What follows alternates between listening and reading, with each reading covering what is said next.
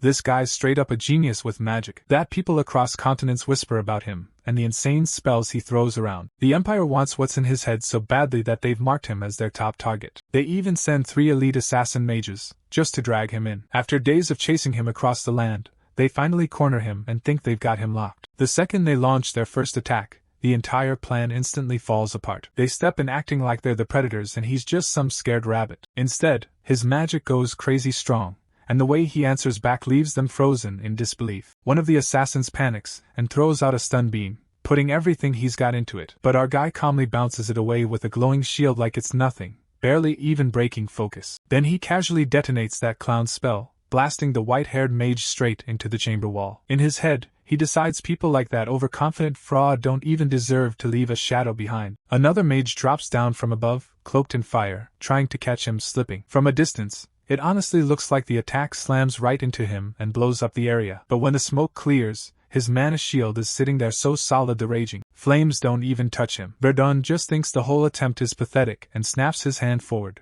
casting back without hesitation. The fire that erupts from him is on a completely different level. The enemy fire user gets swallowed up in that blast and is reduced to ash in a heartbeat. After that, he looks around and realizes there are only 2 enemies left standing. The last attacker throws out his hand, using telekinesis to hurl a storm of glowing green daggers straight at Verdun. For Verdun though, this kind of move is light work. With his own power, he casually locks every dagger in midair, freezing them like time just stopped. While the enemy mage is still processing what just happened, Verdun flips the attack, sending the daggers screaming right back at him. The blades tear through him like paper, reducing him to a bloody mess. After that, Verdun takes a beat to scan the entire frozen battlefield, but the final mage he was tracking is completely gone from sight. That last guy already bailed, running off into the dark. He might think he saved himself, but Verdun knows he's not getting far. Verdun switches on his mana detection and locks onto his position almost instantly. The mage is stunned. He's already flown over several mountain ranges to get away. Yet Verdun still tracks him down, and that's just the start of what's coming. Verdun launches a fresh spell, dragging a blazing meteor down from the sky. It's so huge it looks like its own fake sun hanging over the land. Panicking, the mage finally accepts that this is where it all ends, and there's nowhere left to run. The impact wipes him out on the spot. The entire peak under him is erased with him. Nearby, Verdun is left swaying, barely managing to stay upright. The spell he just fired off is crazy strong, but it almost emptied his mana tank on the spot. He knows he's gotta tweak that spell setup big time before he even thinks about casting it again. Verdun's always been built different when it comes to magic, the kind of prodigy you barely ever see. But back in his previous life, things were completely different. Even with that insane gift, he couldn't actually use his magic at all. Because of that, every win he earned ended up getting snatched away, stolen by power-hungry scumbags who ran everything. Here's where his story really starts. Verdun is locked inside a giant magic tower called Bohemian. People say he got grabbed and locked up by the cold-blooded tower master who runs the place. And inside that tower, they're basically torturing him to the edge of death. What the tower master wants to extract is the knowledge packed inside his head. For Verdun, that brain power is all he really has left. Every trick and scrap of info he's picked up just trying to survive. Right now he's basically a lab rat, trapped in this hellish place, slowly getting pushed closer to death with every experiment. Verdun has finally pieced together why they're draining him like this. It all comes down to him being weak, with zero power to fight back. To get why he ended up in this nightmare, we've got to roll it back for a bit, and look at where he started. His trash start in life began 15 years ago. He was stuck in an orphanage with no parents, clinging to one wish that kept him going: becoming a top-tier mage someday. Eventually, he joined the magic tower as just another basic worker, hoping he could learn spells on the side. But no matter how much effort he put in, becoming a mage stayed out of reach. The thing blocking him was his so-called growth limit, a mage aptitude test he took at 7 that pretty much said he'd never qualify. For a kid whose whole dream was to be a mage, that verdict was like a live burial. Even with that hanging over him, he refused to drop his goal, because the one thing he truly wanted was to stand as a fully recognized mage. No asterisk next to his name. So while he was stuck doing grunt work around the magic tower, he secretly kept sneaking peeks at the spell books left in empty rooms, soaking up every page he could and grinding through everything in the tower's library too. After a few years of non-stop effort, all that hidden studying finally paid off, and he leveled up from lowly worker to an official researcher at the magic tower. Once he got in, his research snapped so hard that the whole tower went quiet. His theories were way beyond normal, and that's when he realized his brain wasn't just decent, it was straight genius. So he even showed his biggest masterpiece to the one colleague he actually trusted, Lukan ended up being the first one who had no choice but to admit how broken Verdun's potential really was. From there, it actually looked believable that he'd go from nameless grunt to a legit magic scholar at the tower. But that goal of becoming a full-on scholar stayed stuck as a fantasy the moment Lukan did him dirty and betrayed him. The day before submission, that clown jacked Verdun's whole thesis and disappeared with it. He then turned around, handed the stolen work to the tower master under his own name, acting like he came up with all of it, and when Verdun reported what actually happened, the master was honestly rattled that someone like Verdun had cooked up something as wild as multidimensional continuity theory. This was the so-called legendary Bohemian magic tower master, Balrog Bessius. Verdun still trusted that the master would do the right thing and set everything straight. He had no idea what was actually waiting for him after that. His insane talent lit up the tower master's greed, twisting the guy into a straight-up tyrant. Now Verdun's locked up and brutalized, wishing he just dipped and lived a basic life instead. In daylight, they use him like a tool for hard labor. When night hits, these monsters drag him through experiments that feel like pure torture. One time, they forced him to build a magic circle to prove the theory from his own thesis, sticking drugs straight into his veins just to see how his body would react. They were trying to squeeze a brand new potion out of him by making him refine the formula over and over. All he ever got back were threats from the tower master, promising to kill everyone he cared about if he disobeyed. In his mind, his life's already done, because he's got no way to fight back against these animals. As he lies on that cold floor, old memories from when things were still good start replaying inside his head. His head's so messed up now that everything's blurry, and he can't even figure out what any of these old flashes are supposed to mean. In those fuzzy memories, there's this girl named Ravelin, the one he once promised he'd rise up with and become a real mage. He keeps wishing his growth limit had been just a little less trash. Maybe then his life wouldn't have crashed this hard. Right now though, it feels like all he can do is accept he's basically waiting to die. After every nightmare experiment,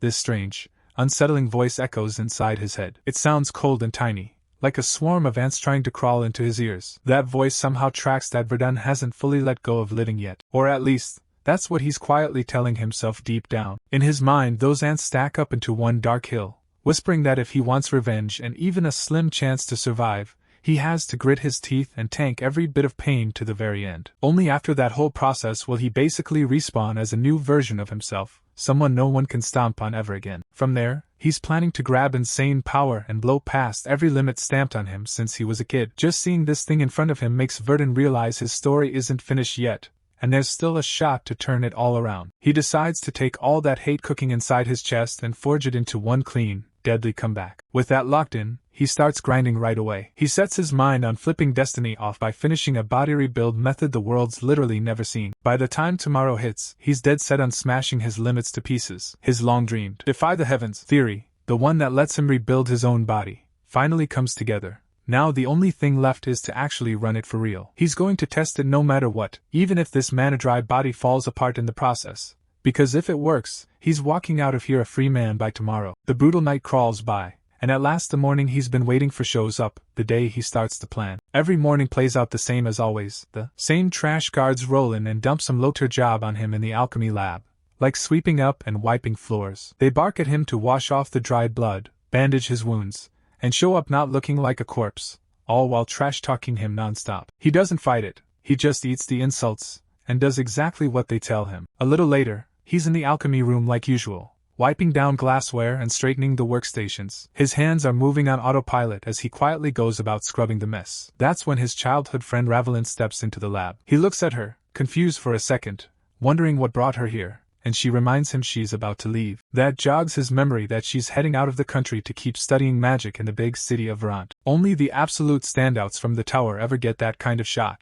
so he's genuinely happy for her and really wants everything to work out. Meanwhile, she's staring at him with the same tense look, clearly stressed for him, and again pushes that offer his way. She tells him to head out with her to Verdun, where he wouldn't have to deal with clown-level snobs judging him, and he could maybe catch real chances to grow in the Magic City. She makes it clear on the side that he better not get weird about it, because this is strictly her looking out for him, not some secret crush or anything like that. After sitting there in awkward silence for a bit, he finally drops his answer, and honestly, it lands exactly how I expected. Hearing his choice hits her hard, and she walks away with that low-key depressed look on her face. He stands there and watches her shrinking figure through the iron bars of his window as she walks off. In a way, he's relieved she has no clue about the hell he's already crawled through, or about everything messed up that's been done to him in this place. Now that she's out of here, she won't get dragged into the fallout from the savage plans he's cooked up for this magic tower. And when it comes to the tower itself, the upcoming Magic Festival is rolling in as the single most important day on its calendar. It's this huge magic holiday everyone knows, celebrating the first tower getting built and the whole comeback of magic, so the place is completely slammed that day. When the festival kicks off, the big shot mages dip out to the main cities, leaving just the leftovers on duty, and that's exactly when he plans to launch the insane scheme he's been holding back. Right now, he's walking the corridor toward the treasure vault to go attend to its guardian. After he hands over the tea like he's supposed to, he pushes to head into the vault, saying the tower master sent him to clean it. The guy finally, and clearly not happily, agrees and waves him through. Verdun steps over the threshold and pulls the door shut behind him, leaving the corridor outside completely sealed off. He quietly turns on a sound-blocking artifact, making sure nothing he does inside leaks out. This is the moment the whole story starts shifting. He begins moving down into the deeper levels. He ends up standing right in front of the tower's rarest, most overprotected artifact, the one everyone and their mom wants. Rumor is the tower master blew a massive pile of cash making this fake artifact that lets a mage triple cast and briefly crack open all the hidden talent inside whoever's holding it. That staff basically sits at the heart of his whole plan. To lay hands on it,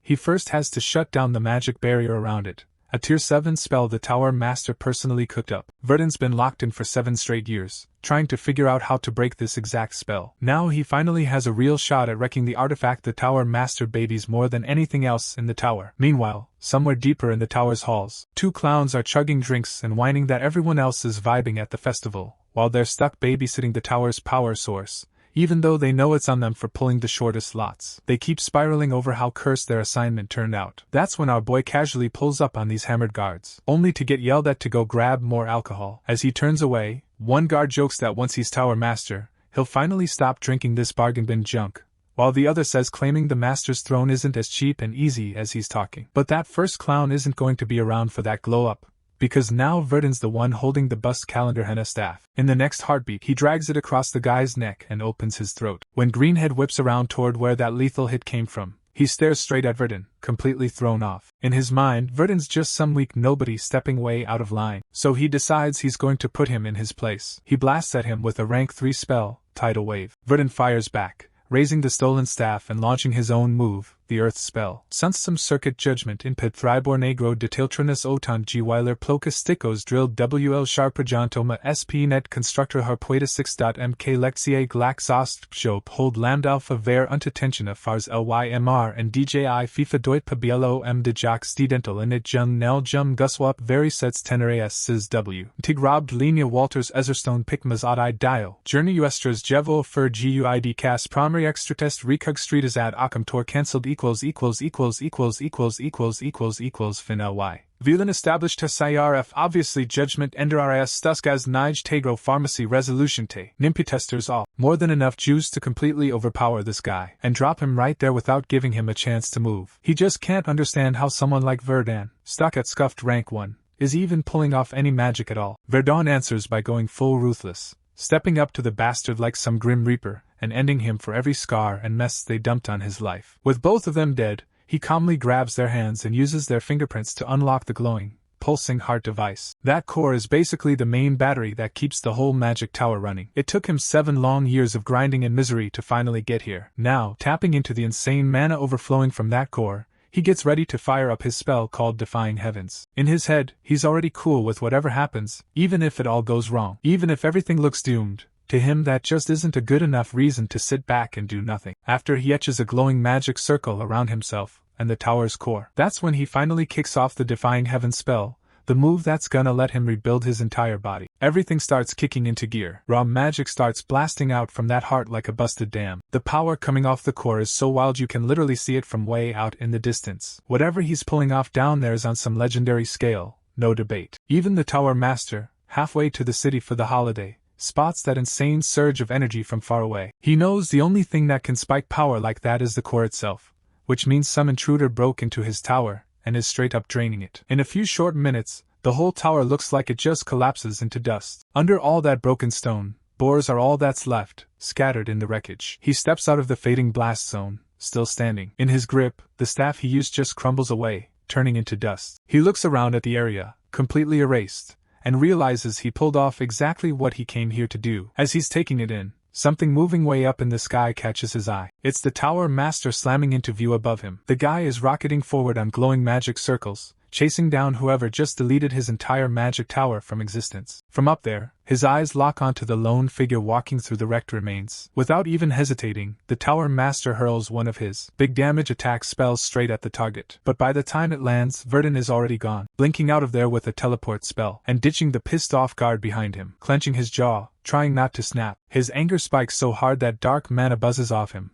lifting loose stones around his boots. No matter if it's the Emperor or just some random kid, he's fully locked in on wiping out whoever dared to wreck his tower. The screen cuts to early morning, with the mountains calm and quiet again. Somewhere far off in the forest, our guy comes to, staring around like he has no clue where he crashed last night. And after splashing icy river water on his face to wake up, he spots himself in a reflective surface nearby. He freezes for a second when he realizes he looks totally different now. His usual brown hair is gone, swapped out for this ashy gray color, and his once black eyes now shine a sharp, bright blue. He can't tell if he literally became someone new, or if this all went down while his body was getting rebuilt. Thinking back, he clearly remembers wiping out the Magic Tower's people and then pulling off Defying Heavens. Before the Tower Master could do anything about it, he bailed using teleportation magic. Now he's standing in a place he doesn't recognize at all. The plants around him look nothing like the ones near the Bohemian Magic Tower, so he figures he must have jumped at least half a continent away. Basically, Defying Heavens really did remake his body, and the teleportation circle did its job getting him out. A rough laugh slips out of him, the kind that only comes from someone who finally broke off chains he'd worn his whole life. He quietly cracks up to himself, picturing the Tower Master losing it somewhere, trying to process what just happened. With the Magic Tower erased, the Tower Master has zero leads on who pulled this off, and there's no way he'll guess his test subject slipped out alive instead of dying like trash. Still, even with damage this heavy, he knows the tower itself won't be finished for good. The manpower's gone, but Verdun's sure the Tower Master set up backup plans, since Balrog Bosch's didn't earn the title Omnipotent One for nothing. Even so, Verdun's cool with how much destruction he caused today. While the Magic Tower slowly rebuilds, he'll level up, and he won't be satisfied until every last thing Balrog owns is wiped out. More than anything, Mage Verdun wants his name burned into history if he pulls this off. From here on, everything centers on Verdun chasing revenge, respect, and the clout that comes with being a top-tier mage. That's his whole lane now, even if, for the moment, he parks the tower and his vengeance to grind his own power. A bit later, he runs into a weird green creature, yanking hard at an axe stuck deep in a wooden crate. Verdun takes advantage of how zoned out the thing is. He drops the enemy in one clean hit. Turns out he didn't unlock any crazy new magic or sudden power-up from all that. Besides the hair and eye color swap, he looks pretty much like his old self, and even his mana pool feels almost the same. He finally pays attention to where he is and realizes this spot is Goblin Country, way off from any regular village. On the ground, he spots fresh skid tracks left by a cart. Nearby, there's a wooden crate lying on its side, probably dumped when the cart peeled out. He taps into mana detection. A thin trail of mana shows up along the road, and he starts walking along it like a guide rope. Up ahead, the cart's driver is shaken, eyes wide like he's sure something is on his tail. When he presses for details, the driver explains he stumbled on leftover bandits who were supposed to be cleared out, and dropping Baron Pyth's name didn't help at all. On top of that, the mercs hired to guard him bailed and left him alone. But all that chaos was nothing next to the huge orc that stepped out with this evil grin. And while that orc and the goblins started tearing into the bandits, the driver used the mess to slip away. Those idiot bandits ended up buying him a few precious seconds to run for his life. Out of nowhere, he hears this low, creepy growl right behind him, and his whole body locks up in panic. He snaps the reins and drives the horse to sprint harder, like he's mashing boost. But it feels like his luck finally tapped out. His cart slams straight into a thick tree root hidden in the ground. The whole thing tilts hard, loses balance, and crashes, rolling over with him inside. He crawls out and scrambles back up on shaky legs. Then he looks up and sees a bunch of hungry, glowing eyes locked onto him from the dark. A group of monsters slowly steps out from the trees, closing in like they're starving, and he's the menu. The man starts shaking uncontrollably, convinced he's about to die in the lamest way possible. As their next meal, the beast launches itself at him just as he's completely drained. He shuts his eyes tight, already accepting he's about to get folded. But things don't fully go sideways. A layer of solid earth magic bursts up to protect him. Naturally, it's Verdun pulling the strings on that spell. The clueless monsters then swivel, locking onto a new target. Verdun, casually posted up on top of a stone pillar. For him, this is low-key the perfect moment to see what his new powers can really do, and these clueless beasts charging in are the first ones queued up to get deleted. He lets loose a volley of blazing projectiles, each one shaped like a burning arrow streaking across the air, turning most of the goblins into walking fireballs, roasting them on the spot. Their massive orc commander lets out a furious roar and sends the squad in for another rush. Right as the next batch of goblins sprints at him, weapons flailing, Verdun decides to go for it, and pulls off 2 spells at once for the first time. He lines up a charged lightning arrow and layers his fire magic over it, creating a double cast he dubs Heatwave Arrow. The spell rains down non-stop until a huge explosion rattles the whole forest clearing. When the smoke clears, every goblin is nothing but scorched dust on the ground. Verdun stares at the aftermath, Loki stunned. Before his body got rebuilt, he couldn't even solo one goblin, and now there isn't a single one left standing. Verdun then turns his attention shifts to the carriage driver still locked inside that earth dome, probably gasping for air now that it's pretty much sealed off. But while Verdun zones out for a second, that stubborn orc is somehow still breathing and tries to creep up on him from behind. The sneak attack catches him off guard, but the orc is already too beat up to swing clean. He's nowhere near strong enough to actually drop our boy. Sometime later, the carriage is set back up, hitched onto the horses like nothing happened, and the owner, smiling way too hard, basically overloads Verdun with thanks. Since Verdun pretty much saved his life, the guy offers him a free seat, still insisting it's nowhere close to paying that debt back. Verdun just waves it off and tells him to lock in on the road unless he wants to crash the carriage all over again. But the dude keeps running his mouth, tossing out random questions in his hyped-up mood, talking so much he accidentally stomps right on Verdun's patience. Verdun's head is still buzzing from everything that went down, and the non-stop chatter isn't helping at all. The driver slowly calms down, still rattled from that orc jumping him out of nowhere,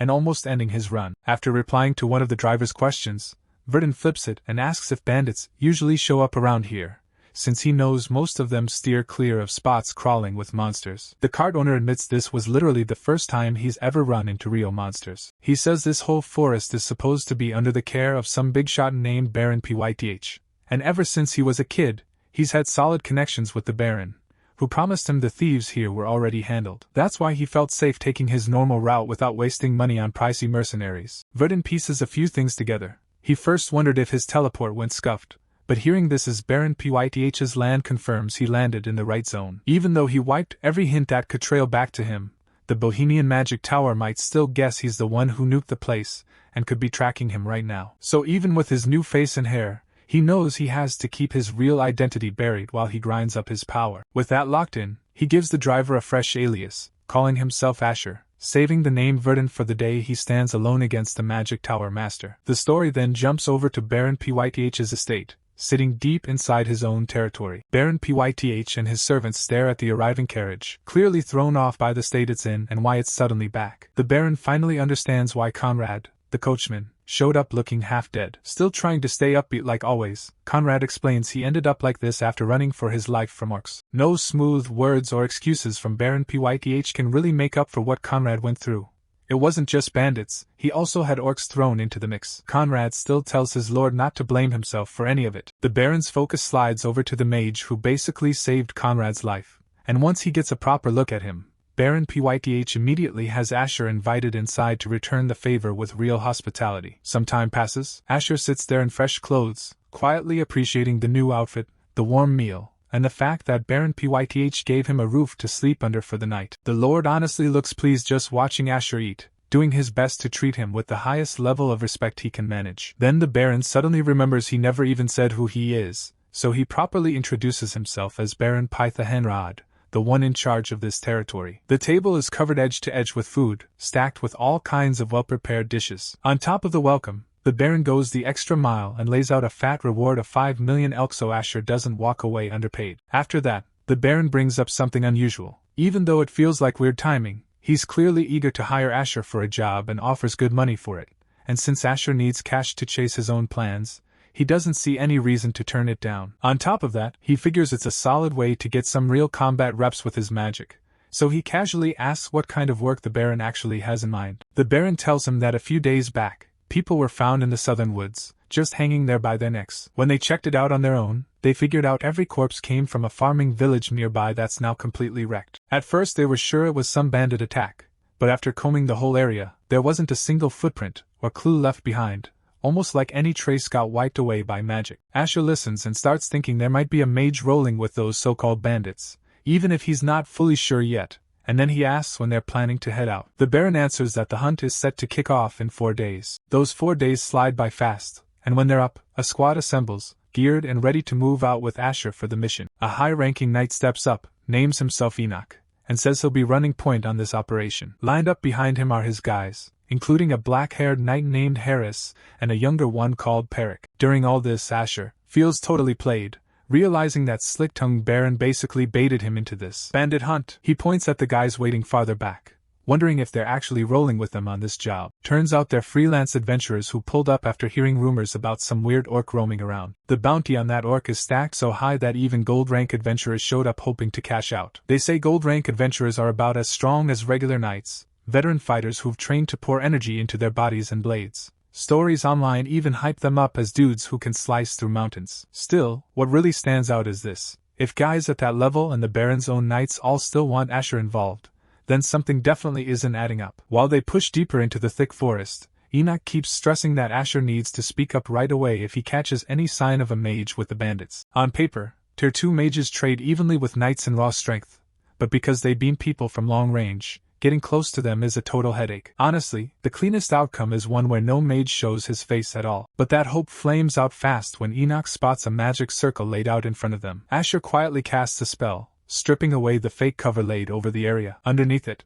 a huge magic circle is suddenly fully exposed on the ground. Everyone just stares for a second. The first thing Asher erased was only a light camouflage spell. Compared to that, this huge circle is clearly built as a warning beacon. So Asher tells everyone to back off and steps toward it by himself without hesitating. With one clean move, he wipes the warning circle out of existence. Enoch is straight up stunned seeing Asher delete that whole magic circle like it's nothing, finally understanding why the Baron insisted on bringing Asher, especially when the knights can't do much against long-range magic. From there, the story breaks down what explorers, or adventurers, actually are. They sign up with a guild and accept requests on their own, heading into unknown or dangerous zones, with monster hunting being one of the biggest parts of the job. Sounds easy when you say it, but their daily grind is walking into zones where they could die any second, and because they live with that pressure and jump into chaos for a living, people admire them worldwide as heroes who can stack both cash and clout if they're strong enough. But sometimes those same adventurers go off the rails after seeing too much death,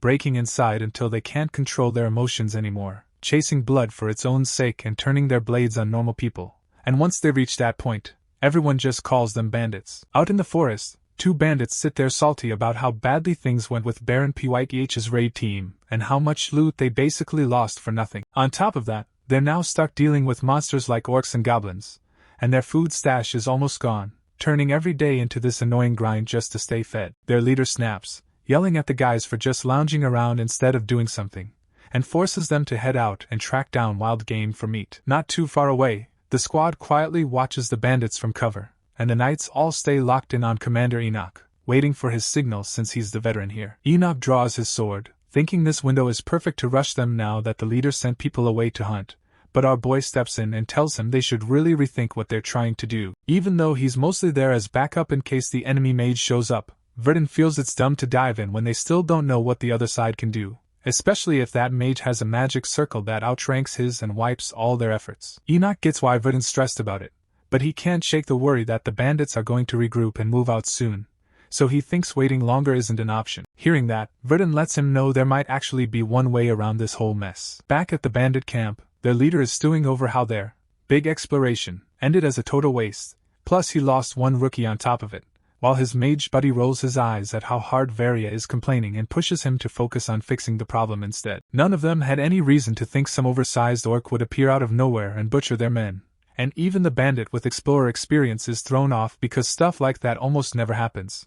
He only ended up in this shady gig after killing a teammate for cash and needing a place to run to. Varia throws out this half-baked idea to Vilshan about raiding another village, but it's obvious he hasn't planned anything, especially with the Baron already heated over the horrible corpse display they pulled last time. He keeps telling himself the only reason they've lasted this long is because the mage's concealment spells covered their trails, but he knows they can't camp here forever. So when Vilshan suggests heading toward a nearby city called Martes just outside the forest, it actually sounds doable. While they're casually plotting how to wipe out the village sitting near that city, A violent blast of energy suddenly rips through the sky right beside Martes. The beam tears straight over their heads and slams into the ground, exploding hard enough to rumble the whole area. Vilshin barely manages to throw up a barrier spell in time, and that's the only reason they don't get cooked on the spot, but none of them had random nuke from nowhere on their checklist today. As the light dies down, Vilshin points out the obvious. Someone's already tracked them down, and this whole forest just turned into a setup. Meanwhile, out in the trees,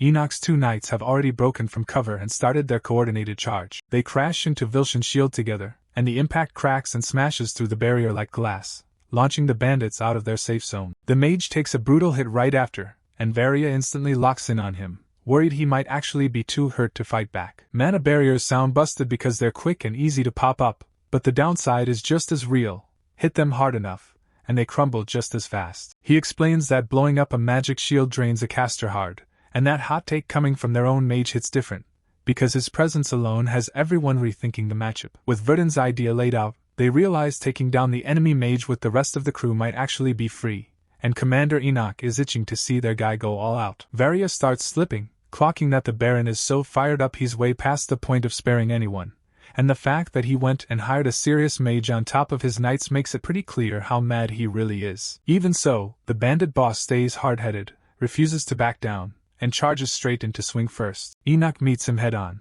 and steel crashes against steel as his sword locks with Varia's. Varia spells out how he plans to cut them all down and send their severed heads back to the Baron, but the commander just treats that like a cheap taunt, brushes it off, and almost plays with him, daring the guy to actually back it up. While those two are going at it, Verdun is sprinting after the fleeing mage, who clearly cares more about running than fighting, but his escape route is scuffed because our boy is glued to him. Vilshin actually finds it kind of convenient that this annoying mage in his face keeps throwing up earth walls back to back. Since only third circle mages can throw out legit flight spells, he automatically assumes Verdun has to be stuck at the second circle. That red gasses him up enough to fire off a spread of ice arrows straight at Verdun, trying to finish him in a clean head-on blast. The arrows rip through the air toward him at high speed, and Vilshin casually thinks dropping a guy like this is going to be light work, right up until the moment that idea falls apart. Because Verdun instantly snaps back with a perfect answer to the shot, his own multi-flame arrows spell. Bolts of blazing fire and piercing ice rip through the air, smashing straight into each other mid-flight. The spells collide so hard that both elements blow apart,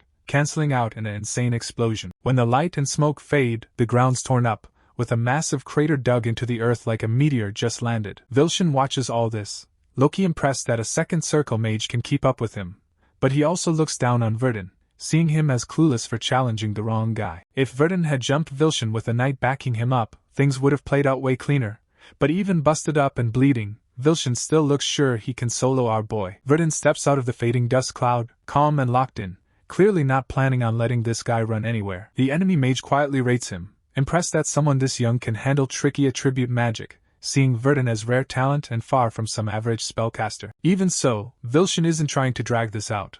He figures Verdun seriously misread the matchup and never expected to get rolled this hard. With that in mind, he fires off third circle ice magic, falling ice, calling down a monstrous slab of ice from above like the sky itself is dropping a glacier. Watching the spell caving in from overhead, he's fully convinced there's no shot our boy lives through this. The giant ice block slams right into Verdun, but weirdly, nothing changes at all. Vilshin just stands there spaced out, brain lagging, trying to figure out what he just watched. From the scene in front of him, it's clear his spell got shut down. Verdun raised a forest of stone spears that kept the magic from hitting him, or even touching the ground. Verdun stands there unbothered, copied, and looks like he's low-key cruising through the fight. He quietly says the spell's name in his head and clenches his fist, and the entire frozen block breaks apart like thin glass with almost no effort. Just seeing Earth's spear used like that leaves the blue-haired kid in pieces. He can't wrap his head around how a second circle mage is swinging spells normal people can't even get near. So Verdun lets him see it clearly. Gathering cold wind and ice in his palm, he floors Vilshin by casually flexing control over 4 different elements. A brutal ice spike shoots straight through Vilshin's body, and as his vision fades, he finally realizes this fight was rigged against him from the start. And with the opposing mage erased from the board, Verdun walks away from all this calm, honestly thinking it was solid for him to jump on this mission in the first place. Meanwhile, that crazy orc the bandits mentioned earlier is out there in the wild actually eating people, rocking a necklace made from dead explorers like it's jewelry, and clearly hunting for his next victims. Roll back 2 days. Before he even set out to hunt bandits, Verdun was in prep mode, brewing up a drug with ingredients he swiped from the magic tower, something he personally tagged as a magic circuit dilator. Looking at how he grew up as a human lab rat in the tower, most people would assume he'd never go near that kind of thing again. But just to test this potion, he ended up stabbing the stuff straight into his own veins. The payoff was brutal. Raw pain flooded him and Verdun could only scream out, yelling and bellowing as his whole body felt like it was burning from the inside. Still, that reckless test drive is exactly what pushed him over the edge and bumped him up into the League of Third Circle Mages. Jump to now and he casually assumes Vilshan's done for, almost shrugging off the fact he skewered the guy on a huge earth spike, knowing this is the kind of result that'll rack up achievements with the explorers, and slowly make the Baron see him as reliable. His eyes lock onto the wand still clutched in Vilshan's hand, standing out even with the body wrecked. Verdun goes over, grabs the wand, and checks it out properly by running an appraisal spell on it. The details pop up showing it's a tweaked stone wand that cuts casting time and boosts ice spells, and based on those buffs, Verdun decides it's definitely worth adding to his own gear. Peric comes running over the ruined battlefield, looking for their new mage right away. He tells Verdun they got stressed when he disappeared after cleaning up the bandits, and Verdun owns up to being late, breaking down how busted Vilshan's magic was and how that turned into a drawn-out duel. Peric instantly gets it just from one look at the craters and shredded ground showing how rough it got. What throws Verdun off is realizing the knights wiped out the rest of the bandits super fast while he was tied up with just one mage, and Peric, pretty upbeat about it, says the only real issue left standing is Varia, who Enoch is still locked in with. Peric figures that clash will probably be wrapped up by the time they hike back, and as he's bending down to bag the mage's body, he glances over his shoulder to answer a question Verdun's been holding in. Verdun's low-key worried he might be looting the bandits' stuff without clearing it with anyone. Peric just tells him straight that they're allowed to keep whatever useful gear they find, and if it has nothing to do with the mission itself, it's fair game to pocket. That hits like a win for the young mage, who honestly appreciates Baron Pyth being that generous. And now he can carry this new wand around without stressing over getting called out. When he links back up with the squad, Commander Enoch gives him props for how hard he carried on this mission, but Verdun says he mostly soaked it all up as a chance to level up his skills. Over where Varia is being held, the guy's face is pale like he just scrolled the worst news, stunned that his mage buddy really died here when he always thought of him as someone solid in a fight. Sitting there bound and captured, he knows the second the Baron lays eyes on them it's instant death by execution with no debate. And he's not planning to die in some random forest when he still wants more out of life, so Varia quietly slips free of his restraints, and decides his only way forward is to bail. Out of nowhere, Enoch and Verdun pick up on the panicked shouts and dying cries of their own guys getting taken out behind them. The rage-fueled bandit leader is cutting through the knights like he's lost it. Varia is beyond mad now, fully locked onto Enoch and dead set on taking the knight's life. In his head that's the only route out, since there's no backup from Vilshan anymore. So he plans to drop the commander, jack his horse, and dip immediately. He charges in hard, and Varia's sword crashes into Enoch's blade one more time. Wild-eyed, the crazed bandit lunges in tight, trying to drive his weapon straight into Enoch's face. But the veteran commander snatches his wrist mid-swing. Then, with his free arm, Enoch clamps a fist into Varia's collar. It all happens so fast that Varia doesn't even process it. A heartbeat later, Enoch hurls him down, and the bandit gets slammed into the ground. He just lies there stunned, trying to wrap his head around a knight ditching his sword just to slam him to the ground. With the air knocked clean out of him, the bandit can't move, and the guards pin him down without any trouble as he yells at Enoch, calling him a knight with no honor. The commander only chuckles at that and throws the question back in his face, pointing out that pride really only matters to people who plan on staying alive. With that said, he raises his sword, lines up the point between the bandit's eyes, and drives the blade straight through his skull. One clean thrust and Varia drops lifeless on the spot. His blood-soaked body gets hauled off by the guards to be dumped with the rest, while Enoch turns to Verdun and says sorry for making him watch something that brutal. He hates finishing someone like that with a stab to the head, but feels he was boxed in. Verdun, instead of freaking out, just respects how cleanly the knight handled it, but he still doesn't really get why the remaining bandits are only tied up instead of executed on the spot. The commander explains that they just found out some of these guys were linked to a recent raid on a nearby place. The knights are guessing a few of them might have been forced into it or taken as hostages, so they're dragging them back to question them first before calling judgment. Once everything's wrapped, the knights order the guards to haul the bandit bodies and captives back to the castle. One guard is in the middle of chaining up one of the survivors when another bandit suddenly sprints off, ditching his buddies just to stay alive. One of the knights instantly takes off after him, not wanting to let even one straggler slip away. He gets cut off by Verdun though, who has this gut feeling that the whole situation feels off. Right after the runaway vanishes into the trees, horrible screams echo back out, the guy bawling and begging for someone to save him. Then a heavy, rotten blood smell washes over them, making it clear there's something else out there they haven't faced yet. Out of nowhere, something comes flying at a knight's head, but he reacts fast and swats it aside with his sword. The thing ricochets across the ground, leaving little streaks of blood every time it hits, until they realize it's the bandit's head, freshly torn off. A huge silhouette steps out from the forest, towering so high over the whole squad that some of them can't believe any orc is built like that. Verdun, rattled, can only admit that if something like this is roaming around, there's no way the missing explorers walked away from it. The monster finally steps fully into view, a ripped beast gripping a massive blade and locking eyes on them. So big the group wonders if calling it an orc even makes sense. Making it worse, it isn't just one freak standing there.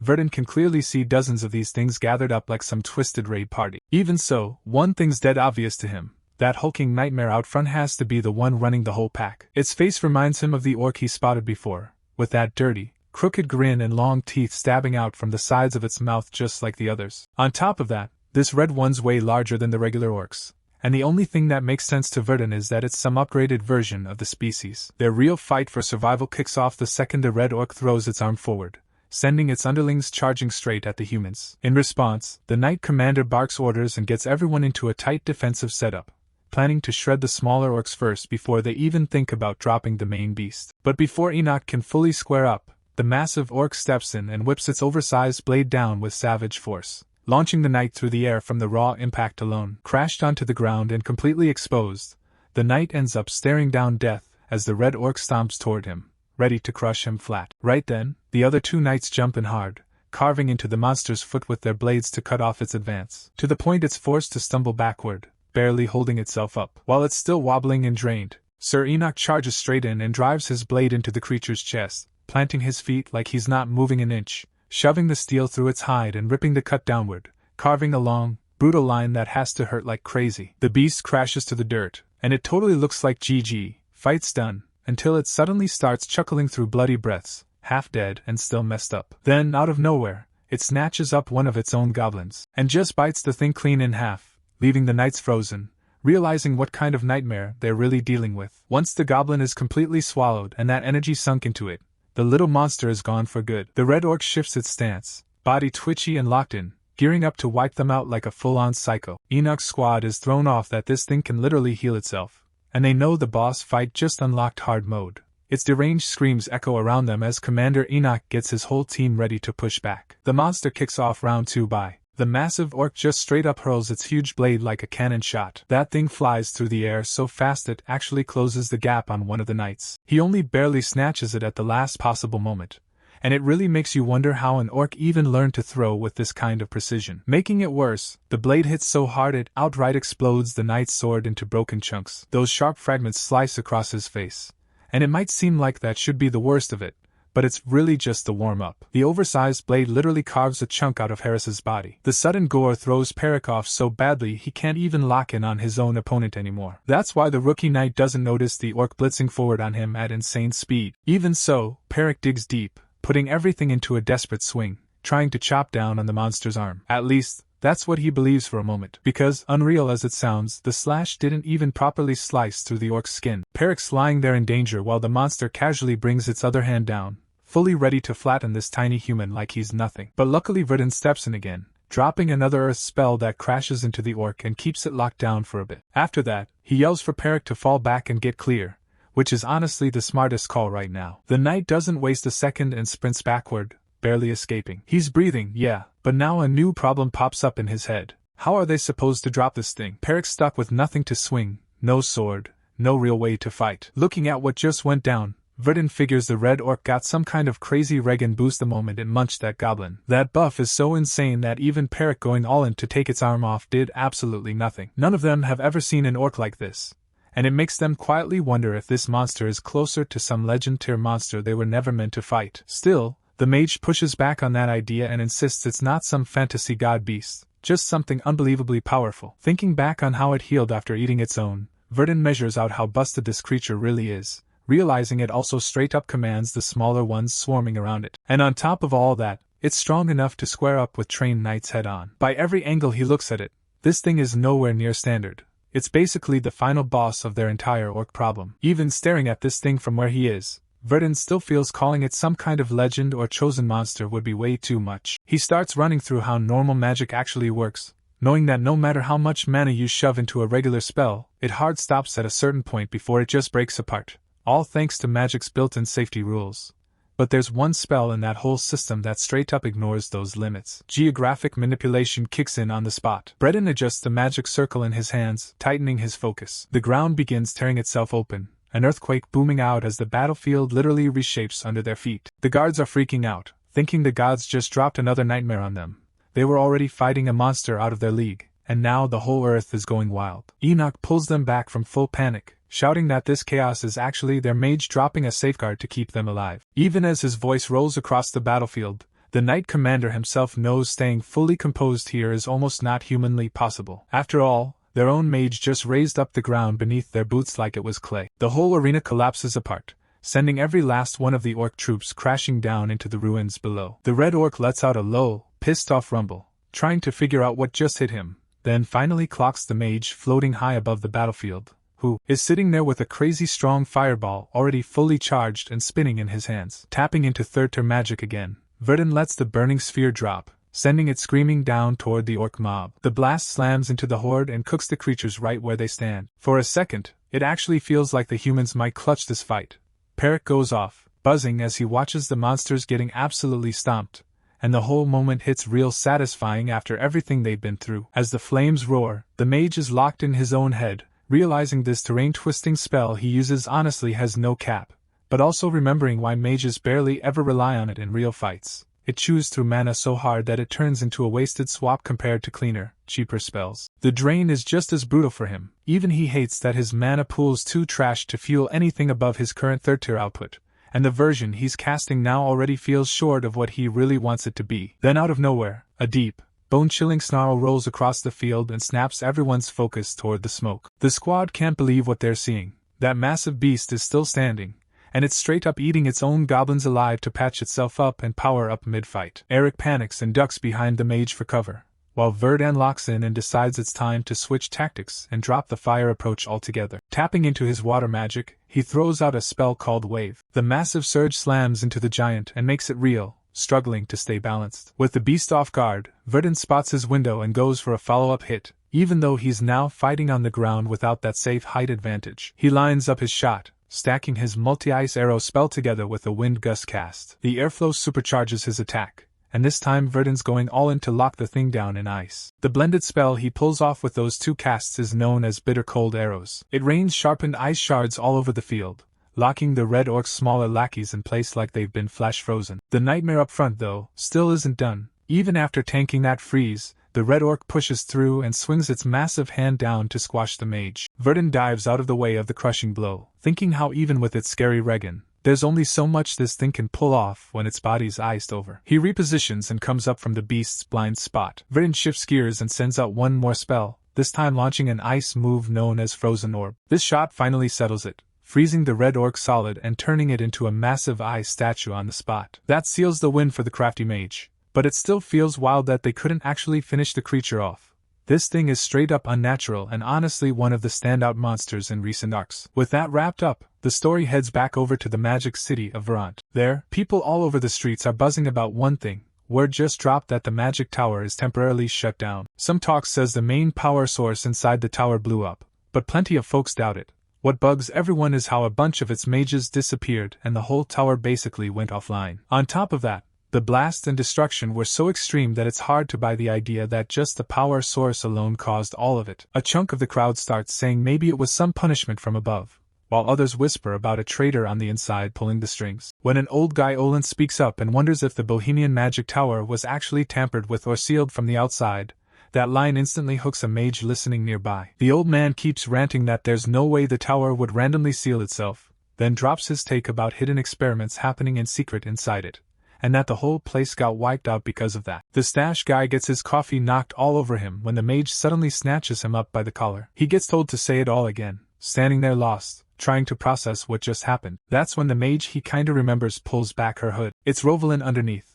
blazing mad after hearing the news about the magic tower getting wrecked. Cut to the next scene, where the bandit hunt is officially wrapped, and everyone's in celebration mode as the victors roll back into Pyth territory. Baron Pyth hears how it all went down, and gets so hyped that he sets up a full-on banquet in their honor. The crazy part is they pulled it off with no serious injuries on their side, but Verdun himself is nowhere to be seen at first. Then he finally shows up, fitted out and clean, looking like he spent way too long leveling up his appearance. The timing doesn't even bother anyone.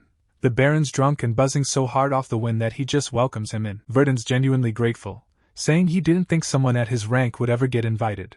But the Baron brushes that off, saying rank means nothing when a man steps up to protect his own land. The Baron casually asks how things went down with the bandits. Even though it was just supposed to be a subjugation quest, Baron Pyth gets that Verdun's crew ran into enemies way above normal. The Mage backs it up, basically saying those guys were nothing like standard bandits. Seeing how talented they were, Verdun really thinks these guys could have been chilling with easy money if they'd just chosen a better lane. He doesn't say it out loud here, but it tracks, since they actually used to be on the side of good for a while. Jumping back to the main story, the Baron mentions that he'd already ordered people to dig into who these criminals were. From that investigation, they found out the bandits were wanted felons. Before this, they'd been rolling around as gold rank adventurers, which explains the insane strength they showed. But a few years back, one of them killed a party member mid-quest and bailed to dodge the fallout. Not long after, the whole group basically vanished off the radar. Now it lines up, they regrouped as bandits and drifted into Baron Pyth's lands, until Verdun's team eventually shut them down for good. Verdun thinks about how big a deal gold rank actually is. Gold is the 4th rank from the top in the whole adventurer system,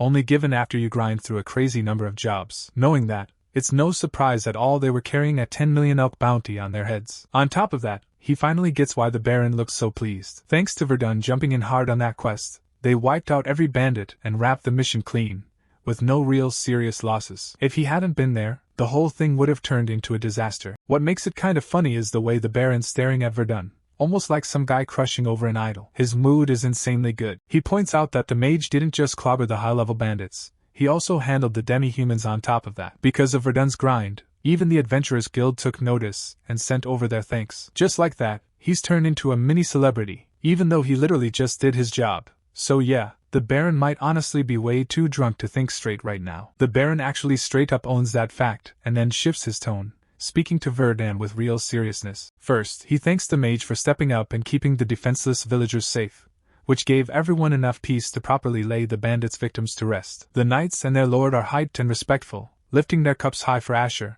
the powerhouse mage who basically hard-carried and saved the whole Pyth territory. Everyone at the feast feels the same way, locked in on that shared respect and relief. Thinking back to how the banquet wrapped up, Verdun realizes it ended nothing like the stiff treatment he got at the Magic Tower. Nobody cared about rank here. It was just a spot where everyone could genuinely celebrate side by side and remember that life isn't only about yourself, but also the people who help you stay standing. Verdun really vibes with that, especially after how cold and distant everything felt back in the Magic Tower. This place, though, feels warm, welcoming, and like it's actually showing him where he belongs. Something he hasn't felt even once since he broke out of that nightmare of a tower. For the first time, the Mage laughs from his chest for real, not forcing it, just soaking in the good energy.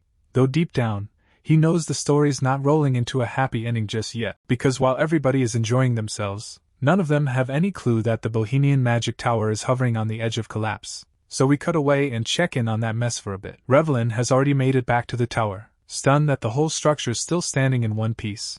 And yeah, the real ones know that phrasing hits, and her face lights up as she thinks this solid tower pretty much proves all those panic rumors were straight up wrong. A researcher stops her and asks why she rushed back from Verdun. She explains that when word about the tower getting blown up first hit, she panicked, picturing everything wrecked and unlivable. But standing here now, seeing the walls and streets still intact, completely flips what she expected. With that weight off her shoulders, all she can think about is finding Verdun, the one person inside this tower who actually matters to her. When the guy hears Verdun's name, he just motions toward a crowded spot up ahead and tells her that's where she needs to look. At the front of that crowd, she spots a posted list of missing staff and students, and right there among the names is Verdun. In that instant, Ravelin feels the floor mentally drop out from under her. Her eyes slide down the page, over row after row of vanished faces, and it sinks in how many are just gone. The one that cuts deepest is Verdun. He was on duty during the accident, caught right in the blast of that unstable magic. People are already calling him dead, saying it's like a nuked-out zone where they'll never find remains. Ravelin can't stop shaking, her mind spinning through 1,000 what-ifs and maybes. In a snap, previous moments with him replay in her head like an unwanted highlight reel. All of it now smeared and distant because he'd chosen to stay locked in at the tower. It hits her as completely wrong that things might end without them ever crossing paths again. Letting their story stop there doesn't sit right with her at all. That sinking despair hits her so hard it turns into straight-up pain in her chest and throughout her whole body. And she just breaks down, crying over her friend dying. She completely loses it, refusing to accept that this is how it ends, ranting wildly while Loki throwing him into the family zone in her thoughts, kind of like that Eren and Mikasa vibe, and her anger just keeps pouring out with zero breaks. Right before she does anything reckless, Sir Valdek steps in beside her, trying to calm her down and remind the shaken girl that blowing up at others won't fix anything. He finds her there looking wrecked, while Ravelin itself feels like it's shrinking after taking an L this big. In his head, he's stuck asking himself what went down at that magic tower to turn everything into this disaster. He steadies her first, then lays out what he knows, saying the power source suddenly went wild right when all the top mages were gone for the magic festival, and when it finally blew, everyone stationed to guard it was wiped out instantly. But it wasn't just people they lost. Years of research got erased all at once as the records burned away, and on top of that, the treasure vault caught heavy damage too. Inside that vault, spellbooks and rare artifacts were ruined to the point of being useless, so the whole thing is basically a straight L, and Sir Valdek is seething. Out of everything, the part that annoys him most is losing his favorite experimental test subject. He keeps that part hidden from Ravelin, but in his own thoughts he's annoyed they couldn't salvage Verdun's brain to at least soften the damage, since this dude was really out here trying to pull an Einstein repeat by dissecting a genius mind. Either way, Sir Valdek decides they're not just going to sit back. In his view, they can still get revenge, since they at least have a tiny lead on who was behind the power surge that started all of this. Hearing all this, Ravelin spins back and presses for more. Valdek explains that about 3 hours before the mana surge hit, one specific person straight up vanished. Using his own network of contacts, he chased that lead hard until he finally dug up something big. Lying there was a pendant, shaped a lot like the Millennium Puzzle from Yu-Gi-Oh! If you know the vibe. Ravelin just stares at it stunned. That necklace is the emblem of the Black Hour. That's the underground group that's cracked crazy high-level magic, and wants to take over the world with it. Even so, it still doesn't line up what their end goal is with the magic tower. Either way, Valdek is almost sure they're tied into this mess, even if he still has no clue how the Black Hour slipped into the tower and caused all that chaos. Wanting payback for his squad that got wiped, Valdek's ready to launch an extermination unit to erase the Black Hour completely. Since they'll need every shred of power they can get, he's aiming to bring her on board too, and after what she pulled off today, he's fully convinced she's up for it. The Scarlet Mage is burning inside, barely keeping herself together. As far as she's concerned, anyone blocking her long enough to keep Verdun from her is basically signing their own death sentence. The tension in that moment goes crazy. Time jumps forward a few days, and the story slides back over to Baron Pyth's territory. Inside the Adventurers Guild there, Verdun sits off to the side, calmly sipping his tea in quiet. The guy sitting across from him looks eaten up with guilt, saying the whole orc mess was on him, and admits that even after he threw gold rank adventurers at it, they still couldn't handle the threat. Verdun doesn't trip over it at all, just lets it slide without making a scene. For clearing that whole subjugation job, the mage gets handed a written payout slip as his official reward. He scans through the paper, sees they've added a bonus for taking down that new bugged-out orc they couldn't even finish off, and realizes the full prize clocks in at 24 million elk. After the tax cuts slice it clean in half, something stories usually just glaze over, he settles on a still huge 12 million elk going straight under his name. The guild staffer goes over the tax rules again, pointing out how people who aren't properly signed up with the guild get slammed the hardest. If he were registered, he could have softened that hit a lot, but even pulling off something insane like this doesn't get him a free pass. The system's locked, the deductions stand. What makes it kinda funny is that, right after laying down that tax talk, the same guy starts explaining a totally legit way around it, basically tossing Verdun an invite to officially enter the guild and chill inside the rules. If he said yes, Verdun wouldn't be bleeding so much money, because that branch gives top-tier adventurers a smoother tax rate, and with his achievements, he'd be walking in the door at silver rank without grinding from the bottom. The deal honestly sounds solid on paper, but to him it just doesn't fit. Signing up would get in the way of where he wants his future to go, and there's something he values more right now than padding his wallet. So he just calmly turns the offer down, accepting the full tax hit without flinching, locking in on what actually matters to him. Verdun wants power and payback, not to sit around like some rich influencer living easy off piles of cash. While he's settling all this in his head, he thinks back to that magic tower, to those years being poked and tested like an experiment, and realizes that, even after 7 brutal years, one thing never shifted. At his core, he's still a mage. With that in mind, he heads down to the guild storage area, figuring his route as a mage should be piled with unknowns and study before anything else. So he drags out the corpse of that special orc variant he took down, the same freak that kept powering up instead of staying dead, and this time he's fully in dissection mode, ready to crack it open and figure out why it was built different. What really catches Verdun's attention is how the body still looks fresh instead of rotting away, all thanks to a guild artifact keeping it in a kind of frozen state. And stuff like this, where the story Loki explains little details, honestly hits different. At the same time, the smell coming off that preserving artifact is so brutal that Verdun's knees are practically giving out from the fumes. He starts his checkup on the orc, noting the red pupils and reddish skin, which line up with normal orc traits, but then the first real red flag shows. Its mouth is sliced wide into a creepy, forced grin that feels straight out of a nightmare, and on top of that, its overall build looks way more buff than regular orcs. Even though this physique is top tier for regular grunts, once you compare it to higher mobs like orc warriors or orc lords, it doesn't stand out that hard, and the same goes for its brain power, sharp, but not big brain level. So Verdun starts thinking this isn't some new evolved species, just a weird one-off mutation. Still, even calling it a mutation doesn't fully sit right with him, and the doubt shows clearly on his face. His main problem is that the orc's recovery speed just doesn't add up. Stack that with the way it got stronger by literally eating things, and the whole setup turns into a puzzle he can't explain cleanly. As he keeps running his hands and eyes over the body, checking each area in detail, Verdun happens to spot a strange-looking scar that instantly stands out as wrong. Regeneration is supposed to restore a body to what it was, so for a creature that tanked Verdun's flames while half-burnt and missing chunks of meat, leaving even a tiny mark behind makes zero sense. This thing should have erased that scar like it was never there. The mark on its body looks off, so Verdun leans in, really studying the scars, and figures this thing must have been cut up like that before it ever got those crazy Regan abilities. Which can only mean someone operated on it at some point, since for demi-humans, the only way they normally gain new powers after being born is through straight evolution. But staring at this warped case, the main thought locking in Verdun's head is that this thing didn't happen naturally, it was built. And if he's right about that, then the whole situation is looking like worst-case scenario for everyone. The next morning, the knights pull up to see him off properly, standing in formation in front of the genius mage. They talk about him like he's their savior, someone who actually earned a real send-off. Verdun pushes back in his head, feeling like he's already gotten more help than he deserves, and now he's walking out with a beast-hide robe and a ring of circulation, gear that bumps his mana pool and his recovery just a bit. Still, the knight commander sticks to it, telling him he's fully earned every bit of backup they've given. Taking that in, Verdun gives his thanks to the squad and says goodbye,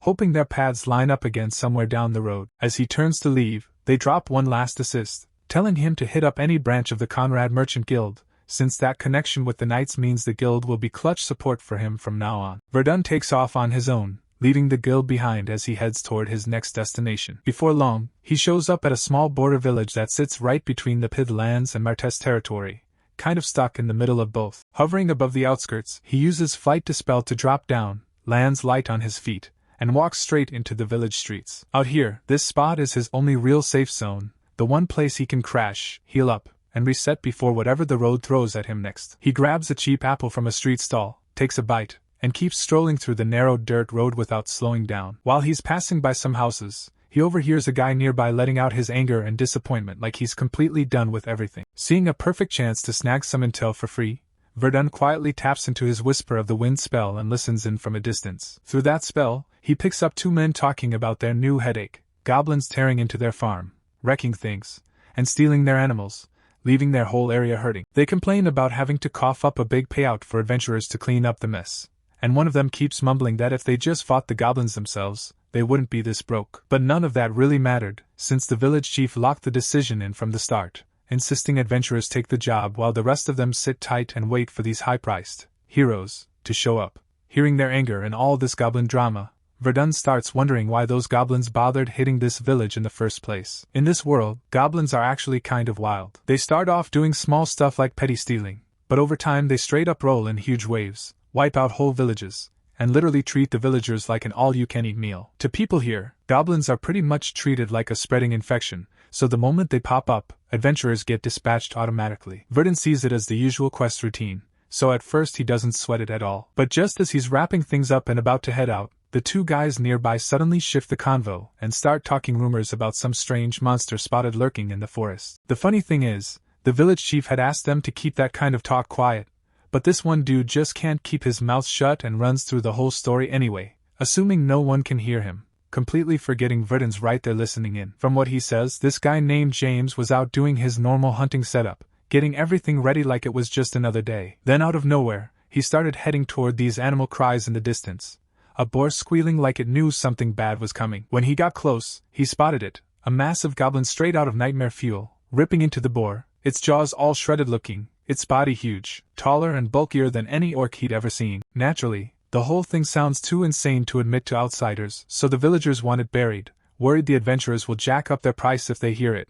But Verdun's already got the intel he needed, quietly drops his eavesdropping spell, and just sits there turning the details over in his mind. What sticks out the hardest for him is that one specific point, the way they kept talking about that monster's torn up mouth. For him, that sort of detail is actually clutch, because it links straight back in his head to the twisted orc variant he fought before and nudges him one step closer to figuring out what's really going on. That same day, deeper in the city's forest zone, things are moving in a completely different way. A party of adventurers is out there grinding, tracking down targets for a goblin cleanup quest. One by one, they're wiping the goblins out, treating them like annoying insects that keep crawling back. Among them are the silver rank duo, Myrna and Loki, walking in calm like this job barely even counts as work. Loki keeps poking at Myrna's pride, clowning on her for tagging an easy, point-blank target, and the uncomfortable vibe between those two hangs in the air, while the other pair is locked in, trying to handle the mission like it's supposed to be. That other pair is also rocking silver rank, and in the middle of planning, Iris gets quick intel from Mouth about which direction the rest of the goblins ran off to. Listening to all of it, Dan figures the remaining goblins are probably holed up in the massive cave ahead, which is clearly their main nest. Before they push in, sharp-eyed Iris catches on that the enemies here are hobgoblins, stronger than the regular kind, but she still judges the situation as manageable if they stay sharp and watch every angle. With that in mind, the quest hits its final stretch as they close in on the cave entrance, Iris taking point and ordering the party to quietly wreck every alarm trap and creepy totem they spot. Once those totems are taken out, she activates her spell, Imbue Sight, to boost her vision and read what's waiting in the dark, letting her squad move around in the pitch black like it's nothing, no slips or screw-ups at all. She points out they can ditch the torches since her spell's handling the light, and Loki, amazed like always, keeps thinking how solid their leader is when it counts. With that confidence backed up, the crew steps into the cave's darkness. But as they're carefully moving deeper in, the leader suddenly starts stressing about the exit route for a second, wondering if they'll really be able to get back out clean. It's like this tiny chill of mana brushes against her from behind, just enough to put her on edge. She shakes off the instinct and keeps going, not realizing her first reaction was actually spot on. There's really a presence slipping along behind their backs, hidden just outside their awareness. Meanwhile, deeper inside the cave's hollow space, the small goblins seem busy praising the dead they've been shrieking over, almost like they're locked into some twisted ritual. That creepy moment doesn't last though, as an attack snaps through the air from far away. An arrow slams into one goblin and drops it on the spot. Once the first one drops, the two sword users stay locked in, rushing the last goblins and cutting them down one by one. Even Myrna starts thinking this mission's going way too clean and might be wrapped up fast, but their leader's still tense, sure they can't afford to slack off yet. Right after the goblins are wiped out, a heavy slam echoes through the area, instantly pulling everyone's focus. Myrna chooses to move ahead as the party's scout, and honestly, it feels like a giant death flag hanging over her, though there's hope it isn't. Iris sends her off with a warning to stay safe as she heads out. Not far from the group, the adventurer stumbles into a brutal scene. Tiny goblin bodies torn apart, limbs ripped off and scattered everywhere, the ground stained dark around them. The sight hits Myrna so hard that her whole body goes cold, her mind blanking out as she struggles to process what she's looking at. Loke walks up, confused why she's taking so long, but Myrna can barely get any words out, her focus locked on some distant, awful noise echoing through the trees. Deeper inside the forest, the massive goblin is completely locked in on devouring weaker goblins, treating them like nothing. Its freakish size makes the nearby adventurers look tiny in comparison, like they're just bugs staring at some rabid, dinosaur-sized monster losing it. Their brains just can't process what they're seeing, so all they can do is stand there frozen, knees weak and eyes wide with fear. That warped-looking goblin chews slowly like it's enjoying every crunch, but none of this was in the mission notes the guild handed them. This is where the party sells themselves way too hard, thinking it's free just because, on paper, the only scary thing about it is how huge it looks. Iris lays out the strat, telling Myrna to destroy the monster's right eye while Mild and Loke draw its focus. Everyone spreads out to their marks, with Iris holding back as the closer who'll land the finishing blow. The plan kicks off as the blonde archer pulls 3 arrows at once, sets up from her high ground spot, and from where she's standing the giant goblin barely reacts at all, like it doesn't see her or just can't be bothered. Myrna dials in hard on that right eye, steadying her breathing and locking it into her sights. To my genuine surprise, her arrow lands clean and blows the eye out. While the creature reels back trying to handle the hit, the two sword users rush in, ready to swing away and keep its attention locked on them. Loke breaks ahead of Mild and pushes in first. He lands a direct, no-nonsense slash that tears into the goblin's torso. The cut bites deep, but not nearly enough to slice the thing in two. Loke's strike lands clean, but he barely has a second to breathe before the massive goblin zeroes in on him, locking him in as its first kill target. Iris, the squad's caller and mage, instantly lines up her next move and fires off her mana burst. Her spell sends out a stream of blasts that rocket straight into the goblin's body and blow up the second they connect. After eating that many hits, the huge creature starts howling, its cries ripping through the whole area. In its rage, it grabs one of the tiny goblin corpses off the ground. Then it whips the body through the air, launching it with wild force like a living cannon shot. Loke stares, stunned, realizing this monster just turned its own prey into a deadly projectile. Iris suddenly looks done for, wide open with no guard, and if that thing nails her, she's not walking away from it. That's when he rushes in out of nowhere, kicking on his air rail spell at full speed. He cuts in front of Iris, and shoves her out of the line of fire, forcing the goblin's attack to rip past right next to her instead. The monster's body slams into the floor and just bursts apart, painting the ground in one nasty splash of red. There's literally no scrap of its body left, and Iris just drops to her knees, realizing how close she was to getting erased right there. Shaken but not backing down, Myrna steadies herself and jumps right back into attack mode. She fires off more arrows in quick bursts, nailing its face and ruining the giant goblin's sight completely. With its eyes wrecked and body torn up, the towering goblin finally collapses, making it clear the fight's over. The team bolts straight to Iris, worried she might be hurt. But aside from being drained and rattled, she's somehow still in one piece. She knows if that last attack had actually landed, she'd be done, and it low-key bothers her that she has no clue why the blow suddenly veered off at the last second. At least they wrapped the quest with nobody dead, and now they can finally head back to the village and cash in their reward. It all played out way safer than I expected, and even Verdun, pulling strings in the shadows, is satisfied seeing the situation settle without extra chaos. He tags along under stealth, cosplay level, invisibility cloak, energy, tailing them and quietly logging yet another one of those artificial demi-humans walking around. Thinking back on the last test subject he saw and comparing it with this one, Verdun picks up on the same weird detail again.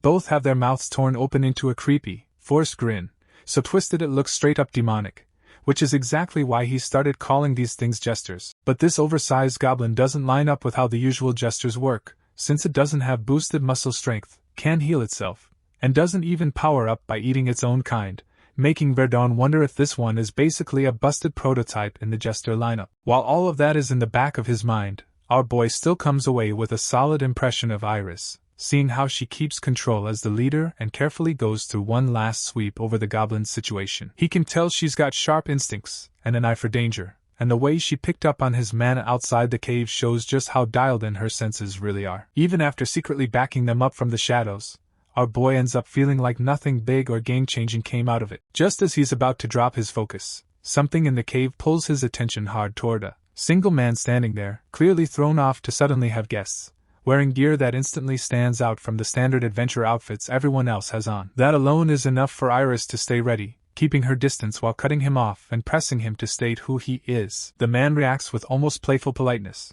acting like he's the one interrupting, even though they're actually the ones who stormed into the place he was tasked with managing and trashed the whole setup. He comments on how wild it is that the goblin built a totem while he was gone, even though he planned to keep this whole cave under the radar. But the way that totem was placed out in the open basically exposed the hideout, and he clearly isn't happy that even after messing with the monster's brain, he still couldn't get it fully locked in as an obedient tool. The guy in charge is way too relaxed about what just happened, acting like nothing's out of pocket, which honestly makes him come off straight up unhinged as he casually starts asking if they noticed anything weird about the big goblin, or how it behaved. When nobody answers him, he just looks annoyed, basically realizing the monster was nothing special after all and Loki thinking his professor is going to chew him out for bringing back such boring results. He keeps running his mouth, throwing out comments nobody asked for, realizing he can't salvage this mess and pretty much deciding he'll have to reboot the whole project, then flat out stating that all 4 adventurers are doomed here anyway. Hearing that flips a switch for Iris' party, snapping everyone into combat mode on the spot. Iris isn't sure how this dude plans to solo their whole squad while outnumbered,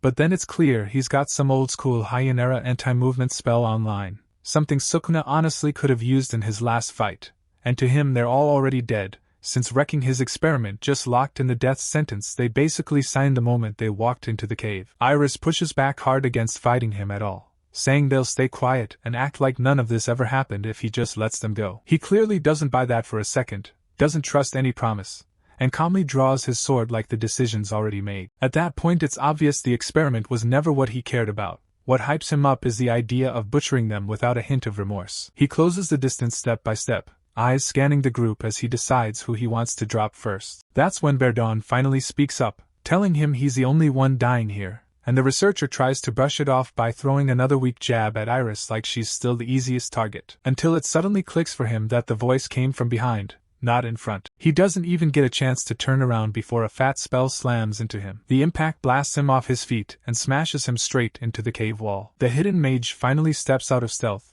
clearly thinking this fake tough guy should quit now because he's way out of his league. Calm and just straight aura farming at this point, Verdun lines up another lightning spell, ready to finish him. In his head, Verdun never planned to crash the scene and show himself like this. But if he stayed back, those drained adventurers would have been wiped out right here by this twisted researcher. Just from everything he's seen in the last few minutes, he knows the guy was using the dead goblin like some lab rat test subject. And on top of that there's a professor backing him, based on what the guy said, which basically locks in Verdun's suspicions. These monsters called jesters are tied to this guy and whatever squad he runs with, and he's straight up salty that Verdun just rolled in and ruined his setup, instantly snapping and demanding to know who Verdun even is. Verdun doesn't bother with some long "here's who I am" moment. He calmly blows off the question and starts spinning up glowing magic circles in the air, clearly getting his next spell ready. The man clearly isn't looking for a peaceful chat, and whether Verdun wants to talk or not doesn't matter to him, since in his mind the mage is already dead for daring to fire the first shot. With that ugly confidence, the twisted swordsman explodes forward, closing the gap in a straight rush. Verdun's not caught slipping though. He already has his multi-flame arrow spell primed and fires off several burning shots straight down the swordsman's path. The enemy, however, is locked in and way too good, sliding and weaving through that storm of arrows with crazy speed. He even squeezes in his first sword swing mid-dash, and if Verdun hadn't stayed sharp he would have been skewered, but his barrier pops up just in time to catch the blade. Even so, the sheer power behind that one strike spiders cracks across the surface of Verdun's defensive shield. Pushing back, Verdun fires off his monopole strike, unleashing a dense blast that slams into the swordsman and knocks him backward. Watching him move, Verdun starts assuming the guy's juicing his legs with some sort of enhancement magic, which would explain the absurd speed, and on top of that, his sword swings are sharper and faster than any knight Verdun's ever seen in Pyth. So the dark swordsman's got him beat in raw speed and power, turning this into a brutal matchup even for someone on Verdun's level. And it's obvious he needs to switch things up because trading blows head-on isn't doing anything. The craziest part is that while Verdun's low-key impressed, the dark swordsman feels the same way, clocking how fast Verdun throws out his spells and wondering what rank he is, then deciding it's time to amp up his own speed with the plan to rush him down. He rockets forward with a lunge even quicker than his last burst, blade aimed straight to slice our boy apart. Verdun doesn't panic. He snaps into double cast, dropping Winter Gale and Icicle at the same time and turning the rush into a cold, raging wall of magic in front of him. The dark swordsman actually pauses for a split second, thrown off that this mage just stacked wind and ice together like it's nothing. That combo turns into a skill called Icicle Blast, and a forest of ice spikes rips out across the field, cutting off the dark swordsman's charge. Even with that mess of blades in his face, he slips between them with sharp footwork, barely getting slowed down. He rates Verdun's skill, but the guy himself is an absolute menace, refusing to let up and already winding up the killing strike, convinced all that talent doesn't matter if none of those spells actually land. What he doesn't realize is he's already stepped clean into Verdun's setup, and right when he swings in to finish the mage, our boy tilts his body, dodging the slice with a dramatic, over-the-top pose that somehow looks clean and stylish instead of desperate. Everyone in the area just freezes for a second, stunned that a mage actually slipped past the swordsman who attacks so fast it basically looks like a teleport. Verdun decides it's time to finish this in style, locking in hard and giving off straight Gojo Satoru vibes as he sets up not one, but two enders. Channeling that same smug, purple, energy Gojo throws around, he calmly triggers his own version called Ignition, blasting out a spell that detonates the entire battlefield. The swordsman somehow tanks the explosion, bruised but not gone, even though Verdun clearly baited him into the kill zone and outplayed him. It proves Verdun isn't just strong with magic but smart with setups.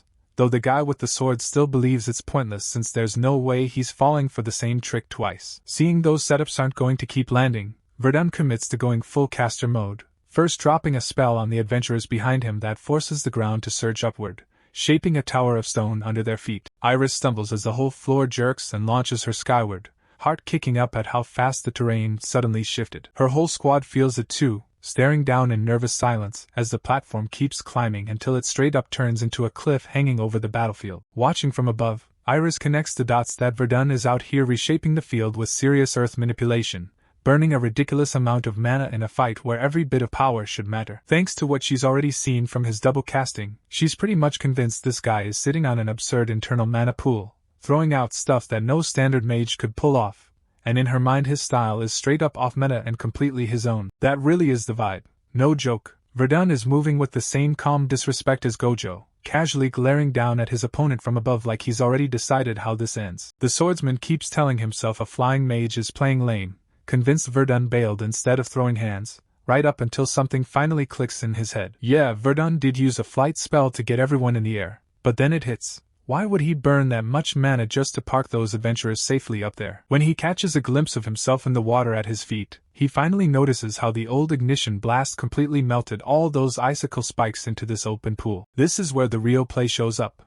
Verdun dials in, fully locked, knowing the next move is the one that decides the whole fight. Down below, the swordsman's body starts shaking as the full setup crashes into his brain. Even Iris, usually sharp with guesses, just stares in stunned silence from her high perch. Verdun then lets everything go at once, dumping raw lightning magic as heavy thunder whips out from his body and tears through the drenched field. This kind of spell is stupid rare, the sort of thing you'd maybe see from one or two top professors back at the Magic Academy, not from some frontline adventurer. Calling on a third-rank incantation, Verdun drops Thunderstrike straight down like a heavenly punish, giving the same energy as Sasuke's Kirin wrecking a battlefield. The swordsman's whole frame convulses under the blast, brain fried enough that he's low-key wondering if an actual Zeus just decided to log into Pyth. What really throws people off is how he casually pulls out 3 core elements, then layers and lightning on top like it's nothing. Locking into a clean triple cast, Verdun chains all 3 of those elements together, and sends them crashing straight into the dazed swordsman. The impact turns the ground ahead into rubble, smoke billowing up and dust blasting out across the battlefield. When the glow from that combo finally fades, Verdun drifts back down from the air and stands over the wreck his opponents become,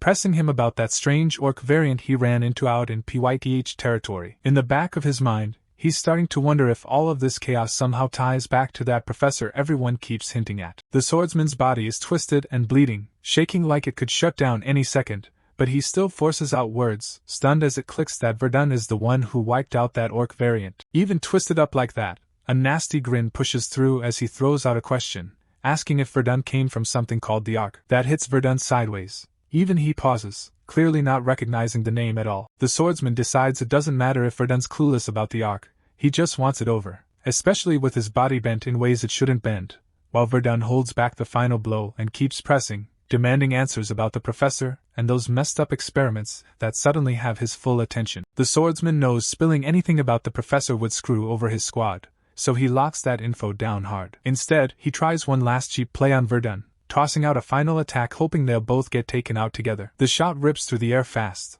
almost clever enough to pass as a smart final gambit. Verdun doesn't even break a sweat, his barrier flaring up and smothering the incoming hit with ease. At that point, he sees this is all the swordsman's got left, and realizes there's nothing more to pull from him. Verdun ends it clean and cruel, dropping his earth shatter and crushing the man in a brutal finish. Even after winning like that, Verdun walks away without learning a single new thing about the jesters. Meanwhile, the adventurer party is just standing there staring at him, low-key spooked by how nasty this mage actually is. They stay tense and ready, listening from a distance as his towering silhouette lays down the new rule. They're working under him now. Right after that, the story cuts to Iris at the village chief's place, calmly picking up the extra payout they earned for clearing the mission. She didn't just leave it there either. Before heading out, she put serious pressure on the villagers for keeping quiet about those mutated goblins, and the village chief panicked so hard he tossed in another million just to shut her up. The payout is solid, and in her head that's their tab cleared, so she's ready to cut ties with the mage and dip, except Verdun stops them and casually passes over a portion of his reward. He tells them it's their rightful cut,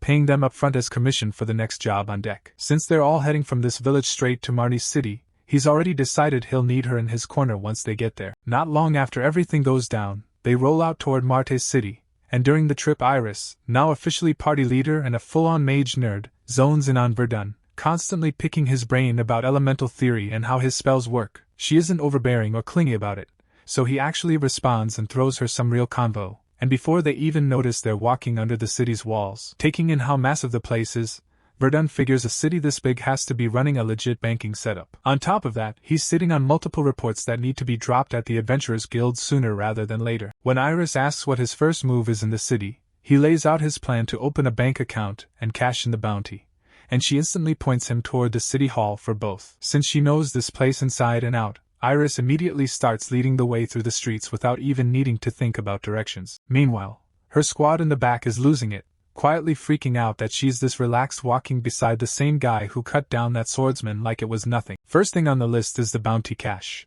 and in this city they run everything through Marte's city hall. That's where Verdun suddenly remembers he technically doesn't even have an ID yet, since he still hasn't made one after swapping bodies. It could have snowballed fast, but Baron Pyth's personal guarantee hits different. Nobody dares press him, and even the gate guard just freezes up and lets him through. On top of that, the rumor about him impressing Baron Pyth is already flying around, so the staff start treating his whole group with legit VIP vibes. The official in front of them thanks the party hard for saving Pyth's territory, getting a little emotional because his own family lives there and Verdun basically kept them safe without ever meeting them. On top of the thanks, they hand Verdun an official ID on the spot as a way of marking what he pulled off. With that in hand, he can finally set up a fresh bank account under his new identity, and the reward process runs smooth from there. He's not starting from zero either.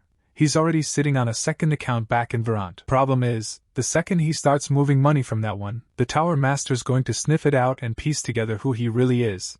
And Verdun's not trying to get cooked like that yet. With the boring paperwork wrapped up, he heads over to a blacksmith next, planning to have his current wand reworked into a proper staff. The custom staff is going to need decent materials and serious work, so the blacksmith tells him to chill for about 3 days while he puts it together. Until then, the guy hooks Verdun up with a loner, a clean-looking staff capped with a purple gem that honestly goes crazy in the light. Iris quietly tries to figure out if he just prefers staffs over wands.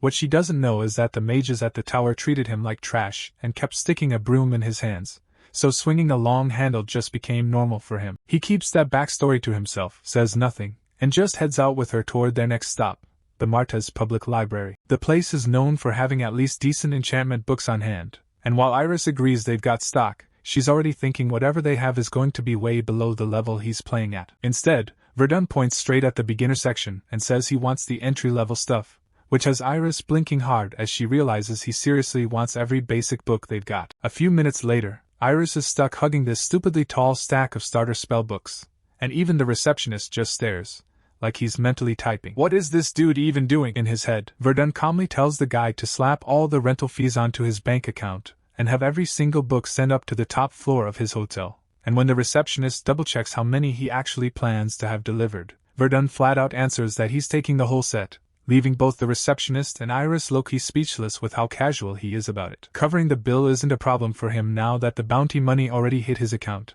By the time they're done, he's locked in with a new bank setup, a staff on order, and an entire pile of books rented out, while Iris finishes the day wiped out and dragging her feet as he's still wide awake, quietly grinding through page after page. The party leader still has no real idea what kind of guy he is, so she casually asks if he managed to hit all the spots he needed in the city. Verdun just tosses out a vague line about it being enough for today, which low-key scares her, because it means she'll be stuck guiding him around even more places later. That's when it hits her that she never even asked his name, so she starts wondering what he actually wants people to call him. He throws out Asher as an alias, clearly not putting any real weight on what name he goes by. Iris says she'll stick with calling him Asher, as long as he chills out and talks to her like an equal too. Seeing the perfect chance, she decides to finally bring up the thing that's been on her mind the whole time, what he was really doing down in that cave. This turns awkward fast. His face makes it obvious he doesn't want to touch that question, and since he can't just shrug it off as some random rescue, he settles on giving a vague, safe answer. Verdun drops the polite act and explains that he was tracking a target, only then realizing he's basically talking straight about that swordsman. She quickly replays their earlier talk about the professor in her head, starting to wonder if he's acting like some underground investigator chasing a dirty organization from the shadows. In the end, he admits he didn't pull much intel out of that hunt, but he genuinely appreciates the way she backed him up throughout the day. She walks him all the way back to his inn, basically playing escort until he's right at the entrance. Once the knight swings by to pick him up, she sends him off and heads out on her own. As soon as he's gone, Iris quietly breathes out, honestly glad that her babysitting shift with him is finally over. Completely drained, she drops onto a bench to catch her breath, replaying everything and admitting to herself that this guy is seriously weird. Still, the way he runs multiple elements at once while sitting on what feels like bottomless mana makes him stand out hard in her mind. On top of that, even for someone his age, the level of core magic knowledge he shows off blows past what a lot of her academy professors can do. Thinking about how talented he is slips into her staring at his face in her head. He really does look like a slightly longer-haired Gojo pulled straight from an anime frame. At the same time, she can't help laughing to herself about how dry he is when he actually talks, like she's trying to hold a conversation with a brick wall. Just running through all of it has her stomach doing stupid flips, and she actively forces herself to chill out. Putting him up against the usual academy grads she's met, Iris ends up decided that Verdun's sitting at the top. In her eyes, he's basically what people mean when they call someone naturally gifted. Locked in, she gets ready to keep pestering him for every magic detail she can squeeze out of him. Things jump straight to chaos when a massive blast blows out his entire hotel and swallows the whole building in fire. Iris's face just collapses into straight-up despair. From where she's standing, she can see the hotel blazing from the very top floor, the exact spot he's supposed to be in. Then, through the roaring fire, a familiar male outline slowly steps out of the wall of flames. Her stomach drops as she realizes what she's looking at. It's Asher walking out of the blaze, and his face is locked in with pure rage. The view switches over to that so-called professor she cornered earlier about Sargent's death. Yeah, the one always carrying the sword. Completely calm, the professor asks about who did it, and gets told they found signs of attack magic in the cave, meaning nobody actually knows who the killer is. Before the guy can finish explaining, the professor smashes his glass over the man's head, snapping that Sargent was a good person, that there's zero reason to act clueless here or pretend he doesn't get what's going on. The professor's voice comes out flat and icy as he locks eyes with him again, repeating the question in a way that makes the whole room go cold. This time the henchman lays it out. They still haven't pinned down a suspect, but they did dig up info on a group, hired by the village, that cleared out the cave. The professor hates what he's hearing, feeling let down and actually mourning Sargent for a second, since the guy was one of the few he could actually count on. He then finds out that the experiment target got taken out too. The goblin is gone without a trace, wiped out along with Sargent like none of them were ever there. None of that really lands for the professor though. In his head, all that matters is that they let the man who killed Sargent slip through their hands. The thought that he just lost two trusted test pieces tied to Pyth's land back to back, and now both the goblin and Sargent are dead, keeps looping in his mind. His project is almost at the finish line, but even with things this close, he's starting to wonder if people outside their circle are finally catching the scent of what they're doing. This time, he sends the man out with a cold order to hunt the culprit down and finish him for real, and the guy just accepts it in silence. Inside though, the guy is boiling, fed up with the professor talking down to him, planning to come back holding the culprit's severed head just to shut the old man up once and for all. Now rewind to a few minutes before everything blew up. Verdun was posted up with beginner spell books, grinding through basic magic, while his spy quietly watched him from the shadows. While Verdun was zoned in on those books, skimming through and low-key judging most of them as trash, the spy was watching from the shadows, convinced he could just wait it out and off Verdun the second he crashed for the night. Then, out of nowhere, the whole room went dead silent. Right in that heavy quiet, Verdun smoothly fired off the spell Earthbone. The ground pulsed and it absolutely rattled the spy, sending him jumping back in pure panic. With his cover blown, he bolted upward to higher ground, brain scrambling over how he got tagged when his stealth should have kept him invisible. That chain of events drags everything straight into the moment they're in now. Verdun's up above, cold-eyed, zeroed in on his target hidden in the crowd, while the spy is freaking out and just wants to dip. He still can't wrap his head around the fact that Verdun actually went for an explosion-type spell in the middle of a hotel packed with people. After realizing Verdun's throwing legit third-tier magic, the spy knows he's outmatched and starts planning to bail, while Verdun, with those sharp blue eyes, just floats there in the air, calm and untouchable. Trying to cover his exit, the spy flips the narrative, riling people up by shouting that the mage is a terrorist and blaming Verdun as the real threat. The crowd instantly breaks, people yelling and tripping over each other as panic spreads. The room turns loud and messy, and Verdun is hit with the chaos, caught off guard by how fast everything flipped. In the middle of that noise, he's stuck facing an assassin who somehow slipped past his magic detection. Honestly, Verdun only tagged the guy at all because the assassin slipped up on his own. Verdun wipes out his presence again and tracks him down with no effort, casually pointing out that going totally invisible just puts a massive target on you. On a flat, empty page, That blank spot is like a black hole sucking your eyes straight to it. The mage drops a spell from above at full speed and nails the guy with a direct hit. The assassin can't even process how this dude used straight-up comic book logic to sniff him out here, terrified enough to see Verdun as some monster who barely cares about random civilians while slinging lethal magic around. Calling Verdun ruthless in combat would be fair, because he immediately lines up another glowing ring for a fresh magic arrow shot. He fires the whole barrage at the assassin as the guy turns tail and bolts. The assassin dives into a nearby building at the last second so the spells can't touch him. With a roof over his head now, he can hide from anything raining down from above. That forces the mage to kill the active spell and drop back down to street level. He walks in after him and clocks that the guy purposely ran into a place crammed with wasted drifters and passed out bums. From the jump, everyone in this spot moves shady, even though Verdun's only trying to ask about the dude who just sprinted through here. The bald guy basically lets him know that if Verdun really wants answers, he's going to have to throw down something heavy in return. Seeing there's no point pushing this,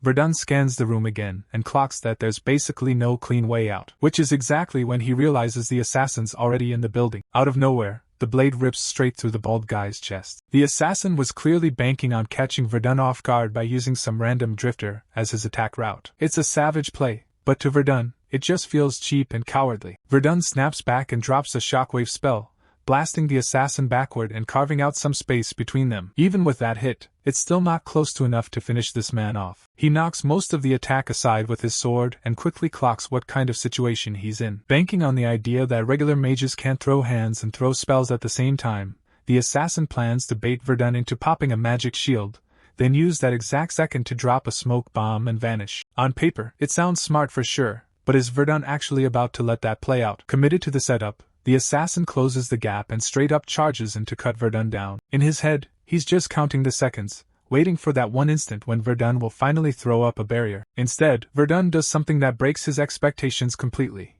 He goes straight into Earthbone as an attack instead of blocking. The assassin's rhythm snaps, his brain lagging, as Verdun packs raw mana into the tip of his staff like a focused warhead. Then the crystal at the end of the staff starts glowing hard, and the assassin finally realizes this is a mage who can stomp people even in close combat. After watching how Verdun moves, he's now convinced this guy's built like a war mage for real, and honestly, that title sounds crazy strong for anyone carrying it. When the charged staff drills into his gut, the impact is so brutal that blood instantly sprays out of his mouth. That still isn't the end of it.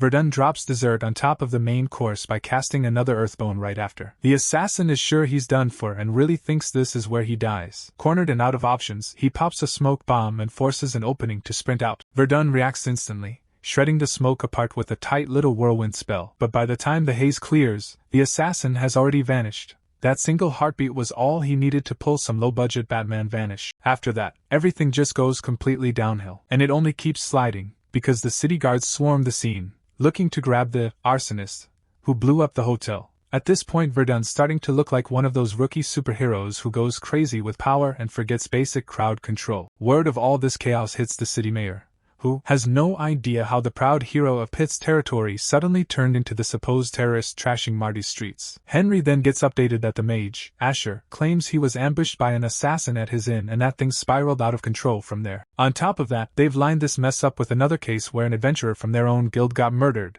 so the city's guild master, Oscar, stepped in himself to deal with it instead of handing it off. Mayor Henry clocks that the mage has every right to be pissed, getting jumped the moment he sets foot in town, and anyone can see the hotel's top floor is basically wrecked. There's also word that a known thug died in the chaos, the same homeless guy who was inside that building, and now all signs point to the assassin being behind both the destruction and the body, with people already hunting him down. On the flip side, they've got a direct statement clearing Asher, where another adventurer said Asher actually discovered a mutated goblin and took out a nasty swordsman inside the cave. But when the cleanup crew rolled into that cave, no one mentioned goblins at all. There weren't even bodies left on the ground, just a nothinged-out dungeon. That detail hits hard, because it means someone scrubbed the entire cave like they never wanted proof it existed. Henry puts it together that all of this has to be connected, and seeing how far someone's going to bury every lead, he starts thinking this is the work of some twisted group that targets adventurers on purpose.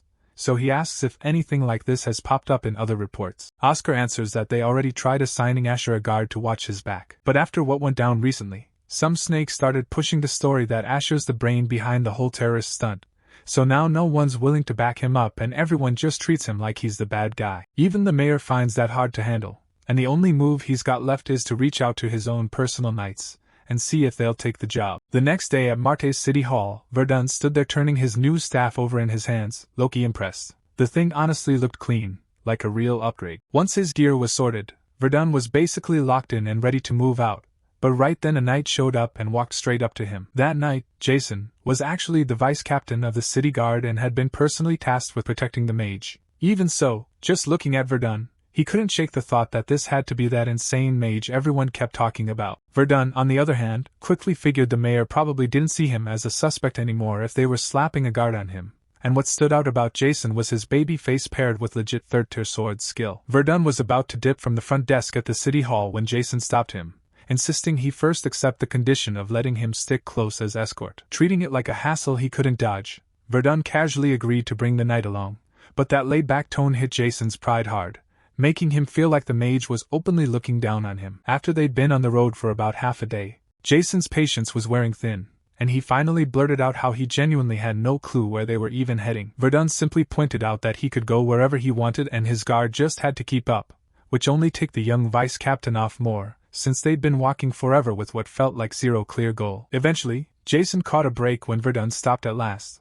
The destination they'd spent hours reaching turned out to be a worn-down, plain-looking building that didn't seem special at all. The vice captain's just standing there, stunned that they spent all that time walking here only to stop in front of this one place. And right as he starts asking what they're even here to do, Verdun casually nukes the whole building off the map with a spell. He does not care at all. If anyone was still inside, that's game over, and yeah, Hollywood needs to book this guy. The vice captain actually locks up for a second, watching the wreckage and realizing this mage just erased the whole structure with zero hesitation. Verdun makes it clear he only came to this spot to hunt down one person, the dirtbag assassin who tried to take his head off a few nights ago. Jason gets his head back in the game and asks where that assassin is, and Verdun casually confirms the guy is somewhere close by. Thanks to their run-in the other night, Verdun managed to brush against him mid-fight and secretly plant a spell on his body. It's a special trick he picked up not long ago that lets him spin mana into trails running through different spots, something he calls trace, though people used to lump it in with basic tracking magic. The craziest part is that the spell is still quietly doing its thing, which means the assassin hasn't noticed it at all. That actually works perfectly for Verdun, because using that hidden link, they spot a concealed tunnel entrance leading straight below the ruins. Following the current of mana pouring through that route, Verdun can tell the assassin definitely headed down there, and judging by the volume, Verdun guesses this underground route probably pops out somewhere beyond Marty's walls. And what really bugs him is realizing neither the knights nor anyone in the city even knew this hidden passage existed, despite being drilled on every secret spot in the area. In his head, Jason starts lining everything up and finally catches on to why a tunnel like this was built in the first place. That's when it hits him that the whole city basically has a hole in its defense that enemies can use whenever they feel like it. He reacts on instinct, drawing his sword right away and pushing to shut this passage down immediately. The mage isn't done processing it though. Yeah, blocking the tunnel matters, but trailing the assassin who already got away is way higher on his priority list. Jason pushes back, saying they should pull in reinforcements for something this serious.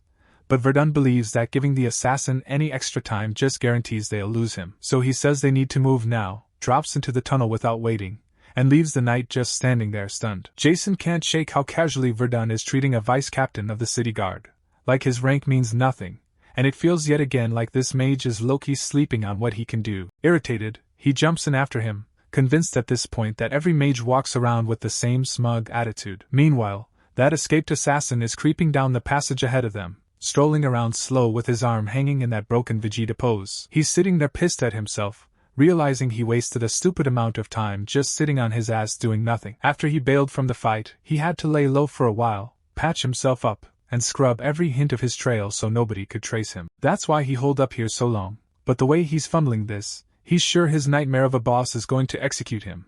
And that thought has him seriously thinking about dipping to somewhere safer. But running doesn't really change anything, since a crew like the Fangs of Gluttony would hunt him down anyway, so all he can realistically do is pray the professor lets him live. Sometime later, the assassin finally drags himself in front of the professor, who's clearly not in a friendly mood. The whole Marte city mess went so viral in the streets that even he couldn't avoid hearing about it. The professor starts ripping into him, pointing out how brainless his servant was to show off so hard that the entire city's now on high alert, casually roasting him as the absolute worst assassin for failing at something as basic as staying low-key. Wanting the full story before deciding his fate, he orders the guy to lay out every part of what went down. The assassin starts breaking it down, saying he headed to Marta's city, checked in with the Department of Transit to pin Verdun's trail, set up an ambush, then got burned when his sharp opponent found him first and dropped a city-level spell that blew their cover in front of everyone, forcing him to blend into the crowds while the mage kept chasing until a smoke bomb was the only thing that let him escape. After hearing all that, the professor's mood doesn't improve, and he figures Verdun absolutely would have kept hunting him down if the city's knights hadn't rolled up right then and cut Verdun off. But even with that whole story laid out,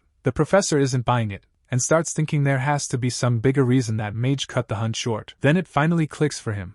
Verdun had a very specific reason for letting the assassin bail like that. Right away, he orders the clueless assassin to strip off his armor and torch it completely, and the guy obeys without even asking why. As the armor gets roasted, faint mana patterns flare up on the blackened plates, exposing the assassin's final, fatal screw-up. Back when Verdun cracked him with that staff, he slipped an extra spell onto him at the same time. The professor snaps, rage kicking in as he realizes their entire hideout's been pinged. He scrambles to clear out now, grabbing the precious specimen and planning to erase everything else. But they're out of time.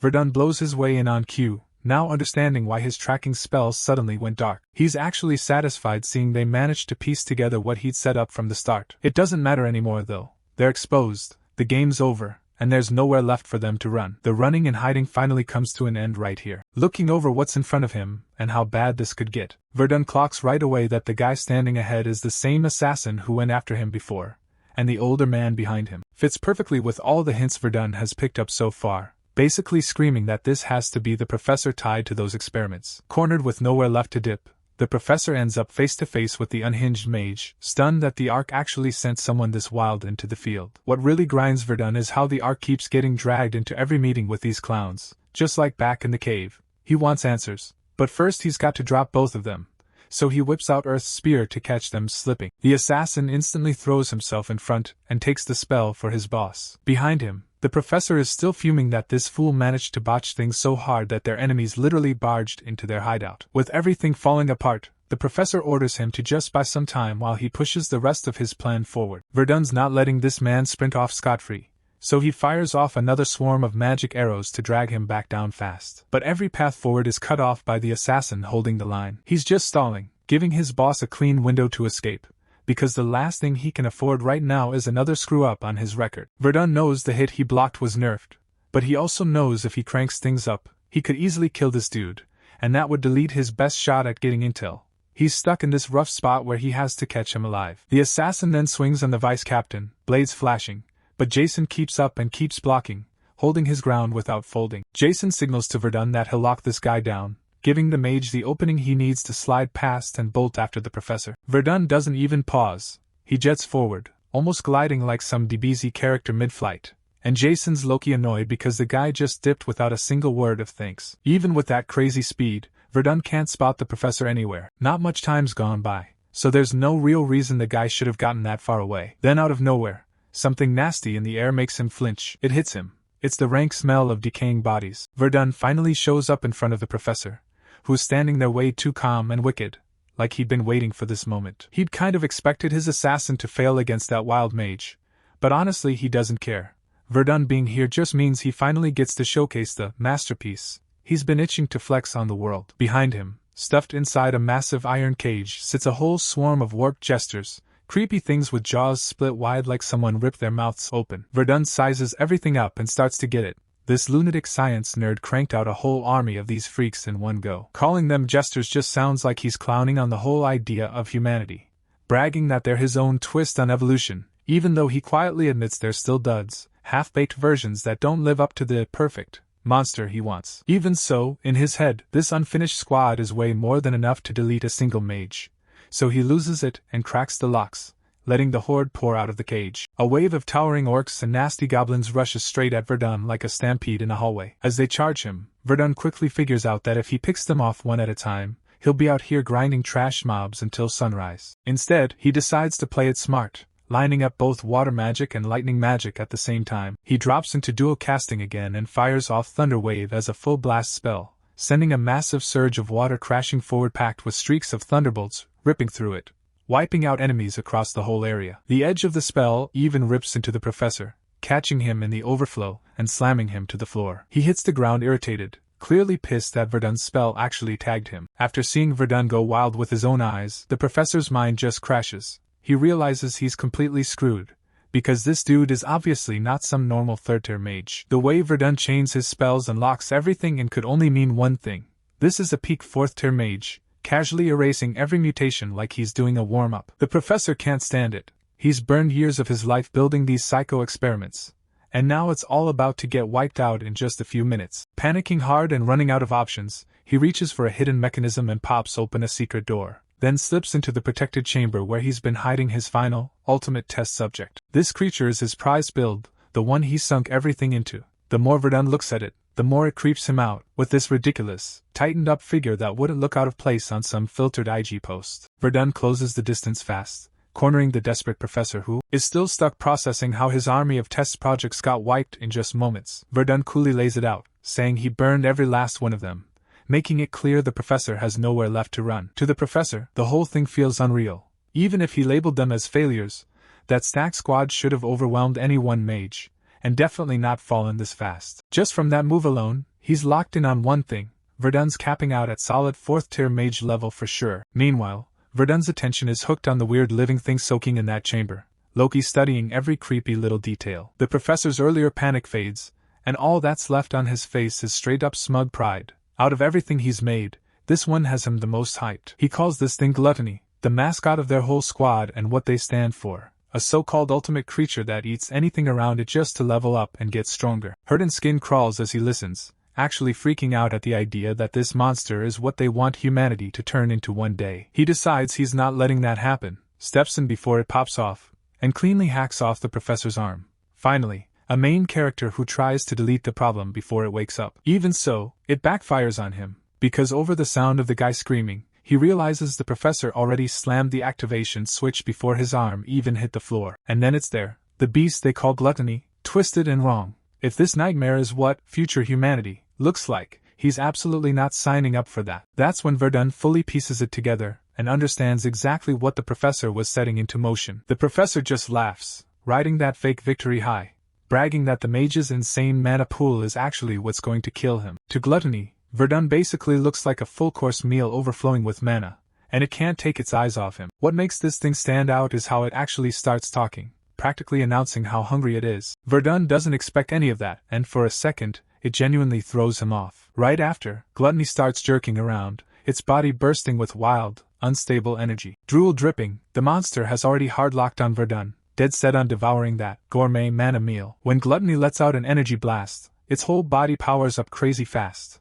In just seconds it's flexing skills that would take a human years of grind to learn. Verdun can't wrap his head around how something man-made can tap into power like that. On top of that, Gluttony is zoned in, hammering the soft spots in Verdun's barrier and ripping open every weak point, and it makes sense why the professor treats this thing like his proudest project. Verdun has to admit the science behind it is actually kind of fire, even if he's not about to praise a guy who's built his whole career on dirty tricks. So when Gluttony charges back at him shrieking, ready for round 2, Verdun cracks him across the face with the staff so hard it snaps him back to reality. The hit sends the guy crashing into the nearest wall, smacking into it like a ragdoll. For the professor, this moment is like the peak of his whole career, but to Verdun it's just another regular day. He sizes the creature up, shrugs it off as weaker than him, and calmly watches to see what it does next. After all those brutal days being poked and tested in the Bohemian Magic Tower, Verdun's gotten used to locking down his temper just to survive. Instead of letting that rage just burn wild inside him, he channels it straight into backing his crazy, sky-high theory,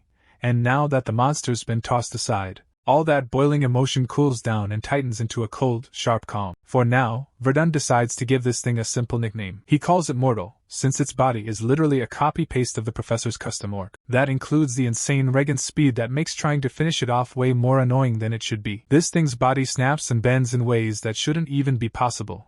Every move stupid fast and rubbery. When Verdun lifts his staff and starts reading its motion, he can tell real quick that speed and stretch are all it's really got. While Mortal rushes in on him, closing that last bit of space, Verdun fires back on reflex, but the creature's crazy footwork and reflexes bail it out at first. Even so, Verdun's earth spear finally nails center mass, slamming through and ripping a hot breath of blood out of Mortal's lungs. That hit isn't the real play though. The spear is just the bait. Riding the gap created by that strike, Verdun's magic arrow tears through the air straight toward the real target sitting right behind it. The fight leans hard toward Verdun, because unlike a seasoned knight, Mortal doesn't have the instinct to see through such a basic setup. It can swing like a heavy-hitting brawler, But outside of that, it's clueless, just an overclocked animal wrapped in human skin. Verdun clowns the professor, watching his so-called magnum opus crumble, clearly not even worthy of being hyped with a name. Absolutely wending fragments dos or max station. Light char fall r_menu hard y substra capago s. Bilgular anniversary sig amateur tub end heikels brunch satellite entree shrij tudigrada bsb category. Dash return ox distort you've also minorities capiota nanen analyt guiding coinksugu sampai comforto cas assembly ner pripoditans readers agency and _ predictions at constant sprue Wikipedia unique. / tooltip durata organs recruit behaviormgent iad bronze proud answer dutamus easily _ ariel leo welcome. Pbcom let youtube explore ngos. Logo ket nodistem.ag /auth odsterleads singletama key essential developer. $updatechel guineasterd lugaz reap trains rap satelu bili dolo _amgirly /$ac. Microsoft vec. Credentials spilo highlight of type delexiricas bits act rear half city character arch energ swag numbersict _waki kiza. Algorithm soda _vli ddr tor. Insurance Inga flipping the dummy I am mapped everywhere effects manually q command. Metro eagerly embersites cruk and ws wants uvatation disposable carbon rebut. Purposes teal whereas overwhelmed kion program pi Ljubljana Germans elfen alpha morning evercore airy basta.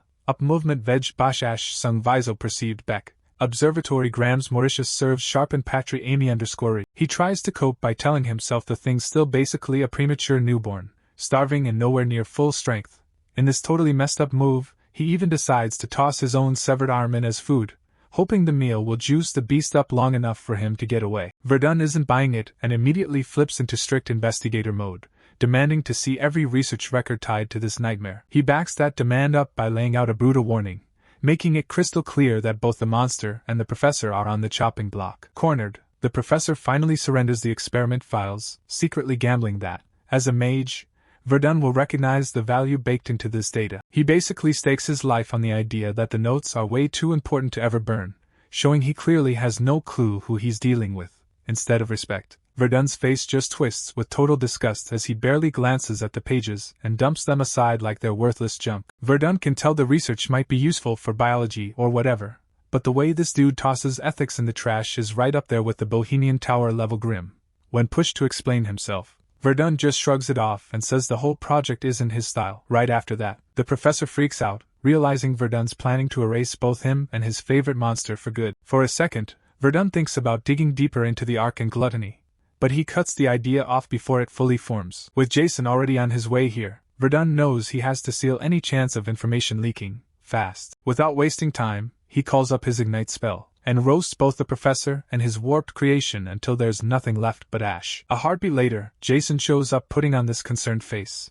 When Verdun brings up the assassin, Jason starts flexing, bragging that he blasted the guy away, insisting that if a vice captain took a hit, the attacker definitely got it worse. Verdun isn't buying it at all. It's obvious Jason let the assassin walk. Verdun sits there, eyes glued to the map showing the land around Martes, running routes and problem spots through his head. The one pinpoint on that map still bugs him though, because he has no idea what's actually there. Out of nowhere, pain slams into his skull, that brutal mana overload headache hitting way harder than he likes to admit. He still isn't even sure if he can really push his mana past its limits, but that's not today's problem. Right now, he just needs to get back home. A few days slide by, and Martes slowly chills out again after the whole terrorist mess gets dragged into the open. The mayor, absolutely fuming, orders the knights to stay ready to move, locks the city down tighter, and has the underground passages stripped clean. None of that political drama is Verdun's lane anyway. At this moment, only one thing really has his attention: the shot of monocircuit expansion booster getting pumped into his body. With this stuff in his system, training that should have eaten up years basically crunches down into a handful of weeks. The trade-off is brutal, though.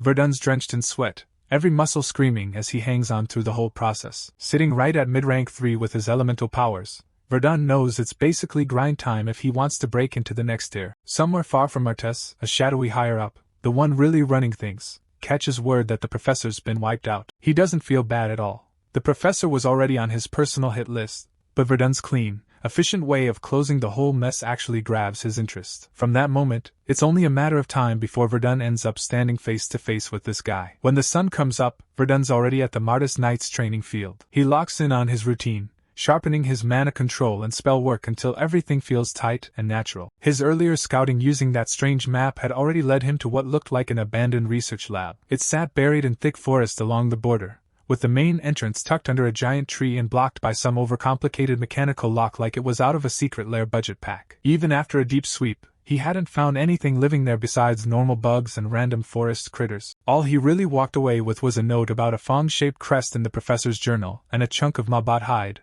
basically top-tier gear for tanking hits. Any trail leading to the Ark or to Gluttony is still dead silent. No hints, no tracks, nothing to chase. While that stays stuck, the city knights keep gossiping about Verdun going crazy with staff work in the training grounds. A proper mage drilling spear-style moves is always going to turn heads, and with him bagging rare mabat hide and shutting down a terrorist scheme, his name starts getting passed around in a pretty good way. Right as his practice is heating up, a call from the mayor hits and shuts everything down on the spot. Soon after, Verdun is in front of the mayor, who's practically buzzing with thank you energy, flooding him with praise even as Verdun tries to play it low-key and brush it off. Off Verdun's breakthrough, the city guard sweeps through Martes and picks up what's left of the professor's crew still hiding underground. It's no high-ranking masterminds, just brainwashed followers, but cleaning them out still stabilizes things, keeping the crowds from freaking out and business from crashing. After talking it through, both Verdun and the mayor settle on keeping the details of this rescue work underground. For Verdun, Cloud built slow and smart is worth way more than random gold. He has zero interest in being seen as just another sellsword wizard and steers hard away from that image. He plays for the title of city-saving mage, the kind of name everyone remembers, because that kind of clout pulls better offers, and staying quiet now stacks the odds for a fatter payday later. That little strategy call instantly proves correct. The mayor personally takes him to a sealed vault stuffed with rare gear and treasures, some bought legitimately, and others stripped from convicts. When the thick stone doors grind open, Verdun looks in and realizes the room is basically a treasury loaded with dreams straight out of a fantasy game. Weapons lie there on racks, including cleanly forged mithril blades that anyone could dump mana into without struggling, all the way up to straight-up top-tier gear, stacked and waiting like they're just begging to be claimed. With time to browse without pressure, Verdun can tell he made the smart play. Chasing legend status can wait, but a haul like this almost never drops again. Mithril's elite material, sure, but right now he's stuck looking at a sword that, for someone at his level, would barely cut better than a kitchen knife. Because he doesn't half-step his equipment, he asks if he can actually check everything himself, and the way the mayor agrees shows he's really starting to rate Verdun. Random civilians don't usually have the eye for this kind of thing, but Verdun clearly does. While he walks along the shelves, testing, weighing, and judging every piece, a couple shiny contenders grab his gaze for a second, yet none of them honestly outclass what he's already rocking. He even low-key thinks about snagging a sword just to resell it later for some extra coin. But right then, one shadowed little ring, tucked off to the side, just makes him stop moving. When he focuses his appraisal on it, everything blanks out. No read, no hint, nothing. And in normal RPG logic that usually means it's either straight trash or something so weird it ducks under normal magic scans. The mayor, not rushing him at all, tells Verdun he can look around as long as he needs. The poor guy doesn't get that Verdun means every word of it and actually will follow through. By the time the sun starts dipping, the mayor's patience is hanging by a thread. Verdun is checking every tiny detail, way more thorough than anyone expected, and the mayor finally eases up a little. Verdun ends up picking out a protective necklace that pops an automatic mana barrier when things get rough. The mayor points out that running that shield through the necklace burns mana like crazy, but Verdun just brushes it off, knowing his mana reserves are huge enough to tank the cost. Even then, the mayor feels almost cheap about handing over just one average level item, so he throws in the ring Verdun had been eyeing before, tossing it in as an extra perk. Verdun keeps his reaction low-key, but the mayor pushes that he's the city's hero now. When Verdun starts heading out, the mayor casually asks if he's planning to leave town. Verdun shakes it off and says he's staying because there's still stuff he needs to handle here, and when the mayor tells him he'll help with whatever he can, Verdun actually feels real gratitude. While that's going on, deep inside the Viren territory mines, things are shifting. Down in those tunnels, the whole atmosphere turns eerie, with a creeping tension that makes the place feel wrong. A miner cracks open the rock with his pick and uncovers a human skull, and his brain pretty much short-circuits on the spot. His buddy clowns on him, saying he's seen bones before, but the guy's freaking because the skull is perfect. His pick should have crushed it, and that can only mean something is seriously wrong with it. Trying to act unbothered, the partner boots the skull to the side like it's just some useless junk in the way. Then he just gestures for him to shut up and get back to swinging his pick. A second later, the temperature drops hard. Everyone around goes pale, and their eyes all lock onto something rising up behind the miner, while he stays clueless until his friend slowly raises a shaking hand to point. He turns his head right as the skull snaps its pieces together and unfolds into a full-blown undead creature. He tries to shout for everyone to run, but it all gets drowned out in a fast, brutal slaughter. The undead start pacing through the dark tunnels, and stories about what happened spread through the region like wildfire. People start saying there are things buried in the Viren mines that just refuse to stay dead, and the city has no choice but to drop an official state of emergency on everybody. The miners who made it out alive spread the word, and the whole region slowly tilts into straight-up panic mode. Not long after, a runner from Viren shows up in Martes, out of breath, delivering the latest report. Somewhere else, Iris' party is hanging around, quietly betting on when their teammate is finally going to warm up and actually click with our guy. Our guy's grinding through magic enchant training with Iris watching his every move, guiding him into the next phase while he slowly works his mana into the potion like she taught him. It ended up taking him a full month to not only wrap his head around mana enchantment and his own secret move, but he basically spent every spare second soaking up enchant magic from Iris. Now Verdun's off in the woods, test driving what he learned and loading up for a solo field run. He starts layering buffs on himself, opening with a strength enchant to make every hit land heavier, then fires up reaction speed, sensory, and barrier enchantments.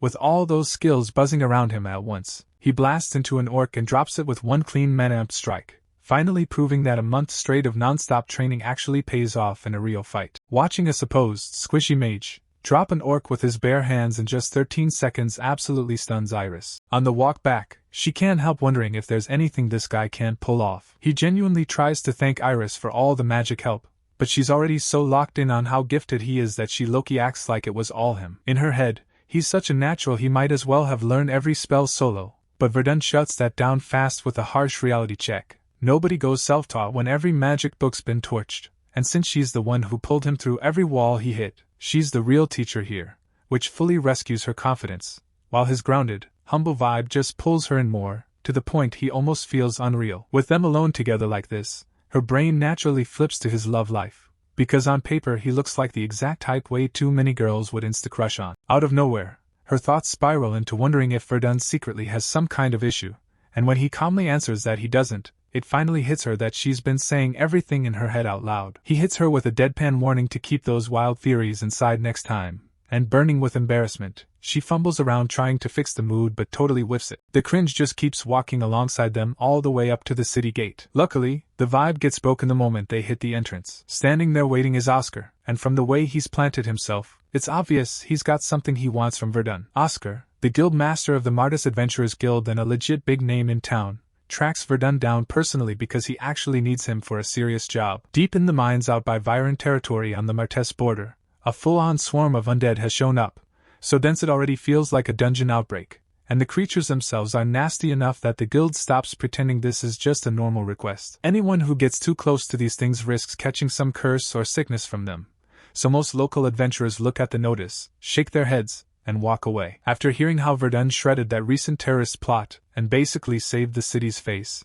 Oscar pulls up in person to officially ask for his help. Verdun normally ducks jobs this grim, but his bounty cash has almost run dry, so he ends up accepting the quest, telling himself that stacking some extra recognition on top of the paycheck is worth it. Around them, a bunch of adventurers hanging near the guild notice the talk, whispering about Verdun's skills and looks while watching how he deals with the guild master. Verdun shoots a look at Iris, wondering if she already knew about this undead mess, and she casually plays it off like the news just hit her feed, even though her reaction feels a bit sus. He points out that her whole party will be stuck coming along for this trip and might actually be scared stiff once they meet the undead for real. She admits she's somewhat anxious but brushes off all the curse stories as random village superstition, dropping the Academy grad card and framing the whole mission as basically free loot, with Verdun soloing the frontline while she and her team hang safely in the back offering support. Her confidence lands more as misplaced hype than solid leadership, and her party members clearly cringe at hearing their own leader speak like they're planning to dodge the dangerous work and leave Verdun to carry everything by himself. Despite that weird tension still hanging between them, Verdun keeps a positive outlook, thinking this whole thing could still turn into a solid chance to grow. One full day rolls by after the squad heads out to wipe the undead. Everyone else is jammed inside the wagon while our boy's cruising above with flight magic,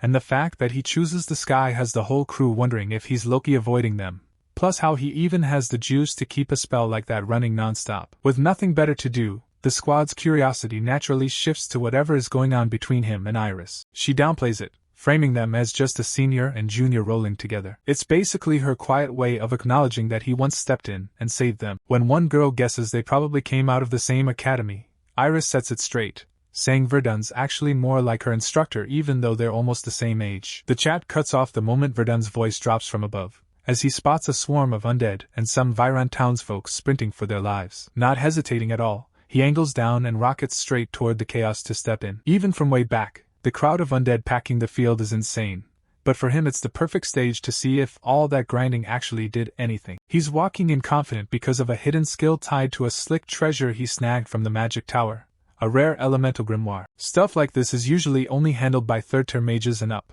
since cracking it open straight-up boosts your magic for real. Matched with his month of enchant training, it basically turns this field into his own test server for destruction. Only the artisan magic tower can pump out gear on this level, using insane materials and brutal methods, so normally every single copy is logged and watched. Of course, he's out here with an illegal elemental grimoire, plus he carved a permanent connection circle right into it, turning high-level theory into something stupidly dangerous, and the second he lets it rip, the world literally responds. He locks on to the undead horde and slams down a terrain control spell over the whole zone. The whole ground snaps and splits apart. Everyone watching freezes, locked between terror and hype, trying to process what they're even looking at. The earth surges up and shapes into a giant stone hand, scooping the skeletons together like random trash, and before the grip even settles, he's already chaining the next move. He drops a sync double cast of flame and blasts right on top of them. The caught skeletons go up in a roaring inferno, and when it all cools off, there's nothing left drifting through the air but thin gray ash. His teammates are straight up blown away. Flexing big spells is crazy enough, but doing it after keeping a flight spell going for a full day non-stop doesn't even feel fair. Verdun realizes the earth elemental spell he locked into the grimoire went way harder than he planned, and with his defying heaven body's stupidly huge mana pool getting juiced by the grimoire's boost, his ability to bend the terrain is honestly looking broken. He can tell all those endless practice reps were 100% worth it, and from the edge of the ruined battlefield, Iris is sure he's broken into fourth-tier territory, since casually shifting the landscape like that is way out of reach for any normal third-tier mage. Even so, that wide-eyed respect gets cut off when a sharp jolt of fear rips down her spine. One leftover undead slips in behind her, lunging in for a cheap shot, but before its rotted claws even brush her cloak, a new figure streaks through her view and, with quick, brutal movements and gleaming steel, the undead's head hits the ground seconds after. She finally snaps out of it and really studies the guy in front of her, spotting the platinum adventurer plate on his chest and noticing the absurdly huge axe he's casually carrying,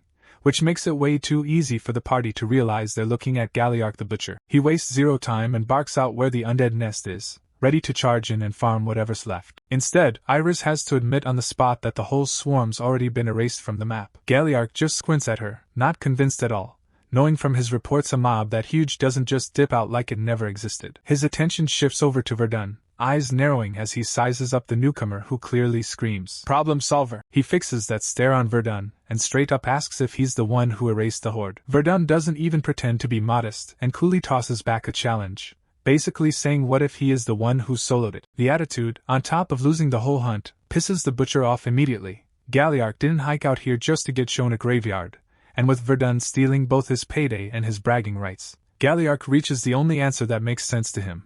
This calls for payback, right here, right now. The vibe between them spikes hard, every stare and step screaming that things are about to turn into a full-on grudge match. Scouting the street, Verdun drifts a short distance away, leading him out toward a wide, open patch that's way better for throwing hands. Getting into position for the throwdown that's clearly brewing, a shift Galliarch clocks instantly. The idea of Verdun actually standing up to him makes Galliarch's grin twist into something eager and low-key wild. One of the nearby adventurers quietly tells Verdun he shouldn't pick a fight with the butcher, and just hearing that name has Iris staring with real worry. The guy goes on, saying calling him dangerous doesn't even cut it. Massive strength and a nasty streak are Galliarch's whole brand, and during one wasted night he folded a fully armored knight who tried to step in. Hearing how casually he crossed that line leaves Iris stunned for a second. But someone else cuts in and points out the guild basically bailed him out because they can't afford to lose muscle like his. Goad, one of Galliarch's teammates, just shrugs and says that with a platinum plate on his chest, the law doesn't really touch him anyway. Narian, another member, shifts the focus, saying they should be worrying about keeping their rabid leader under control,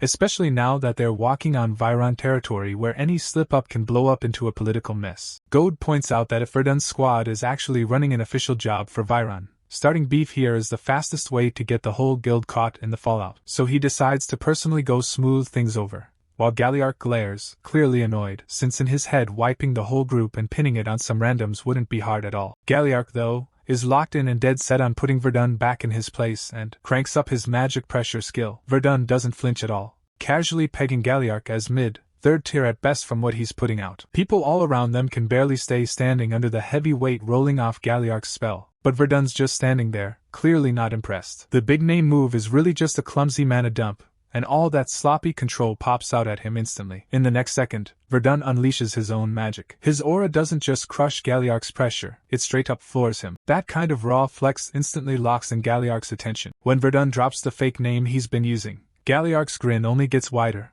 Loki hyped to have run into someone built like this. Once everything cools off, the squad gets ordered to protect the king's life and haul supplies as backup support, which ends up pushing back when they actually make it into Viren's lands. On top of that, Verdun's squad is salty at him for stirring things up with a monster like Galliark over nothing. By the time the sun's up again, they're reporting in front of Viren's lord, Farnad van Viren himself. He's already on standby with his squad of Viren knights and a holy group loaded with battle clerics. Their whole force is marching for the mines to wipe out the undead nest. Before sending anyone in, the lord makes it clear he's praying nobody has to die out there. Both Galliark's crew and Verdun's party get slotted in as part of the assault team. Galliark throws shade at Verdun, Loki implying he's getting scared now that it's go time, while Verdun's own team keeps nagging him not to poke the butcher again. He just answers straight that he's not throwing hands unless Galliark forces it, and right now they need to lock in, because the raid's already underway. The very next beat, the front line explodes into chaos as human soldiers slam into a rushing wall of skeleton warriors. Their commander shouts out that they've gotta smash the skulls if they want the kills to stick, since hitting center mass just lets the bones pull themselves back together. The healers and casters are meant to hang way in the back, just tossing buffs and heals, not taking direct hits. Everything flips fast when a hulking blood golem drags itself onto the field, and the frontline knights shout for the clerics to stay the hell back unless they're trying to get turned into paste. Regular blades aren't doing a thing to this thing.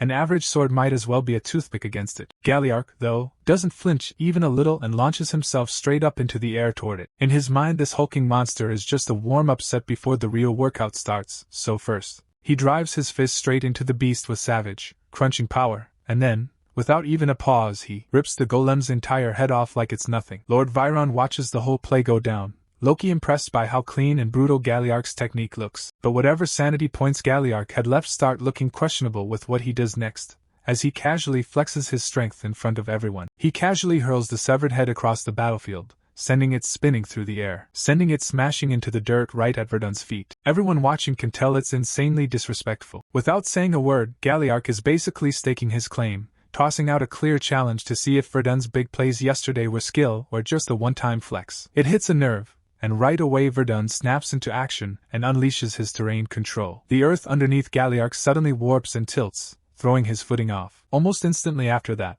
Verdun dumps a huge fireball into the chaos. Burning through that kind of top-tier magic one after another has his squad seriously worried he's draining himself. But Verdun doesn't ease up at all. He keeps blasting through the skeletal swarm, shattering them to dust. Galliark actually starts hyping himself up even more, keyed in on Verdun's brutal attitude. That stone-cold rage hiding behind Verdun's calm, almost soft look is something Galliark straight up enjoys watching. He suddenly turns it into a contest with Verdun, basically saying whoever racks up the most undead kills comes out on top. From there, the whole field turns into a brutal speedrun. Verdun is calmly roasting lines of undead with clean, controlled spells while Galliark barrels through them, tearing bodies apart with raw strength alone. Galliark's non-stop jabs get under Verdun's skin just enough that, on the march forward, Verdun keeps quietly deleting stray undead along the path, and this dumb little rivalry actually helps the whole force push up to the mines with barely anyone going down. Once they hit the tunnel and see how cramped it is inside, the commanders cap the entry squad, only letting in a handful of people that includes Verdun, Iris, and Galliark's crew. When Galliark finally throws out a rare bit of respect for Verdun's performance, Verdun just takes it in stride and doesn't give him any extra reaction. Goad, the mage rolling with Galliark, is clearly not vibing with how things are playing out. He's stewing over how easily Verdun shrugged off his mana pressure earlier, that sliced to his ego lingering in the back of his head. On paper Verdun looks like he's sitting at the same third-tier level as Goad, but there's something about the way Verdun fights that makes his real ceiling feel shady and unclear. As Verdun's squad heads into the dark mine passages, the main force stays posted at the entrance, guarding the way out and holding formation. Nirian, the gold-plate ranger rolling with Galliark's crew, moves up front to scout ahead. Her skills aren't in doubt at all when it comes to her role. She quietly tags lurking threats and deletes stray undead with clean, sneak attack shots. The whole squad moves in sync, every member locked in and doing their part without wasting a step. Even so, Verdun can't shake this growing sense that something's not right. Their push forward pauses when a knight raises a hand and halts them in front of what looks like a totally blocked tunnel. Verdun silently sweeps the mine with his mana, combing every corner for any hint of a lich. The last thing he wants is his team getting jumped and torn apart. Iris clocks how focused he suddenly gets, and a few others start noticing too. Galliarch notices the vibe instantly and throws a jab his way, claiming Verdun must be catching the scent of death. The butcher can tell a high-level undead is lurking close by already, and that awareness just cranks up his hype for the battle that's about to hit. Verdun nods, telling Iris under his breath to stay glued to his back once things actually start popping off. When she quietly pushes about what kind of creature is waiting down there, he has to admit he still doesn't know for sure. Up front, Dante's squad suddenly stiffens up, spotting a faint light glowing at the far end of the mine shaft. A quick transmission from ROX backs it up, reporting a side tunnel that ends in this weird, out-of-place glow. Everyone tenses up at that, because on the map there was only supposed to be the single entrance they've already used. Galliarch snaps his hand up and brings the entire line to a stop, right as they shuffle into a chamber laid out like some kind of underground tomb. At the center, a dried-out corpse in armor rocks the royal crest of Estria, which completely throws the whole squad off. With Verdun hiding who he really is after bailing from the Bohemian Tower in Revan, which once broke away from Estria, seeing those Estrian emblems here in Viron country feels straight up backwards. Goad looks the most stressed, since he was the one who did the first sweep and somehow missed all of this. Goad's miss on that Estria symbol is straight up humiliating for him, and trying to save face, he steps up to clear the threat himself so the others don't have to waste effort on what he calls cleanup work. The clerics move in and start running their usual purification setup, just in case this thing wakes up as a death knight. They're hoping if they soften it up now, they can delete it fast and walk away almost unharmed. Instead, the dried-out body suddenly flares with raw mana on the spot. The clerics instantly trigger a stone strike, launching a massive chunk of rock straight at the armored corpse. But they're already late. The knight is fully awake before the spell can even connect. Its gauntlet arm snaps forward, almost closing around Goad before he can react, and Galliarch crashes in at the last second, cutting it off, grabbing the creature's gauntlet hand and crushing the bones in his grip, mentally cursing how it just blurred in on him. When the undead squares up in a proper fighting stance, Galliarch starts wondering if he's actually staring down a death knight. A nearby cleric speaks up with pure dread all over him, saying it's a wailing knight. Straight up, a wailing knight might lose in a straight duel with a death knight, but it's way more of a problem for one big reason. It can command the trash mobs of undead like its own private army. And right then, like it's on cue, the other skeletons laid out in the tombling chamber start twitching and getting back on their feet. Stepping in front of everyone, Verdun makes it clear in his own mind what needs to happen, reminding himself they only came down here for one thing, and that's to drop this wailing knight once and for all, permanently. To pull that off, he pours mana into the surroundings, literally reshaping the tomb's layout piece by piece, trying to cancel out the enemy's edge and numbers. A heartbeat later, the whole floor starts rumbling so hard under their boots that some of his teammates low-key wonder what he's really planning. It's obvious Galliarch's concern isn't just the shaking.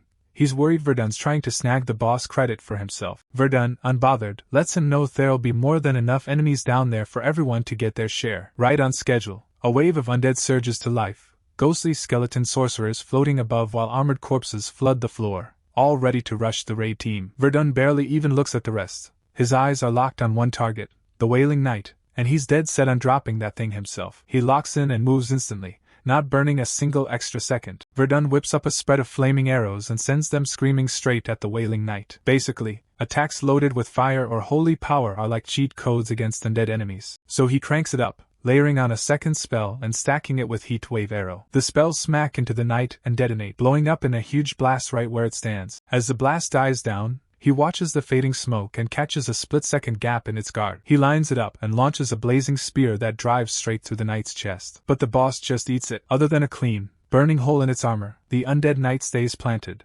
barely shifting an inch. Everyone can tell the knight is about to swing back hard, his whole stance snapping into counterattack mode. Verdun knows he has to meet it clean. If he tries to tank the blow straight on, his mana shield is going to crack. Once that happens, the backlash will jerk his body off balance and leave him totally exposed. So he swaps over to ice, sending out a chilling blast that rolls across the air like a sudden winter storm. Off that opening, he layers 2 breaths of glacier back to back, freezing the Wailing Knight solid inside a thick ice prison. The next move is dead simple. Smash the frozen target with weight alone. Dialing his focus in tight, he lines up a 3-shot earth spear, calling up a huge stone spike and locking it on the knight's chest. But the Wailing Knight senses the threat bearing down on it, reading the incoming strike. Muscles bulge under dead armor as it explodes out of the ice coffin in a blast of raw power. In a blink, its whole look changes, dark mana flooding over it and hardening into jagged, black armor like obsidian. The very next heartbeat, Verdun's skull starts pounding, the kind of headache that screams his mana bar is about to fully empty out. If he keeps going like this, he's seconds away from going dry and getting wiped. Right before everything tilts out of control, Valiark drops into the fight and cracks his fist into the knight, landing a hit that practically echoes through the tomb. Looks like the butcher finally decides he's done letting Verdun hog all the real action. Off to the side, the rest of the party quietly clean up the 3 liches, wrapped up perfectly with nobody dropping. When Rox tosses the MVP nod to Nerion, Goad's annoyance shows fast. She knows she helped knock out those high-grade undead too. Rox smooths it over by hyping her up and shouting out what she brought to the fight. Iris doesn't get pulled into any of that, and keeps her head on what actually matters. Her squad brings up the one problem nobody wants to talk about.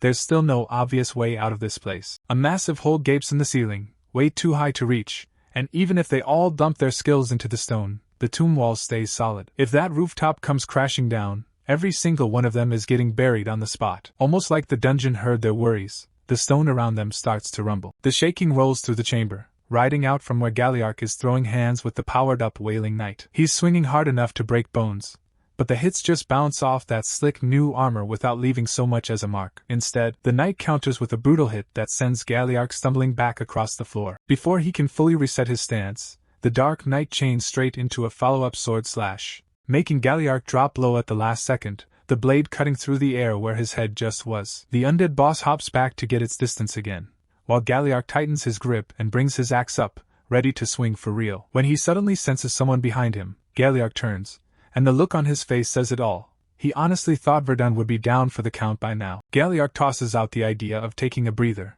but Verdun brushes it off, way more locked in on getting a full breakdown of what that boss-level undead can actually do. Galliark comes back grinning, saying this thing's ridiculously tanky, but throwing hands with it is straight-up fun for him. Without slowing down, Galliark throws himself right back into the fight. He launches himself up, axe already cocked for the next hit as his destruction skill kicks on. He brings the axe down with everything he's got, smashing so hard the stone under the knight just caves in. Then he follows through with a brutal kick that sends the boss flying back. Even as it's thrown, more undead pour in from the rear, the hallway filling up fast. Verdun instantly pops a mana burst, nuking the weaker mobs before they can swarm the front line. Galliark rushes in, clamps both hands on the Wailing Knight, and ragdolls it off the ground. He hurls it into the wall so hard the impact sounds ugly, offering 0 heads up. Verdun calmly tells him to clear out of the way, already lining up a tight, focus fire spell, pulling out a low, angry curse from the butcher as the heat spikes, but the knight just refuses to drop. Its blade fires straight for Galliark, aiming to skewer him,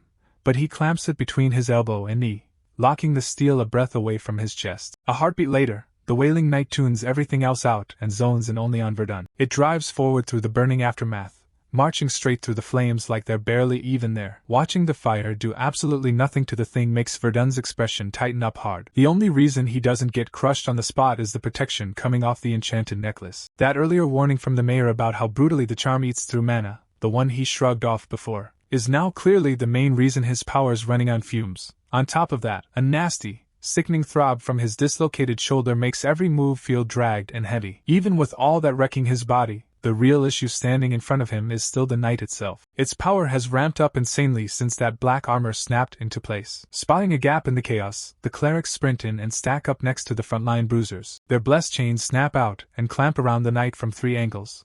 But when someone brings up that dark armor, they've got nothing. Even the church books don't list any Wailing Knight that looks like this. Galliark charges the pinned boss, telling the clerics to lock those chains down and not let it budge. The Wailing Knight suddenly flexes with insane strength, ripping on the links and almost yanking the casters straight into its body. Galliark jumps in fast, blocking them and stopping the clerics from getting slammed. He orders them to fall back a bit and get ready to try it again. From way in the back line, Goad starts to come up.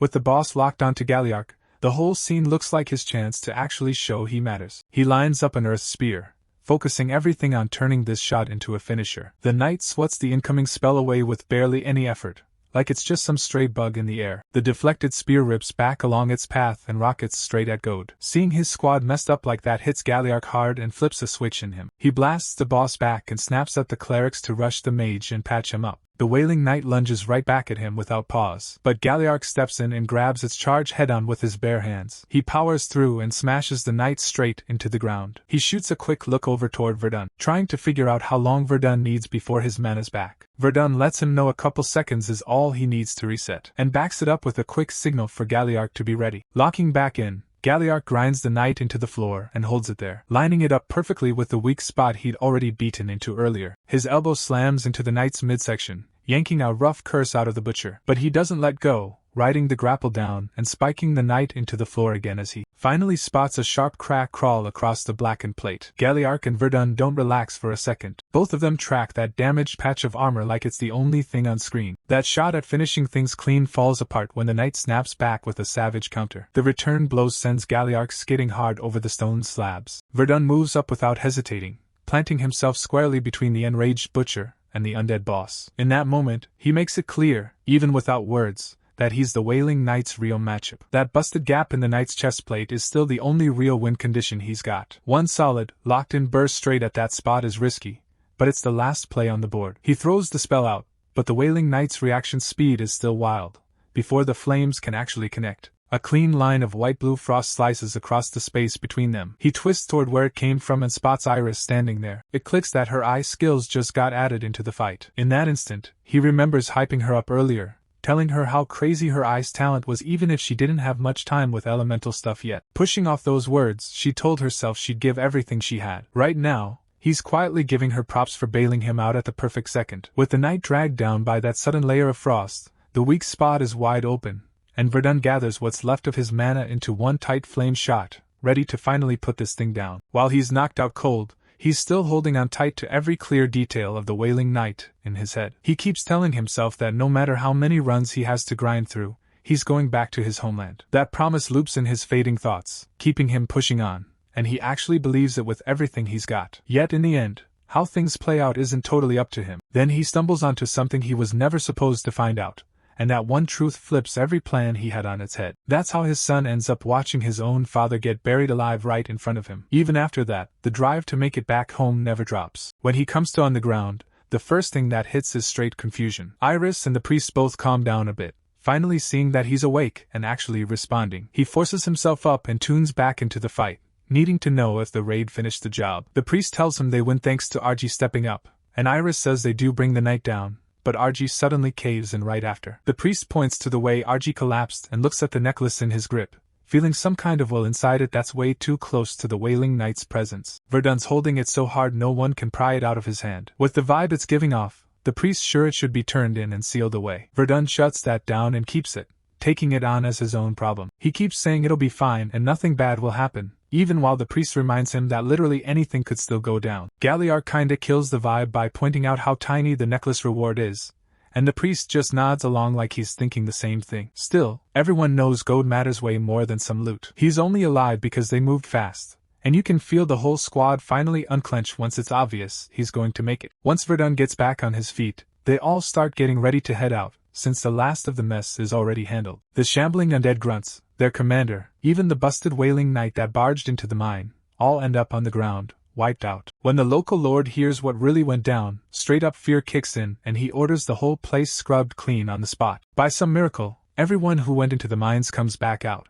Nobody gets taken out down there. After digging through the undead memories he pulled, Verdun can't shake this uneasy feeling sitting in his chest. But at the same time, he can't ignore what he earned from all of it. He came out of this run stronger than before. Real combat keeps pushing his limits way faster than any textbook grind, even if he's technically still stuck at 3rd level. That mana-boosting spell book that cuts off outside interference lets him throw out wide-range magic that hits like a 4th level caster. Seeing how far he's come already keeps his ambition locked in. He's dead sure that if he just keeps grinding and refuses to quit, he'll eventually climb up to the Tower Master's level. After everything that went down, when the dust finally settles, the priests from the Lewis Order decide to stay on site, keeping an eye on the mines and making sure nothing shady breaks out again. The rest of the adventurers start packing up, getting ready to split and follow their own routes again. Galliark figures Verdun's not the type to stay a basic adventurer or standard merc, and he starts thinking Verdun might actually be aiming for Grey, something RG's never even heard about before. The other breaks it down. Grey's basically a hub where intel gets traded and quests are sorted out,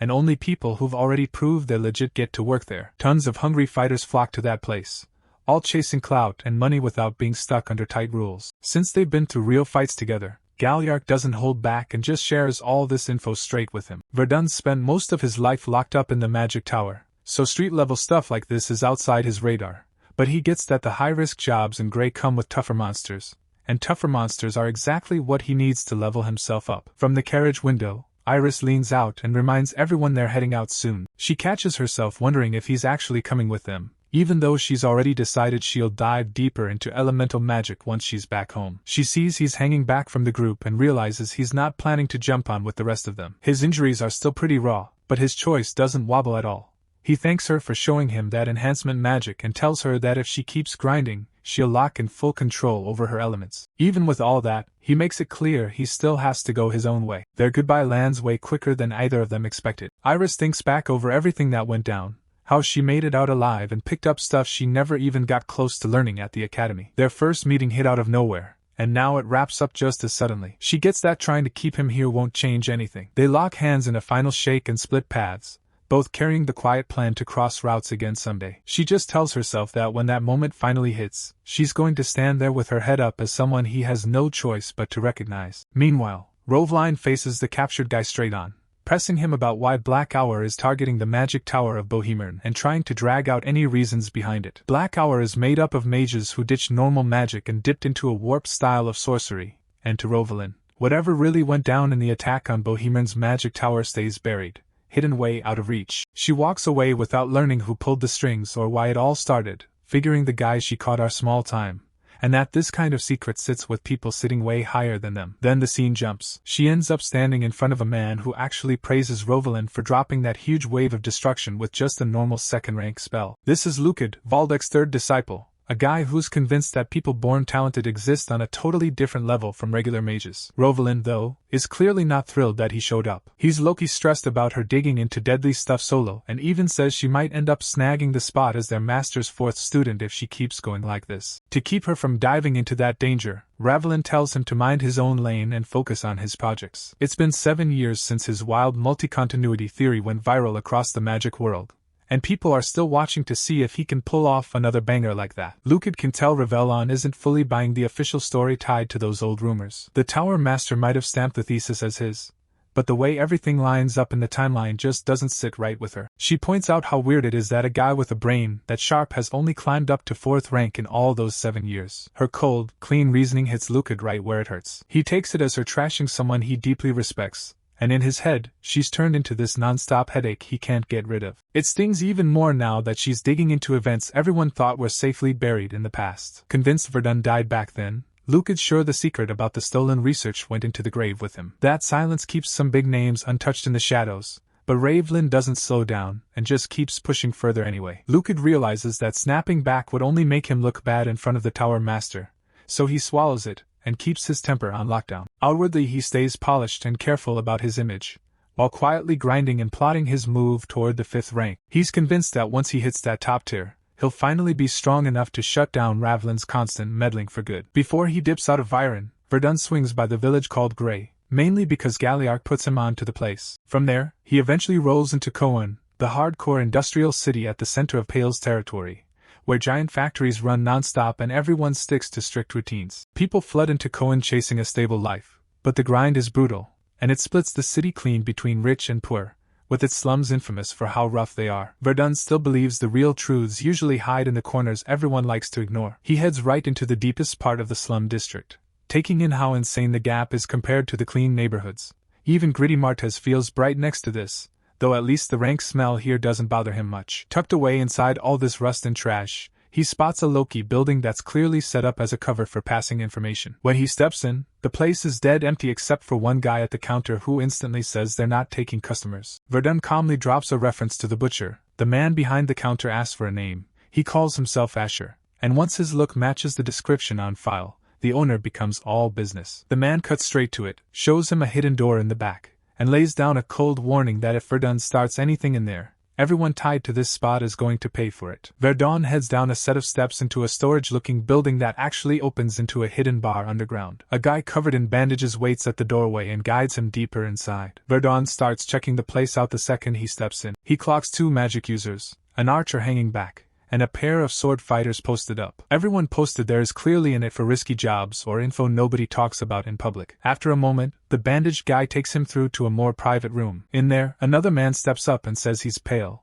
one of the big-name intel guys in the south. Pale says he didn't expect Verdun to blow up this fast in Pyth, and low-key respects the grind. Pale doesn't waste time and lays out both job offers and info he's willing to sell. Verdun says he's down for both, so Pale runs him through how it works. Everything's ranked, and the better the secret, the higher the danger and the weight on whoever takes it. In a place where passing the wrong word can literally get people killed, trust and a solid name are the only things that actually hold value. Nobody jumps the line here. If you want in, you grind for it. Verdun gets how it works. The intel on the Magic Tower's stash is still locked away from him, and his wallet's basically empty, so he knows he has to run jobs, stack a record, and climb his way up before that door even cracks open. He tells them he wants the freedom to choose his own requests, instead of just taking whatever lands on his plate. Pale's cool with it but makes him fill out a form first, eyeing him as they talk and pointing out that he comes off way more like an adventurer than some standard-issue merc. Then Pale throws out a quest that lines up neatly with Verdun's past. It's a straight-up hunt for a dangerous beast. Verdun schemes through the contract and pauses,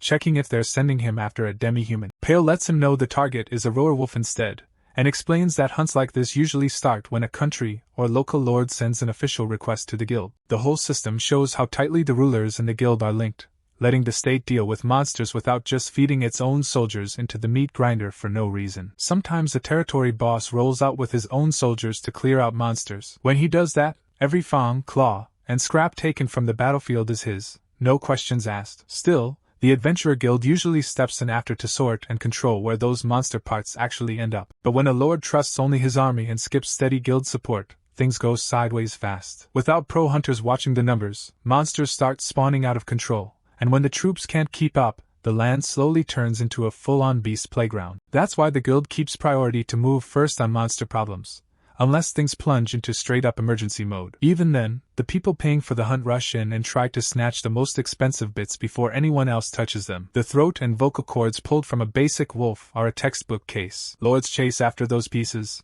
and the merchants running out of gray stack their income by hooking them up. Verdun accepts jobs passed quietly through these info dealers and knocks them out clean every time. Right now, he's closing out another request. By the next morning in the forest, a massive wolf body is laid out in the dirt, drenched in drying blood. Pale and Meyer check the scene from a distance, calmly taking in how sharp and thorough the cleanup looks. It wasn't just a single wolf that went down here. The entire pack ended up dead on the ground. The battlefield is wrecked so badly that anyone can tell this wasn't some normal monster run. The smaller wolves got wiped out by huge area blasts, their bodies torn up and scattered. The main target, the roar wolf, was clearly taken down with way more care. Whoever landed the kill made sure its voice box stayed perfectly intact, like it was the whole point. The whole mission wrapped up 2 days early, and every piece of loot came back in perfect shape. He checks through the hall, sees it all lines up with the order, and signs the request off as complete. Pale also spots a clean, sharp arrowhead left behind on the ruined ground. After that, Verdun stops by a master craftsman's workshop. The old maker wants to know if Verdun's cool with how the custom staff turned out. Verdun studies the finished gear, decides it hits his standards, and feels solid about trusting this workshop. When he first gets to Cohen, he puts in an order for full-body armor stitched out of Mabat's hide. It's meant to lock down both his top and bottom half and solid defense. And while that's getting sorted, he also hands over the old ring he picked up back in Martes for repairs. The smith looks it over and tells him this thing's built like a high-level magic tool,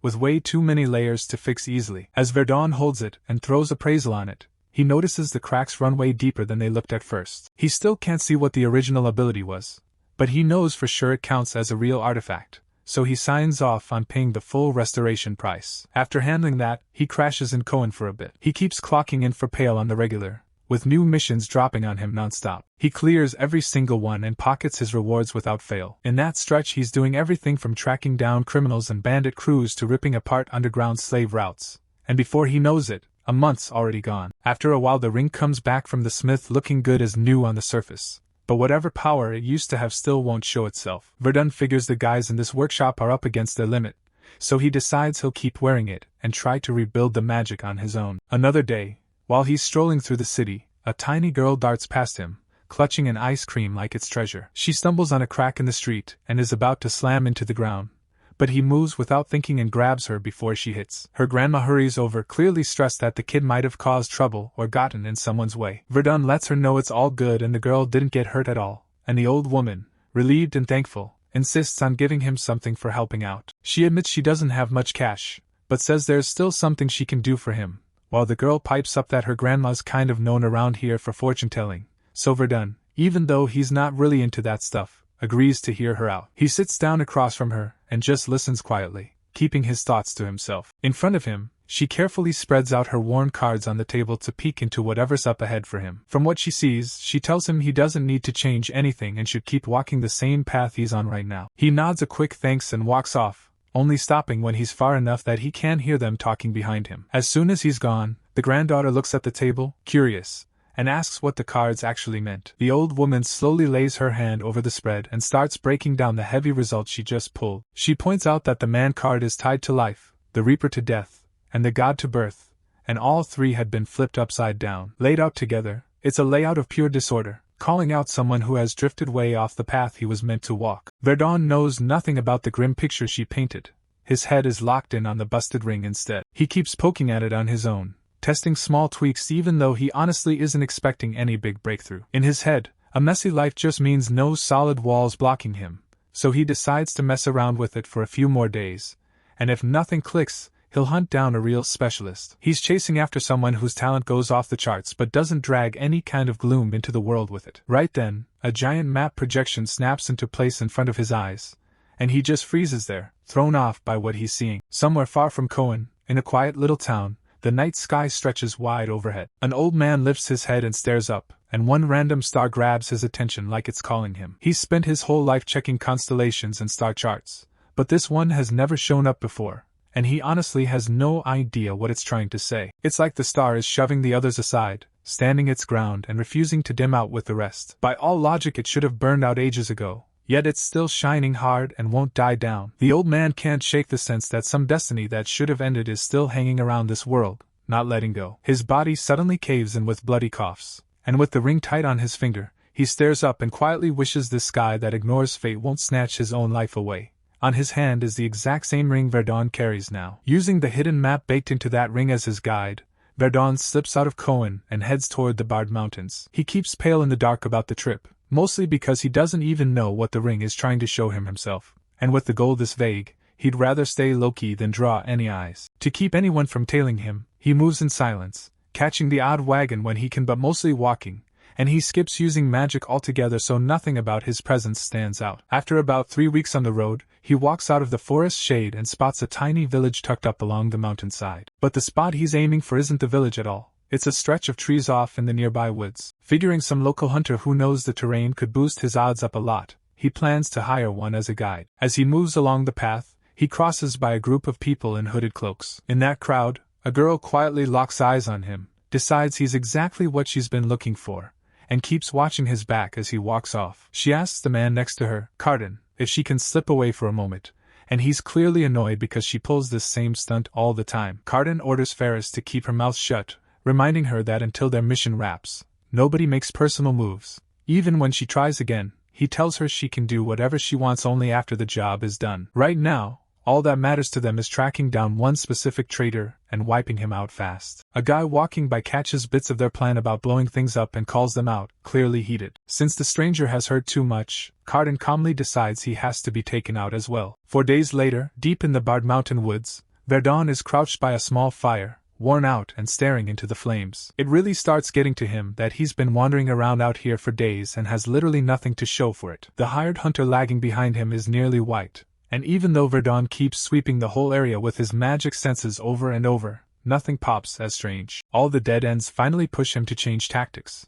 so he starts really looking around with his own eyes instead of just leaning on detection spells. After he hikes on a bit farther, small things finally start to stand out. He spots that some trees have weirdly different colored bark compared to the rest of the forest. Back when he'd blast over this place from the sky, he never bothered noticing any of that, just flew right past. Now he's locked in on the details, tracing every branch and trunk, and that new way of looking at it cracks the whole thing open. He realizes the entire forest is actually one huge magic camouflage circle hiding everything inside. Whoever built it put up a seriously high-level barrier, and that one tree sitting dead center is most likely the core holding it all together. Verdun tells himself he's going to crack this thing in under an hour. In the end, he stays hunched over it for 4 straight hours before the magic circle is finally torn down. Inside the barrier, Harkins slowly comes to, realizing he blacked out yet again. He forces down a red potion, but it barely does anything now. Still, he toughs it out. His thoughts slide toward the coming event he knows is going to flip the whole world upside down. Arkan suddenly picks up on a presence nearby and instantly tenses up. He's scared and starts wondering if the person coming is from the Black Hour. Verdun steps closer and calmly tells him that guess is off. He says it was the ring that led him to this place. The second Harkin spots the ring, he recognizes it right away as Crescent, and his whole body suddenly lurches as he hacks up blood,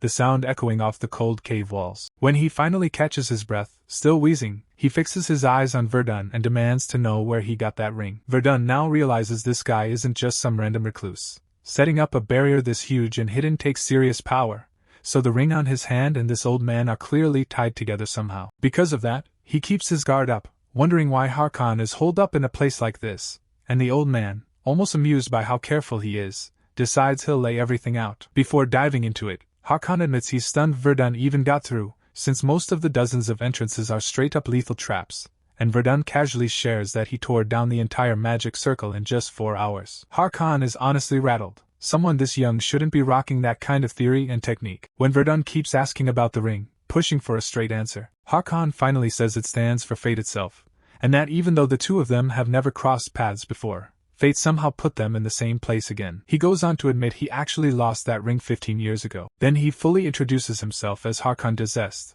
a 5th-tier mage known as a sage in alchemy, magic circle work, and astrology, and mentions he once had a close friend who climbed all the way to the 6th tier. The two of them pulled their ideas together and built a group focused just on digging into magic. That group would later be known by one simple name everyone remembered, the Black Hour. It kicked off with only 8 people, then in just a few years it swelled past 100, and the whole world watched them with both respect and nerves. That reaction wasn't random. They held enough power to erase a minor country if things ever went full war. Even with all that strength, Harkin keeps saying they never aimed to rule anything. As their duties and skills stacked up, they still saw themselves as researchers before anything else. That steady run completely crashes the day his friend gets killed by one of the students they taught and raised side by side. The student's name is Dahit Westel, and because they got obsessed with his insane talent and his chances to break into the 7th level, they ignored who he really was. Dahit just steps up and claims the Black Hour as his now. By the time the original founders are old and worn out, he's already climbed all the way to the 6th level. With him in charge, most members end up dead or broken beyond recovery. Harkin barely makes it out alive, his mana channels cut so badly he's left wrecked, and 15 years drift by in total isolation, until now, when out of nowhere, our guy, led here by the lost ring, shows up right in front of him. Verdun straight up presses Harkin about the messed up stuff the current Black Hour is pulling, asking if any of it traces back to him, and Harkin, who's spent his life peeking at pieces of the future, owns up that this twist of their downfall never once showed up in his stars. With that blind spot on his record, all he can do now is sit with it and wait. Crescent, the ring on Verdun's hand, turns out to be the younger twin of a pair lost ages ago, built to lead whoever was meant to stand up to a heavy darkness.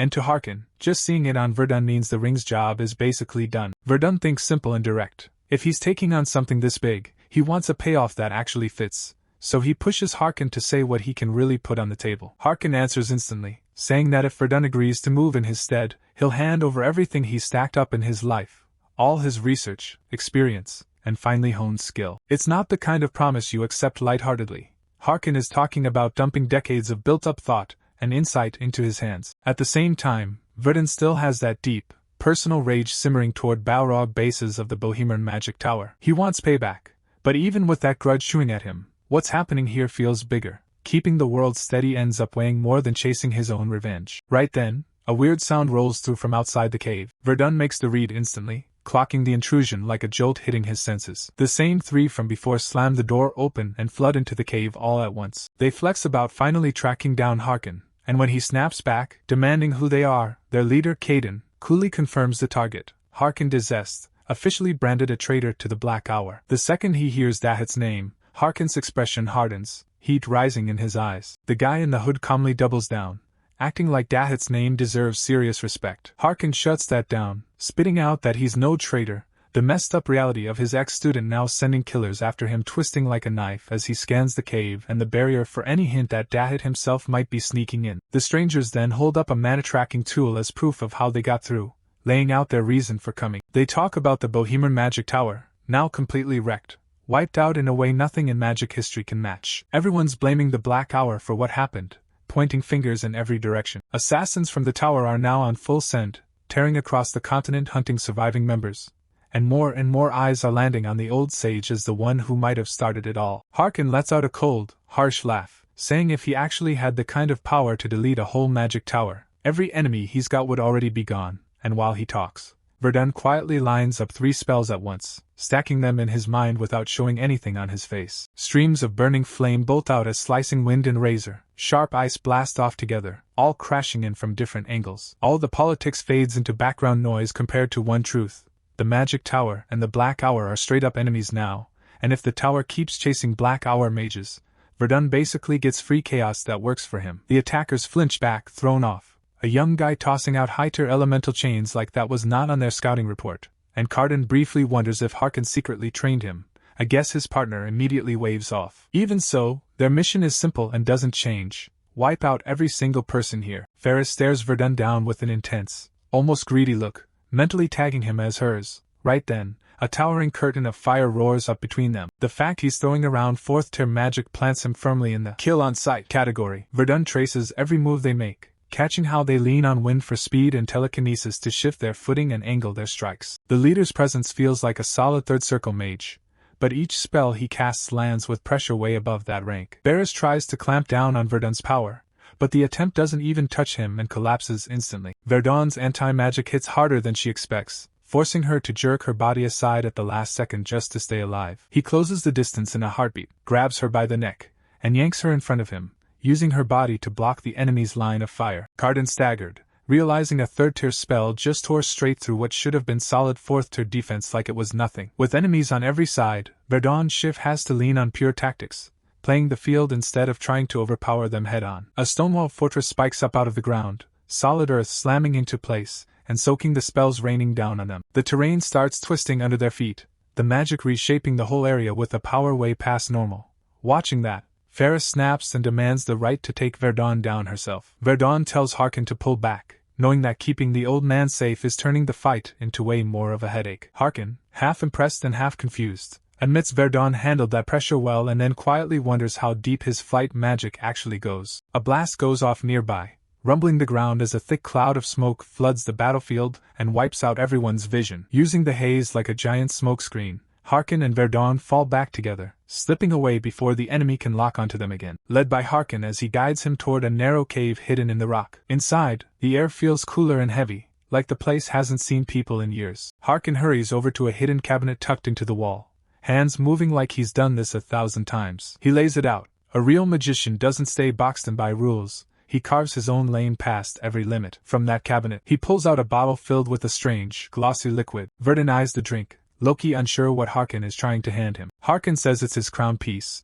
brewed from a legendary herb and slow forged for 5,000 days under moon and stars, the peak of everything he's ever learned. Drinking it means stepping into a realm regular mages will never even touch. Harkin tells him it won't hurt him at all, unless fate has something else lined up. Knowing the clock is ticking, he doesn't try to plead. He just wants to see what path destiny decides to set in front of the boy. Weird mana buzzes out of the bottle, nothing like anything Verdun's felt before. Verdun runs through in his head and realizes Harkin's got zero reason to hurt him. Trust doesn't come easy for him, but now it turns into a risk he chooses on purpose. He downs the potion, and as it slides through him, something wild stirs deep in his core while Harkin lifts his gaze, quietly talking about starlight overhead. For a split second, the whole idea of unchanging fate just kind of breaks apart. To Harkin, the kid standing there isn't just someone moved around by the stars anymore. He's the star flipped against the sky itself, fighting the heavens, and once that power settles in, the old man realizes this boy once showed up to him as a reaper, someone who straight up tossed out the idea of destiny,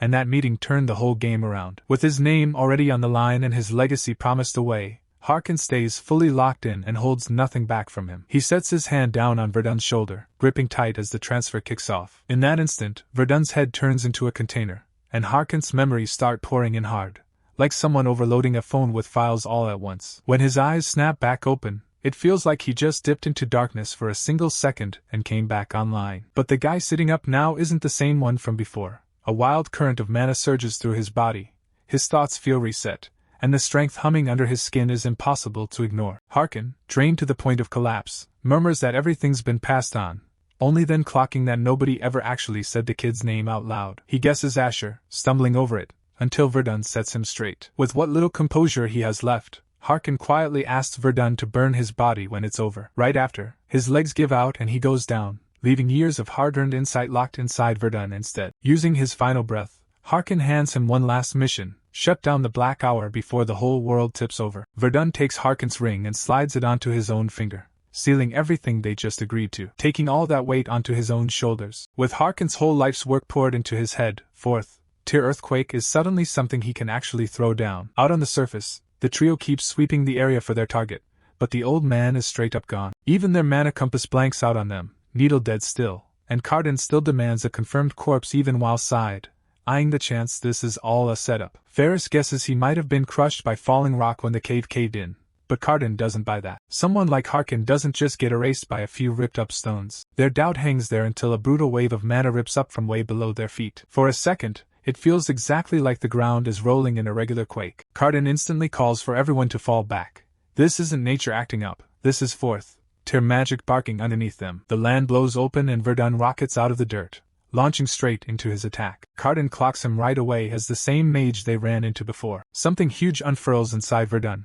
like his whole soul just leveled up. Whatever ceiling his magic had is just gone now. His mana runs deep and steady, like an ocean, and off that one elixir, he's suddenly sitting comfortably at mid-fourth circle. Then, in the space of a blink, the mood flips. Cardin snaps into combat mode and whips up a cutting windstorm. Verdun fires back instantly, answering with his own sharp blast of wind. He locks in on the Black Hour as his target, set on erasing them completely, and making sure they understand they're standing at the edge. Ferris snaps, launching herself at him in rage, trying to turn him to cinders while Verdun stays steady and unshaken. Counting on the gap from her fourth to rank, Ferris drops heavy firepower on him, trying to show just how outclassed he should be. Verdun calmly breaks down every move she makes. Even without going all out, he can tell her strength just doesn't cut it. He slams back with his own fire, answering blast for blast. Getting shoved away by someone she thought was just a third tier mage rattles her hard and cracks her cool. Verdun sets off the flare, and Ferris drops out of the fight. With one body on the ground, Cardin reaches for his comms to pull in support, but Verdun pops telekinesis and brings every loose thing under his control. He locks down the whole field, sliding mana exactly where he wants it like he's been doing this for years. One of the last guys catches a nasty hit to the hand and nearly loses his grip. In the scramble, the tracking compass bounces away and spills across the ground. Verdun flags the detailed script on it in his mind to break down later. Now there's just one enemy left standing. The last man bails, choosing to run for his life instead of dying there. Verdun knows chasing down a fourth tier mage who's fully locked in on running is basically a nightmare hunt. So instead of sprinting after Cardin like an idiot, he banks on what Harkin left him and fires up the new spell to put this fight to bed. While that power builds underground, Cardin is already pulling back, fully aware there's no way he wins this one solo. Ferris and Chin are lying dead behind him, so all he can do now is make it out alive and call for backup, and as he flees, it hits him that this kid might actually grow into a real problem for the entire Black Hour someday. Gliding over the jagged mountain peaks, he suddenly feels some kind of ability clamp down on his aura. It's a mana tracking spell glued to his trail, no matter how far he puts between him and that battlefield, so getting more distance stops meaning anything. He keeps flying nonstop, leaving range after range behind him. But that strange magic is still locked perfectly onto his position, so he kills any thought of pacing himself and starts sprinting flat out. That's when an eerie glow quietly flares to life somewhere behind his back. The sun's nowhere near coming up, but something out there is lighting up the night sky like it owns it. When he glances over his shoulder, it first looks like some random star in the sky, but then he clocks that this star is actually drifting right toward him. It pushes in closer every second, and the threat finally clicks in his head. There's nothing normal about it. Nothing about it moves like real starlight. Right then, his plan snaps into place. Escape this crazy new magic alive and get back to base to spill the truth about what that kid mage can really do. But as he tries to book it, his whole body starts lagging, his speed dropping like he's suddenly stuck on slow motion. It's like some unseen weight is hooked onto his back, yanking him the opposite way with every step he takes. He racks his brain and comes up blank. In all his years, he's never run into magic twisted up like this before. He keeps telling himself it has to be some sort of mental trick, something messing with his senses. In his head, there's no way someone at 4th tier should be cranking out power on this level. A little ways off, Verdun stops moving once the spell leaves his hands. He drops back down and braces himself, lungs burning, as the real price of that cast hits his body all at once. The second he lets that spell loose, half his mana just drains out of him on the spot, and he knows instantly this isn't some basic shortcut spell. It's one of Harken's top-tier creations, one of the 5 stars he made, the roaming star everyone calls Meteor. The blast way off in the dark proves it landed.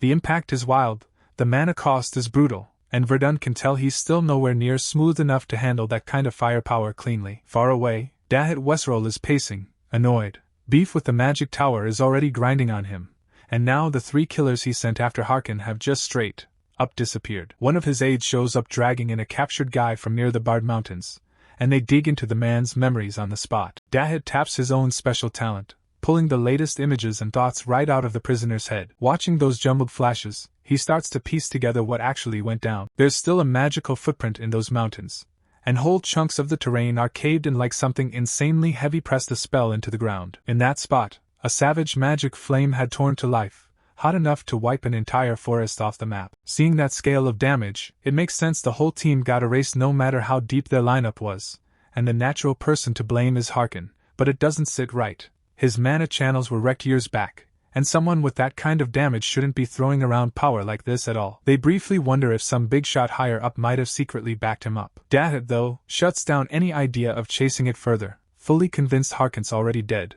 and the missing assassins are nothing more than his crew on the road to the afterlife in his mind. Losing those 3 hardly dense black hours' overall strength, and he honestly thinks they got exactly what was coming to them. Right then, a fresh, urgent update comes in from one of his men. A nearby branch close to the Empire's borders has been wiped out by an extermination squad from Bohemian. With that strike, the front line of the whole battle shifts to a new spot. Dahit just swallows the hit of getting blamed for chaos he didn't personally set off, and on top of that, the operative he'd sent toward the magic tower has vanished, sending the tower's leader into a fury. Pushed past his limit, he locks in on one thing now, wiping out every last enemy. Somewhere else, Verdun sits there, relaxed, sipping his tea, quietly enjoying how good it smells. For the moment, he's sure he slipped their pursuit and left every threat behind him. After that mess with the Black Hour at Harken's hideout, trouble keeps chasing him, so he heads for Brienne, bails on the hideout, and lays low in this resort town to dodge another hunt. By the time he settles in, he's already hit the 4th circle in magic, the point where things start to look insane. The first 2 circles lay down the basics,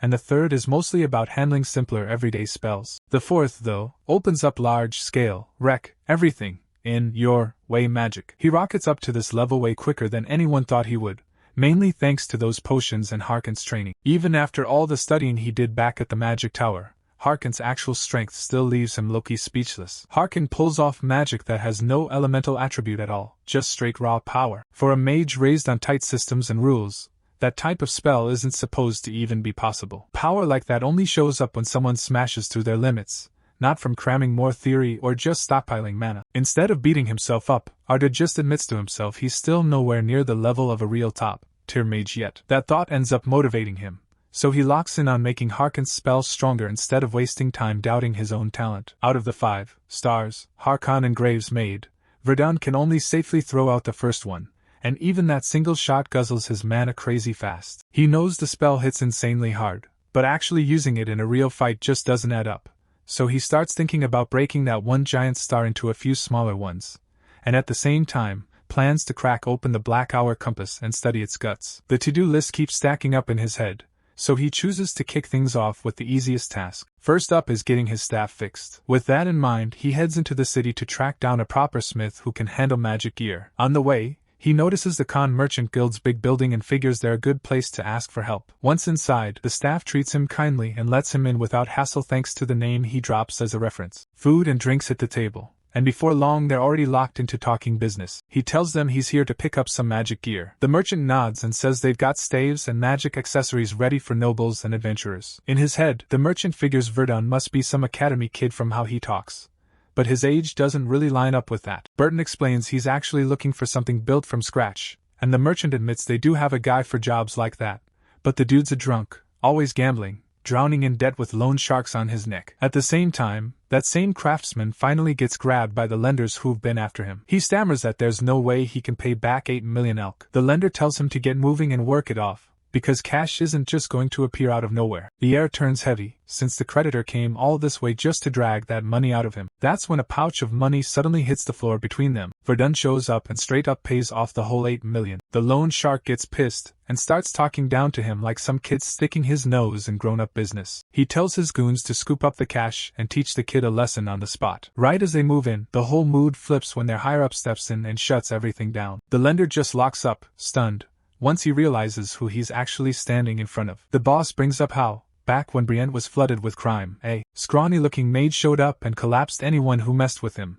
And that old memory lines up disturbingly well with the boy in front of him now. His cocky attitude vanishes and straight-up fear takes over as he drops to his knees, saying he only came here to collect on a debt. Then he pulls his people back, backs off quietly, and walks out, wishing Verdun a long life on his way. After that, the rattled craftsman, still trying to process everything, asks who Verdun really is and sides with the boss's judgment. He drops that the condor from the Khan Merchant Guild backed him, then calmly lets them know he's here to put in a custom order. The smith takes the job, warning him that the 8 million elk is getting chopped straight out of his commission. A few days later, Verdun sits down with the Black Hour compass and really starts tearing through how it works. He figures out it hijacks mana's habit of going back to its owner. You load the target's mana into the center crystal, amp it up, and the compass locks onto their trail with crazy accuracy. The build and detail are so clean that, in his eyes, it's basically an artifact already. The days slide by with no ambushes or odd movement, and that quiet stretch tells him his hunters have lost his track for now. He decides to call Harkin's new attribute Starlight, since that label matches the feel of the magic. That power strings mana together like points in a constellation,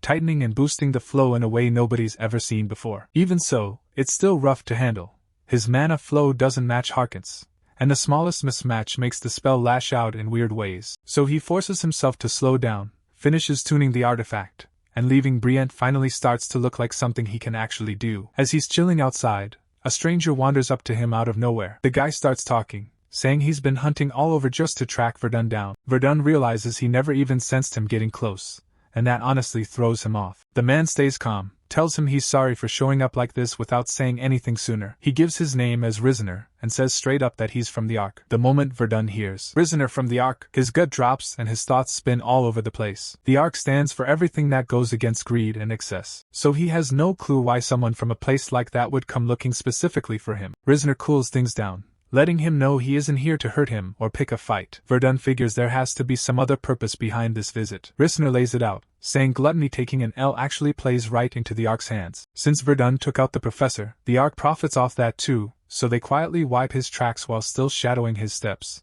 making sure gluttony finds nothing they can use. He even spins it like they're doing Verdun a favor, though he admits they sometimes lose him because Verdun moves wild and off-script. Finding out he's been tailed this whole time without having a clue pushes Verdun past his limit. His mana surges out, flooding the whole area. The air gets crushed under the pressure, and through that alone, he makes it obvious that secret eyes on him are a hard no and that he's not letting it slide ever again. The heat in his voice shuts down any room for debate. Rizener backs off instantly, takes the warning seriously, and agrees to drop the hidden surveillance. When the pressure finally eases and the air feels normal again, he switches gears and gets into the real reason he came to see Verdun. The Ark really pays attention to moves like Verdun's, even taking out the professor. Stuff like that easily sticks in their heads. Verdun, though, doesn't get why a group as big as the Ark would care about anything he's done. Catching that doubt, Rizener breaks down their whole mindset, saying gluttony is all about smashing the old to rebuild something fresh, while Ark is more into the idea that real power comes from taking hits, adapting, and surviving whatever the world throws at you. Since Verdun kept pushing through test after test, they see him as someone who lines up with that way of thinking perfectly, so they come straight out with a recruitment offer. Verdun shuts it down on the spot, knowing there has to be more to this than just vibing with their belief system. Rizener agrees and finally admits there's another reason, saying he's the one in charge here. He carefully places a small case in front of Verdun, calling it a thank you for what happened with the professor. Sitting inside is a solid-looking high-grip recovery bracelet ready to boost whoever wears it. The gear buffs how fast his mana fills back up, helps his body recover from exhaustion, and even makes small cuts and bruises close up quicker. Its price tag easily hits the tens of millions of elk, and that kind of huge gift says it all. The Ark clearly wants more than a simple thank you. They're aiming for a steady, friendly connection with him. When Verdun asks why the Ark and Gluttony hate each other so much, Rizener lays it out straight that their core beliefs slam into each other. One group wants to throw away the past and rewrite everything from zero, while the other works to raise up people who can push humanity forward by grinding through hardship. That difference never really cools down, so they're stuck clashing nonstop. With what he came to do wrapped up, Risner gets ready to bounce. Before heading out, he leaves Verdun one last lead, saying that if he never walks back his decision, he should move toward Lorien, the northwestern city sitting close to the Forest of Demons. Runes run on a completely different system from modern spells. These old carved marks trigger effects based on how they're lined up, pushing past what current magic science can handle.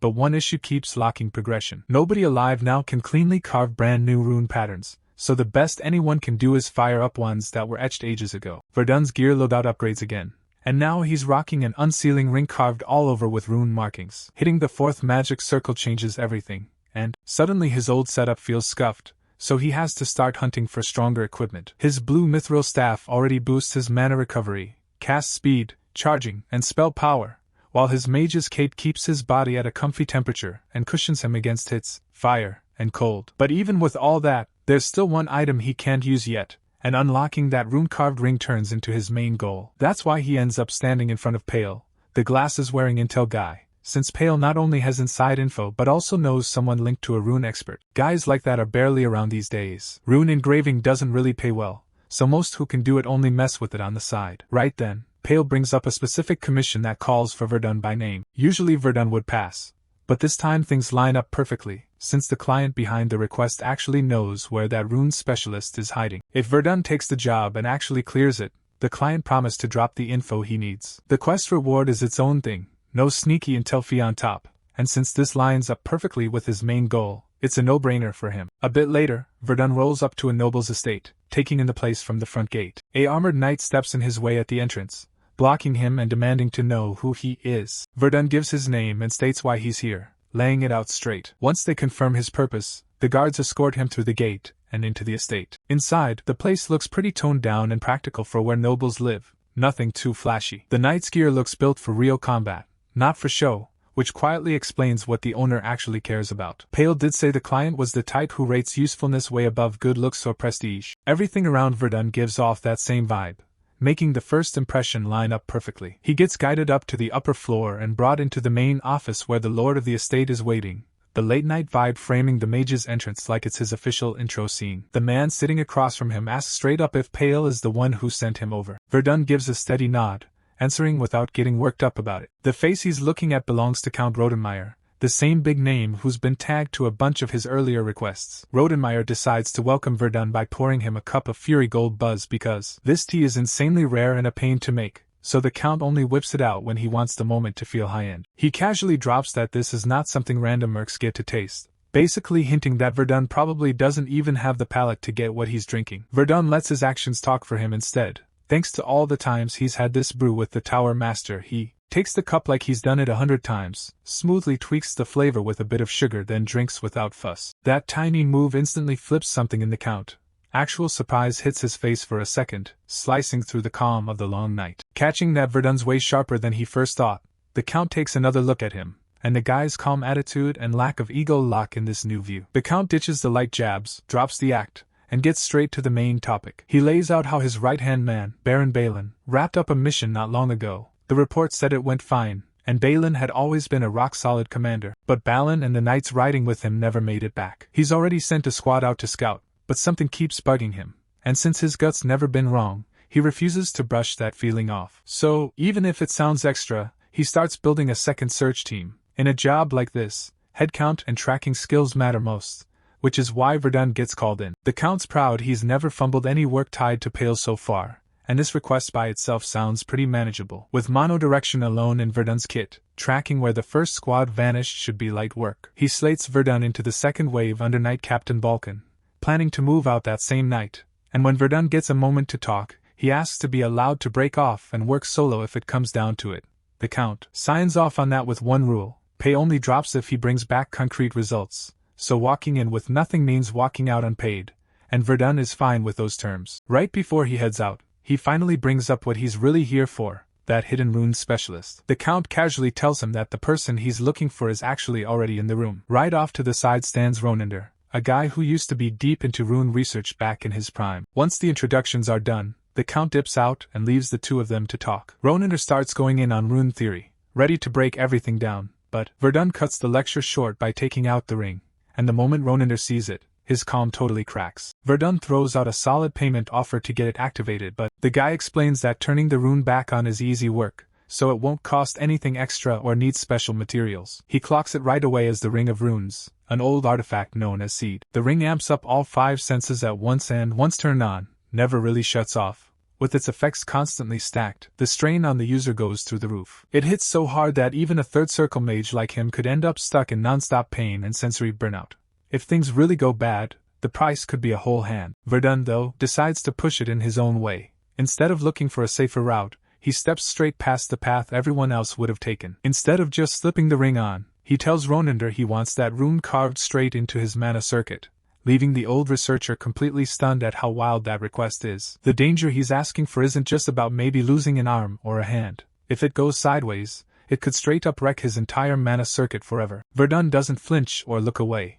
His steady stare alone shows he's already locked in and not backing down from this choice. Ronander's fingers shake as he gets ready to work, nerves and hype tangled together while the idea of etching a rune into living flesh drags him in even though he knows how bad it could go. He still accepts and tosses out one last warning before Verdun slides the ring on and lets his mana roar to life. That's when Verdun finally shows he's already hit the 4th circle, giving him just enough raw power to even think about surviving what's coming. The second the rune kicks on, his senses blow wide open.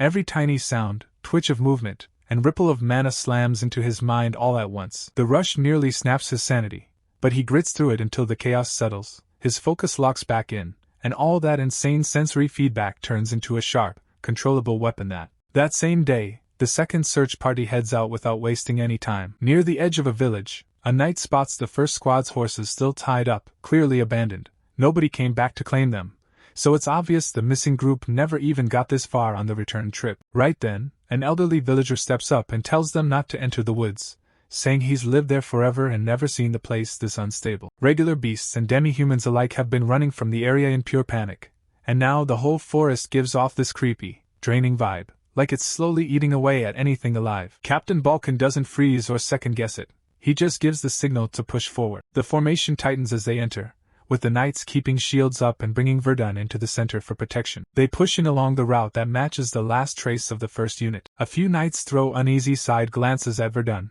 noticing how out of it and tired he looks, almost spaced out. Captain Balkan waves their doubts off, still banking on Verdun to handle the tracking as they move in deeper. Step by step, the squad disappears into the forest's dark interior. There they come across the Viscount's carriage, ripped clean into 2 pieces with no weapon marks or clear cause, and the way it's been broken sends a cold chill through everyone looking at it. Balkan glances over at Verdun and confirms it's time for him to get to work. So one knight voices his doubts again, calling out how spaced out Verdun looks. Right then, the lingering shake in Verdun's boosted senses finally evens out. With his awareness fully synced up, Verdun brings it under control and fires up his mana direction skill. His mana washes out from him, pushed way past the usual radius, wrapping over the whole sector they're in. One knight starts worrying he's going to burn himself out if he keeps it up this hard. But Verdun suddenly snaps his focus to one spot as something clear enters his range. He instantly turns toward it, calls the route in his head, and takes off without hesitating. The second Verdun shows the path, the whole squad bursts forward behind him, while he cuts through the front line with clean, exact movements, and Captain Balkan can't help but clock the difference. Even next to the Knight Order's own mages, Verdun's reaction speed and casting are on a higher setting, and just from his speed alone, it's obvious he's way more than some basic support mage. Clark checks in to see if they've actually found the Viscount yet, but Verdun tells him that isn't who's ahead. Instead, he's locked in on some intense, unknown presence deeper in the woods. With how off the whole forest already feels, the answer settles in his head on its own. Whatever trash that carriage has to be waiting somewhere further up the trail. Not wasting a second, Captain Balkan charges in and brings his blade crashing down on a giant tree blocking their way. The thing wasn't just a tree at all, but a full-on treant standing in their path. The vibe is wrong, since treants normally stick to dark, soggy zones, not open woods like this. Balkan figures it probably wandered in from somewhere close. When Verdun pushes him to be more specific, Balkan finally talks about a locked-off zone inside the duchy, the Demon Forest, a place barred by both the guild and the dukedom. Nobody's allowed in, the light barely reaches the ground even at noon, and treants are all over it. Verdun flashes back to Risner talking about heading northwest toward Lorien within a month, and it all suddenly lines up. That creepy forest has to be the one he meant. Right then, Clark can't bring himself to accept that a few treants wiped out the Viscount's vanguard. He's sure something else is lurking out here. Where Dan suddenly feels something shift in the trees ahead and lifts his weapon toward the shadows, silently calling out whatever's hiding there. A lone armored figure stumbles out of the tree line. The knights clock his face instantly. They know exactly who it is. It's Brennan, and he looks like one of the guys who went missing. For a split second, it feels like they finally caught a break, but that hope dies almost instantly. His whole body seems off. The way he stands has zero awareness, like nobody's home. Verdun clocks it in an instant, and tags him as an undead right away. Before the squad can properly react, Brennan's frame jerks, warps, and mutates into something vicious. Then he rushes them with that wild, zombie-like charge straight at the line. Boston Balkan slams straight into him, body to body, and sends Brennan skidding back across the ground. Brennan's chest is still rising, barely, so Balkan instantly flags that he isn't truly gone and wonders if something nasty has hijacked him. Balkan drives him into the dirt, plants a knee on him, and snaps for the others to tie Brennan down on the spot. Before the ropes are even fully set, loud shouts explode from behind the squad. Turning around, they see they're boxed in on all sides by a closing ring of figures. People and twisted beasts both are moving in, step by slow step, from every angle. Captain Balkan clocks the same dead, puppet-like in their eyes that he just saw in Brennan. Without hesitating, he switches the mission in his head and barks for everyone to fall back and cut a way out. Clark lets his aura flare out around him, raw pressure exploding off his body. He drives that power straight ahead, trying to smash a gap they can use to escape. Balkan hauls Brennan up onto his shoulder, and starts falling back with the squad. Behind them, the undead warrior lets loose a volley of arrows straight at Captain Balkan's exposed back. Balkan whirls around and throws up his shield at the last second, barely stopping them. Through the trees, a small cabin pops into view, and he steers the whole unit in that direction. Before they can reach it, a troll barrels out onto the trail, smashing into the knights and sending bodies flying with raw power. The formation crumbles fast,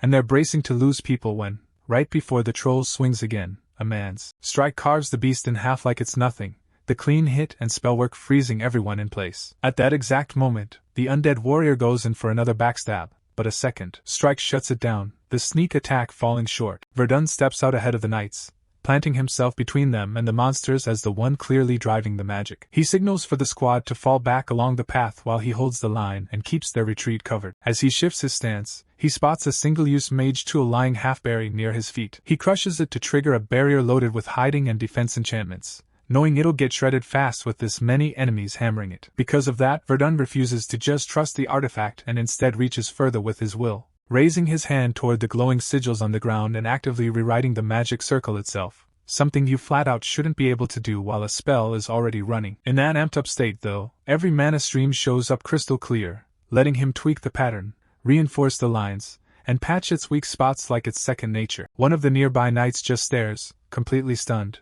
as Verdun rewires and buffs a pre-made magic circle on the fly right in front of him. When they remember the massive detection range he flexed earlier and stack it with what this spell is putting out now, there's really only one way to read it. Clark clocks that his power is way past what a normal third circle mage should be doing. Once Verdun lets them know the barrier's locked in, the whole vibe shifts. The knights finally get that he's been low-key holding back this whole time, and up till now they've been fighting like it was straight life or death. In that same moment, one of the knights yells for Captain Balkan and Knight Clark, saying they've just found Viscount Balin. A bit later inside the cabin, Captain Balkan stands across from Viscount Balin, seeing him sitting up and alive, which throws him hard after spotting the wrecked carriage outside. Jordan quietly checks out the magic circles built into the place, and realizes they're stacked with concealment and defense so well that his earlier mana scan completely missed anyone being here, explaining why his radar showed nothing before. Captain Balkan steps closer and presses the Viscount to lay out what went down. Balin explains that he was on his way back from the United States. He'd been handling negotiations near Khazardan Ridge Village when a scream ripped out from the demon forest nearby. Since protecting the people around there is part of his job, he immediately led his men toward where the sound came from. Deeper in the woods, they come up on this creepy-looking tree out of nowhere. From a distance it seems normal, but the closer they get, the more this dead, freezing energy just pours off it. One of the knights starts getting real uneasy and takes charge of the situation. He tells his partner to check the area,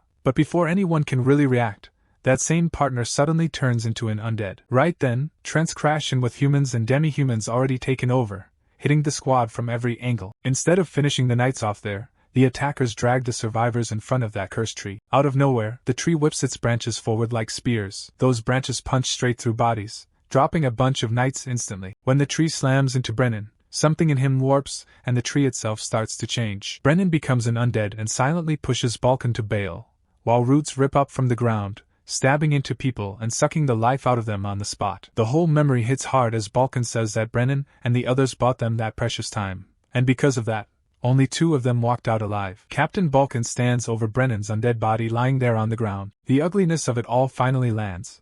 When someone asks if there's any way to bring him back, Balkan makes it clear there isn't. The ones they lost aren't teammates anymore, just dolls wired up by that twisted tree. Balkan bows his head for a heartbeat, then quietly puts an end to Brennan's pain. From that moment, the whole search shifts gears. It stops being a rescue run. It officially turns into a wipeout mission. Balkan lays it down. Any danger inside the Count's land is going to get erased. No leftovers. House Rodenmeyer has that kind of name for a reason. Even when he looks relaxed, the Count actually sits up there as one of the biggest players in the whole Duchy of Bunnan. What makes it real isn't just his noble rank, but the kind of knight order he builds himself, hand-picking the ones who carry out his will. Outside the cabin, the clash erupts again. The undead archer keeps Captain Balkan under non-stop pressure, but Balkan meets every shot head-on, digging in and refusing to give an inch. Away from the main group, Verdun moves on his own path like they set up before everything went sideways. Their real teamwork still hasn't been put to the test, so Balkan had laid it out simple. Verdun goes solo to track down the grey tree, then pop a signal so the squad can rush straight to him. Now Verdun lifts off the ground, hanging in the air as he finally lets his mana sense stretch to its full range for the first time. The strain smacks him hard, making his head spin, but with his senses cranked up he can read every little tremor in the woods. Nothing slips past him. He drops back down, steadying himself, and locks in exactly where the target is. The problem is the wall of monsters standing along the route. Even though the plan is to light the flare and wait, he runs the math in his head and decides wiping them out himself will get things done faster. In the very next beat, raw chain lightning rips from his hand. It slams through the enemy ranks, frying creatures in an instant and filling the trees with smoke and scorched air. With the path basically cleared, he sprints in, closing the gap in no time, and locks his eyes on the grey tree, taking in every detail. Other than hijacking people's minds, it reacts just like a normal treant would. Underneath it's still just wood, so its weak point is obvious, and he throws out a triple blasting flare as the huge surge of flames wraps around the trunk and branches, eating through the whole thing. Somewhere else in the forest, the undead archer getting ready to fire its next shot suddenly crumbles into dust. Clark is the first to spot the surrounding monsters fading out one after another, and the random vanish makes zero sense until he sees fire punching up into the sky. Balkan instantly knows Verdun pulled it off. Over by the blaze, Verdun watches the grey tree break apart, realizing the fight wrapped up way quicker than he planned. As he gets ready to finish the mission, a glowing magic orb pulls together in the middle of the fire, and instead of burning out, it actually starts to move. The orb peels itself off the grey tree and drifts deeper into the demon forest. Verdun goes right after it, assuming from the weird movement that the grey tree was just a shell and something else was leeching off it. After chasing it for a bit, he suddenly stops cold as a crushing sense of fear slams into him. It's way heavier than what came off the grey tree before. The evil aura spikes so hard it feels like the whole forest is getting squeezed dry. He instantly understands that this huge wave of corruption can only be coming from one place: the demon's own forest. Back in the castle, Count Rodenmeyer looks down at the field outside, noting how trashed his knight order looks and how brutal the fighting must have been. Seeing the injuries and worn-out gear, he slowly judges the outcome and admits Verdun went beyond what anyone expected, ending the mission fast by taking out the main source of the threat right away. Even so, the Count still isn't happy that Verdun kept his 4th circle level locked away like a secret. Don plays weak from the jump, so that whole "I'm just a basic guy" act feels straight up planned. Verdun keeps his mouth shut, and the Count doesn't dig into it any further, just deciding he must have somehow scored top-tier help for a bargain this one time. The whole job technically wraps up clean on the surface, but Verdun still walks away with that uneasy feeling stuck in his head. The spot where he pulled back and dropped the pursuit keeps nagging at him, because whatever he sensed over there felt off in a way he can't shake, so he decides he's going back. The risk tied to that demon forest has been on people's radar for a while. Not long before this, the Adventurers Guild and the Magic Tower even teamed up for a mission after adventurers started vanishing near the Forest of the Demons. Only one guy made it out, staggering through the trees while calling out and searching for his teammates, Dean and Billy. Earlier that same day, their hunt had been going way too well, the extra good loot pulling them deeper into the forest than they'd planned. In the middle of all that stress, he suddenly catches Billy's voice and bolts toward it, flooded with relief. That relief flips instantly into something far worse as he sees Billy lifting off the ground, body hanging there in a way no human should move. His whole corpse twists into a shape that matches how he went out, and that's where the investigation starts. When everything gets checked over later, the final report locks in the real cause of death. After they grab all the samples they need, the Magic Tower drops the results for everyone to see. 4 people who live as adventurers, A few causes of death keep showing up over and over. They go down a lot from weak skills, careless mistakes, or crazy natural disasters, but the top killer is still random events no one saw coming. Lorien, sitting right on the edge of that demon-filled forbidden forest, starts picking up hints that another nasty, unpredictable disaster is building up again. The next day, Verdun heads out, wrapping up the Count's commission and flying straight over to Lorien without wasting time. The payout he just earned is so good he's able to power up one of his grimoires while he's on the move. The city works as a main hangout spot for adventurers, but right now the whole place feels tight and on edge. A platinum-ranked squad recently got sent out, which basically screams that some rare and dangerous special creature just showed up. With the city built right next to the demon forest, everyone immediately starts side-eyeing that place as the source of the problem. Verdun, though, keeps his head cool and doesn't jump to any answers yet. Right now he's focused on tracking down Risner. A bit later, he walks into a local restaurant, grabs a table, and casually orders a steak with a glass of red wine. Since they never picked a specific meetup spot, he just assumes Risner will be the one to find him in the crowd. That guess ends up spot on when a woman comes over to his table and politely asks to sit down with him. Right away, her whole act feels forced, overplayed, and kind of annoying to watch. Verdun eyes her quietly, catching every detail, and immediately calls her out in his head, basically telling her to drop the fake attitude and strip off whatever she's using. Risner slips back into her normal self again and explains that the getup is just an artifact that tweaks looks, nothing deeper than that. She even jokes around that if he's into guys, she can swap right back to the male disguise. Verdun lets a bit of his mana leak out as a low-key warning, and she stiffens up, talks faster, and tells him to chill before things get out of hand. Once that tension dies down, she casually sets this sound-blocking gadget from the artisan magic tower on the table. With that thing humming, anything they say stays in that room, and honestly, someone like her should have been able to handle that without help. She locks in on what really matters now. The Ark has Verdun flagged as legit talent, and when she notices how curious he is, she basically pushes him to go ahead and get all his questions out. Verdun admits that the heavy pressure he keeps feeling in the forest of the demons isn't just nerves acting up. Deep down, his gut is yelling that something huge is sitting in that forest. The way Risner reacts from across the table makes it pretty clear his instincts aren't wrong. Before he can doubt himself, she goes further and breaks down how the Ark believes people only really level up when they're thrown into tough trials. The small ones shape single people, while huge ones can slam into whole cities, nations, or even the entire world. Who make it through trials like that get noticed, and eventually end up in spots where they can actually push humanity forward instead of getting stuck there. With that breakdown in mind, Verdun figures whatever's hiding in that forest definitely counts as one of those trials. Backs that up and points out that messing up here doesn't end in small casualties. It could blow up into destruction on a terrifying, massive level. This Nor also points out that the Ark isn't built to save every single person, but to keep the Ark's bigger goal on track. The group's job is to pick out capable people and slowly steer them toward those trials. Tracks down the unseen threats across the continent, and sends those chosen people straight at them. Realizes this means the Ark is running an insane information net, watching the whole continent, while staying completely hidden. He clocked that if someone twisted that kind of reach, it could actually turn scarier than Dark's people. When she pushes to hear what, exactly, is waiting in the forest of the demons, Risner doesn't spill anything and instead turns it around by asking him to take part himself. Normally, that sort of prep work only goes to fully registered Ark picks, but she can see bending the rules for him because of the way he is. She sells it to him as a paid request, not some recruitment attempt. She sets a small box down on the table, calling it the upfront payment. Verdun hesitates, because taking more from the Ark always comes with strings. Risner flips the lid open to show what's inside, a dimensional bag and a bottle of mandrake extract. Just hearing the word mandrake hits him hard,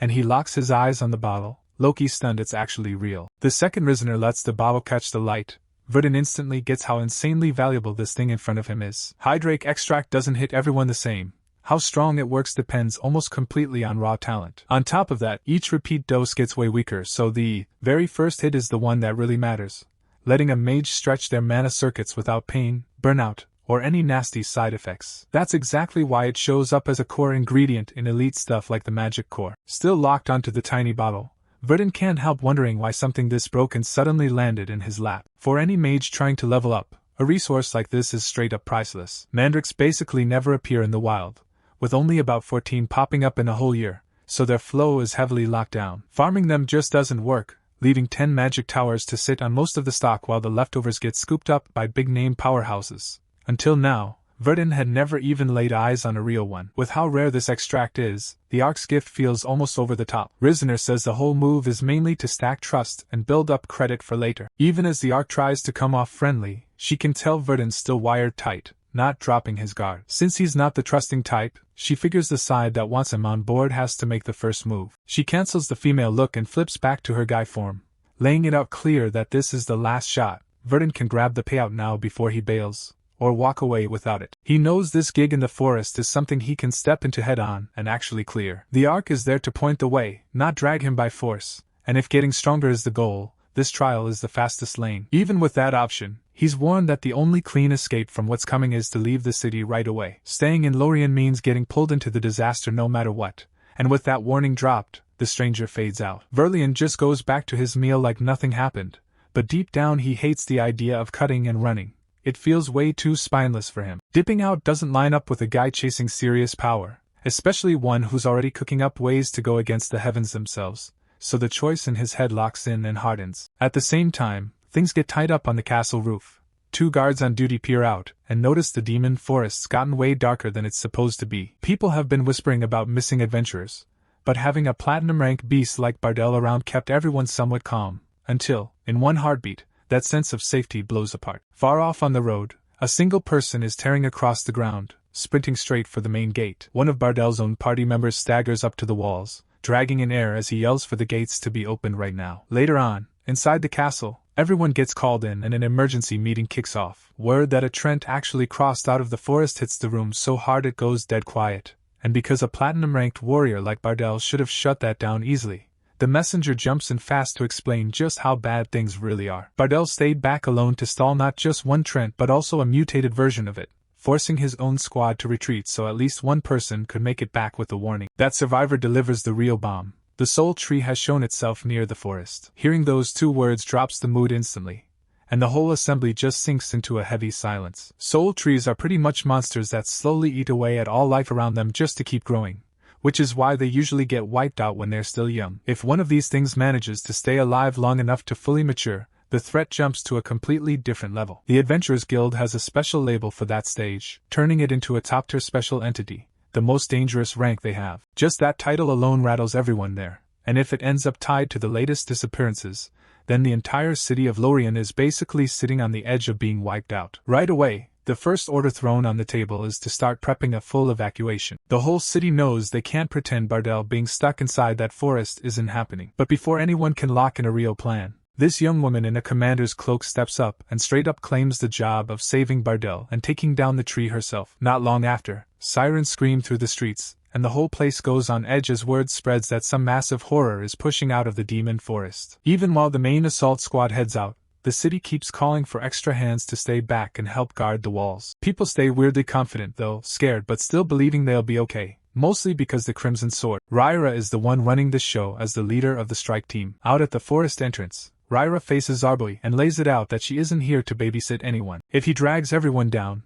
he'll just get pulled off the battlefield. Verdun stands in formation, realizing she's the Ark candidate Risner talked about, and the idea that he might count as dead weight pokes at his patience. Out of nowhere, a Trent snaps awake and swings straight at a nearby soldier. Ryra's body reacts before anyone can blink, slicing the monster down in a single blur of motion. Her blade drills right into its core with razor-clean cuts, carving only the center apart because what she just did is the kind of move even veterans would mess up, so the soldiers instantly see how huge the level gap is between them and her. After that, she calmly wipes out the monsters blocking the way so the squad can move up. People watching can't help but stare, realizing she swings her sword with the smooth control of someone way above Mithro rank. Then Verdun steps up toward the front line, and even though Rares tells him to back off and quit jumping into her trial, he just keeps walking like he didn't hear a thing. The air around him warps as mana explodes out of his body, since burning through the wall of monsters himself will speed things up. He triggers a double cast flare, and a heartbeat later the entire area is drowning in his power as wildfire-like flames tear through the tree line. At the same time, he pushes his mana sense way out, scanning the forest depths in case Bardell is still hanging on somewhere inside that creepy darkness. Watching him work like that leaves the nearby volunteers Loki stunned,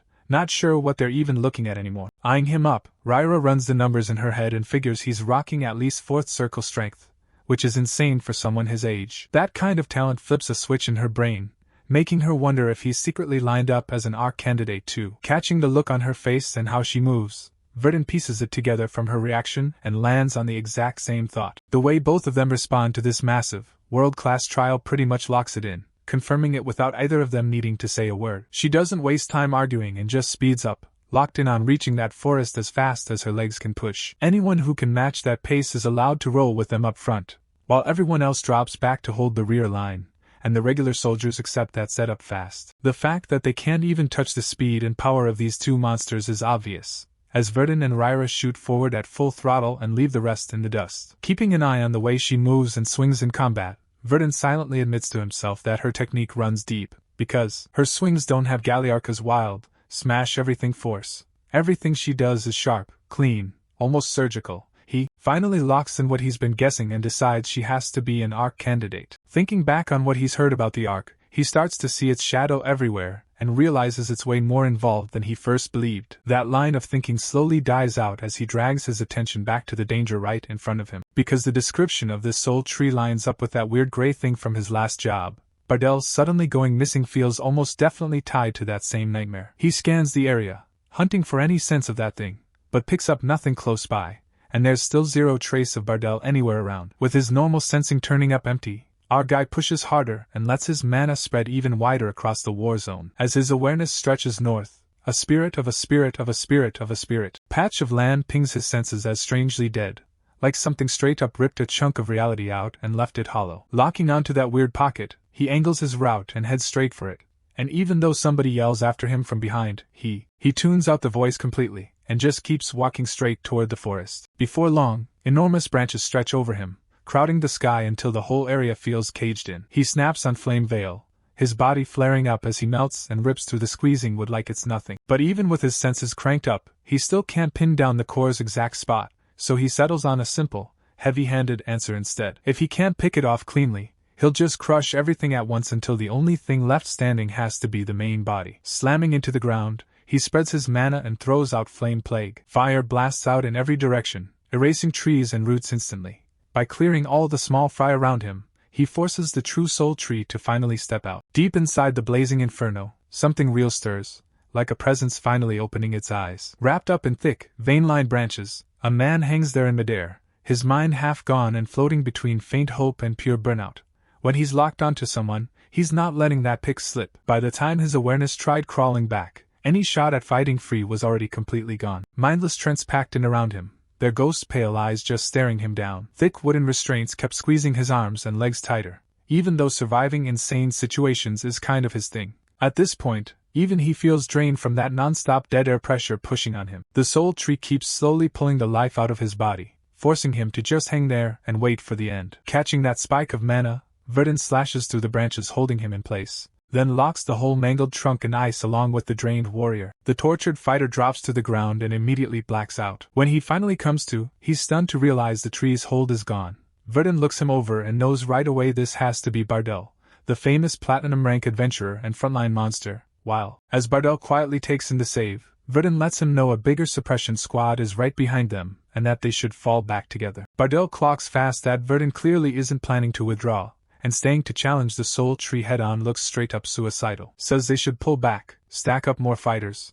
and hit this thing together instead of diving in short-handed. Before he can even get the words out, the ground goes wild under their feet. Verdun points out the brutal truth. The real heart of this soul tree is buried deep below. Right then, massive roots tear out of the dirt like exploding geysers. Verdun asks if Rera is part of the squad racing up from behind. When Bardell answers that she's coming with the reinforcements, he tells Verdun to just stall the thing until she shows, then move the whole unit forward. The way he says it makes it clear he doesn't see Verdun soloing what's about to crawl out of the ground. That doubt hits a nerve for Verdun, but he decides not to clap back. With the core buried underneath them, he doesn't see any reason to keep playing safe with his strength. A short distance away, Bardell sprints straight toward the incoming troops, and the mood out there brightens fast when the front line spots him still breathing. They don't even get the chance to shout or cheer before the soil under their boots heaves again, even harder than last time. Locked onto that massive quake ahead, Rera clocks instantly that the main threat has to be sitting right in front of them in the forest, right where everything's getting torn apart and reshaped into a literal nightmare. Verdun stands facing the soul tree's real body, finally seeing just how huge and terrifying this thing actually is. He realizes what he saw from the surface earlier was just a tiny slice of a single branch of this thing. Now, rising up from under the ground, the real body stomps into view, and it makes everything else around it look small. If a creature this huge gets anywhere near the city, it's going to tear the place apart, no question. He clocks that this has to be the exact trial Risner warned him about. He pops another flare into the air, and the blast of light sets the flames roaring to life. Fire instantly races along the exposed branches sticking out of the earth. But just hammering the upper body isn't enough to finish something like this. With its core still buried deep, regular ground shakes won't even make it flinch. The difference now is that, after cashing in that last job and leveling his spell book to 4th circle, he's finally got the tools to go bigger. Tightening his grip, he drives his weapon down into the earth as he focuses. The instant the tip bites in, the terrain starts to bend and twist under his command. At the same time, he keeps forcing himself forward from the very back of the line toward the front, refusing to slow down. Dara makes it clear to everyone through how she moves that the boss is her responsibility, and hers alone to take down. Right in front of the group, a gigantic tangle of trunks and roots rises up completely into view, swallowing the whole skyline. Every glow of torches and spells just stalls when the full size of the soul tree shows itself, completely unreal, because none of them ever pictured a living thing being this massive, and that sudden hopeless weight crashes over everyone at once. Huge branches twist over their heads, layering the sky with this bone-like ceiling, and the corpses of dead soldiers dangle from them like sick decorations. And seeing the thing spread so far, nobody can even figure out how you're supposed to bring down something that insane. Out of nowhere, the tree lets out a roar so loud it feels like the world itself is screaming, because the blast of sound tears through the air so brutally that everyone on the field yells out and slaps their hands over their ears, just trying not to black out. The first to snap out of it is a knight who shoves their lord to move, begging for an immediate retreat, and the lord quickly signs off on it, realizing that if this monster keeps going, the whole city is basically deleted. Right then, a raging column of flames blasts into the sky far off, and every knight just freezes up, staring like their brains can't process what they're seeing. The soul trees only stayed alive this long because it's hidden its real body way down below. Hunters and guild parties have combed this forest for decades, but they still need to track down the main core buried under their feet, and no matter how hard they've tried, no one has ever hit that central trunk. Staying buried let the monster quietly push its roots out in every direction, claiming the ground and draining life from anything unlucky enough to grow or walk above it. Years turned into 100, and bit by bit this whole area stacked up horror stories until everyone just started calling it the Forest of Demons. Now, with its growth almost maxed out, the tree is hungry for thousands more lives to finish its evolution, and if nothing changes, that's exactly how this nightmare is supposed to wrap up. Instead, it's Verdun standing in front of this giant abomination. He knows a spell on this level is going to slam his mana hard, but he locks himself in and gets ready anyway. Without warning, a pack of undead creatures, dragons, raptors, and huge corpse birds, drops out of the treetops, all of them swarming straight toward him. Hidden behind the screen of branches, undead soldiers pull back their bows and launch wave after wave of arrows into the air, smothering the chaos of battle so all he can hear is the blood in his ears. Verdun burns everything he has into a wild flame storm, blasting it straight at the soul tree's army. A blazing tidal wave rips out from him, rolling over the swarm and setting undead monsters and branches on fire. The soul tree just sits there inside the blaze, not even twitching, like the heat is nothing. Watching it tank his best spell with zero reaction, Verdun realizes he can't keep playing it the way he planned. If the real body woven out of those roots tanks fire this easily, then what he's doing right now isn't going to cut it. Before he can switch it up, something slips into his head, a taunting voice telling him to bail and clowning on him for trying so hard to matter. It drags up the fact that his current power came from killing another mage, then dangles this lazy dream of just piecing out and living nicely off what he stole. He lets out a slow breath and tags it instantly as a mind hack. After what he went through in the magic tower, this weird hallucination feels like nothing. Locking himself back in, he slams colossal earth strike into the ground, splitting the earth wide and blasting massive roots into the open air in a brutal eruption. Right then, Ryra shows up in front of him and basically calls him out on the spot. She gets that dragging the soul tree up top makes the fight way easier, but she still hasn't forgotten this is the trial she picked for herself, and she wants to beat this monster on her own terms. Her sword cuts through the huge trunk in brutal strokes as she drives forward, not letting anyone else steal either the credit or the grind. Watching how hard she pushes ahead, Verdun decides she's not someone who's just going to get wiped and disappear, so off that shared toughness, he tells her they should sync up and hit the thing together. With two fighters like that coming at it, both stacked with elements that hard counter its own, the soul tree actually starts to panic. Some ancient, buried instinct wakes up, warning it this is the kind of threat it hasn't faced in over 100 years. Desperate to stay alive, it dumps every last drop of power it's hoarded across the past century. It's ready to spend everything, even if that means passing out for ages just to someday build it back. Wiping out these two monsters in human form is now the only goal running through its mind. The burst of power that rips out of him makes everyone nearby freeze up. The whole battlefield warps into something out of a horror game, as this blinding blast drowns everything around them. When the glare finally fades away, Verdun realizes he's not on the battlefield anymore but standing in some completely different space. His brain scrambles to catch up with whatever just happened to his world. Only a heartbeat ago, he was still in the middle of the forest, and now a figure he knows all too well is standing in front of him. The Magic Tower Master, Balrog Besius, looks down on him with that cold, lazy smirk, basically brushing him off as nothing, just a first circle mage pushing past his limits, but still trash tier in the big picture. Heat flares in Verdun's chest, full on rage, and he tries to force himself upright to throw hands. His body doesn't back him up, his knees buckle, and he drops to the ground. After everything he's pushed through to make it this far, he can tell he's still nowhere near that man's level. He's lived through trial after brutal trial, and even so, he still can't land a single mark on the master of the Magic Tower. Balrog slowly lifts his hand, pulling in an insane surge of mana that warps the air around him. He casually tears into our boy, clowning the very idea that pushing past his limits would ever matter. Jordan forces his brain to stay locked in and logical. The way this whole scene flows doesn't line up, like the world itself got its script wrong. Balrog laughs at him again, taking that quiet as proof that Jordan's finally sunk all the way into despair. And yet he refuses to just roll over and accept that loss. Bourdain suddenly stretches out his hand. He clamps it over Balrog's face and calmly decides this whole thing has to be a dream. There's no way the person he becomes one day would get erased this hard by a leftover memory. The blood, the fear, all of it feels fake. Thin streams of blood start leaking out of Balrog's eyes as rage twists his flawless face.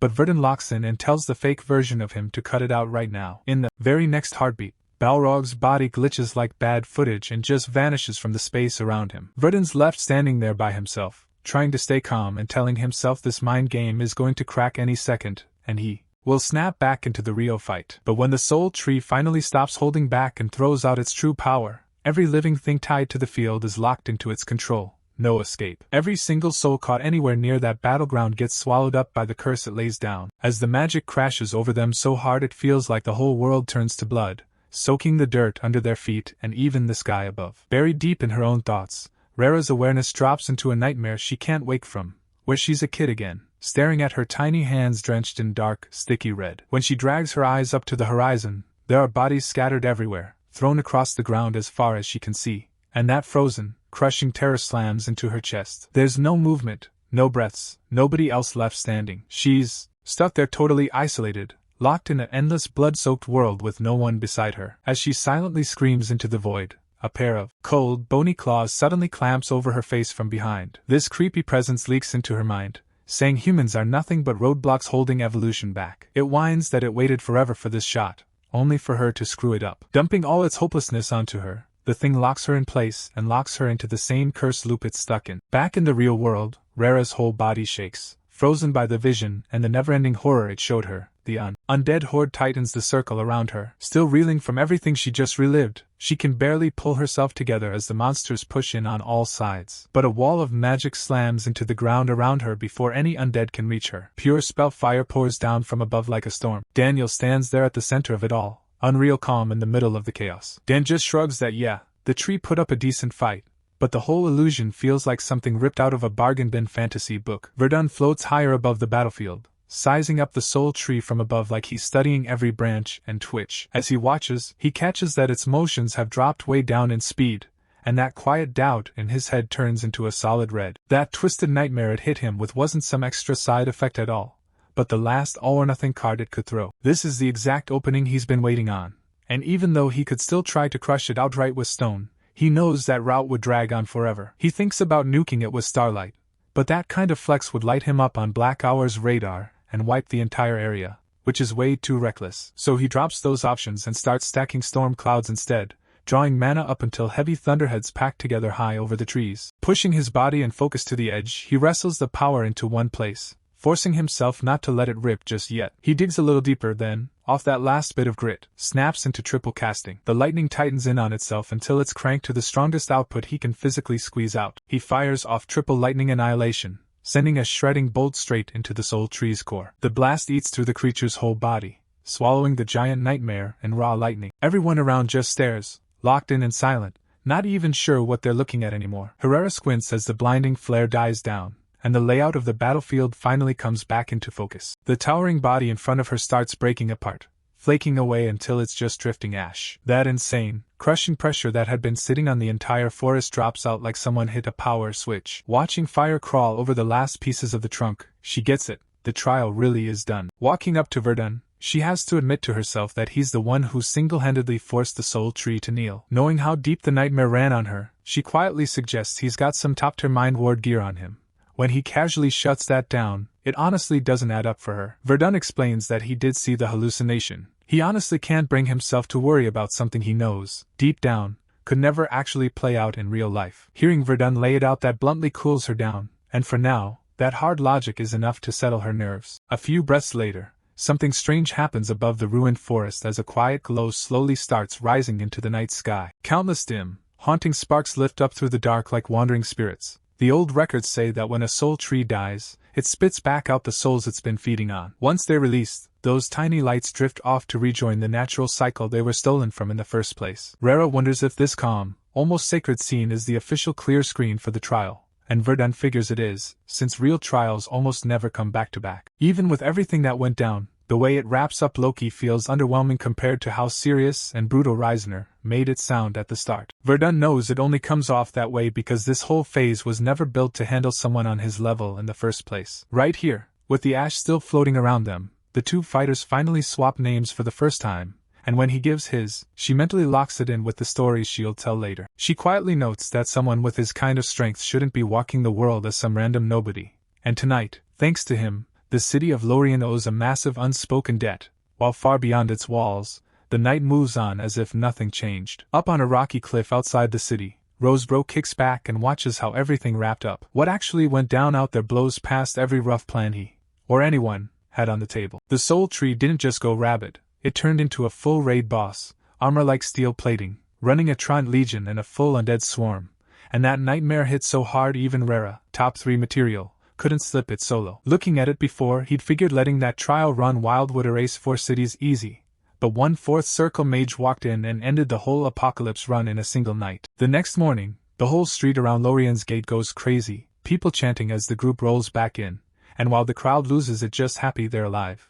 Rosner hangs back and keeps his eyes on Verdun, trying to put together who this guy really is under the surface. Days drift by after the soul tree cleanup, but Verdun's still stuck in Lorien since the guild is dragging their feet with the payout review, and during that downtime, stories from the fight spread through the city like they're going viral. As soon as everyone locks onto the fact the ash-haired mage hard carried the defense, folks start swarming him in every district, shoving free meals and random gifts at him nonstop, begging him to take them as thanks. People keep saying the only reason the city's still standing is because he stepped in, and all that hype and praise eventually gets a little heavy. Standing there in that nonstop flow of strangers, he figures hiding what he can really do doesn't matter much anymore, especially when the gifts stacking up reach way past anything he could ever eat. While weaving through the crowd of cheering hunters near the burning soul tree, he spots one of the dorm-like buildings at the edge of the clearing, and just decides to walk that way instead. Inside that calmer space, Bayon slowly wakes up on his cot and yanks the curtain hanging over the small wooden window. He expects to see dawn, but the sky outside is already heavy with that dim,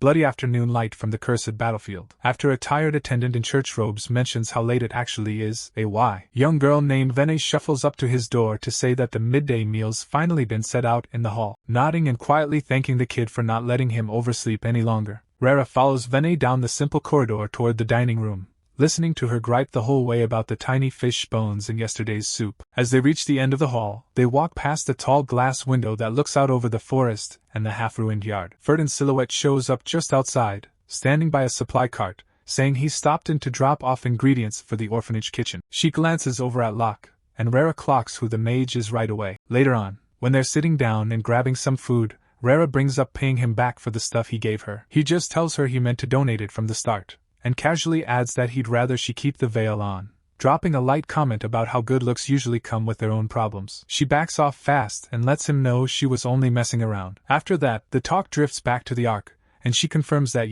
the soul tree was his very first trial. Normally, a first run is supposed to be doable, but his threw him straight at a disaster-level monster. The thought hits her hard, and she can't help replaying what that says about what he can actually do. With his crazy mana reserves, the way he spams spells, and a mindset the nightmare couldn't even dent, his overall level is almost unreal for someone his age. That's what finally pushes her to ask why he even signed up for the arc in the first place. He says it straight, that he's there because the group is useful, and she gets it instantly, since she didn't join for ideals either but to chase her own goal, lifting the curse that's been hiding behind her veil this whole time. The second he hears the word curse, Verdun's brain locks in and starts breaking it down. In general, he knows curses fall into two lanes. One type messes with your head using dark magic or pressure, and the other comes straight from demons, twisted things built to fight holy power, the kind that chew through flesh and slowly drain a person's life. From everything he's seen, what's eating at her looks way closer to that second kind. She's clear that being a candidate is basically her way of tapping into the Ark's strength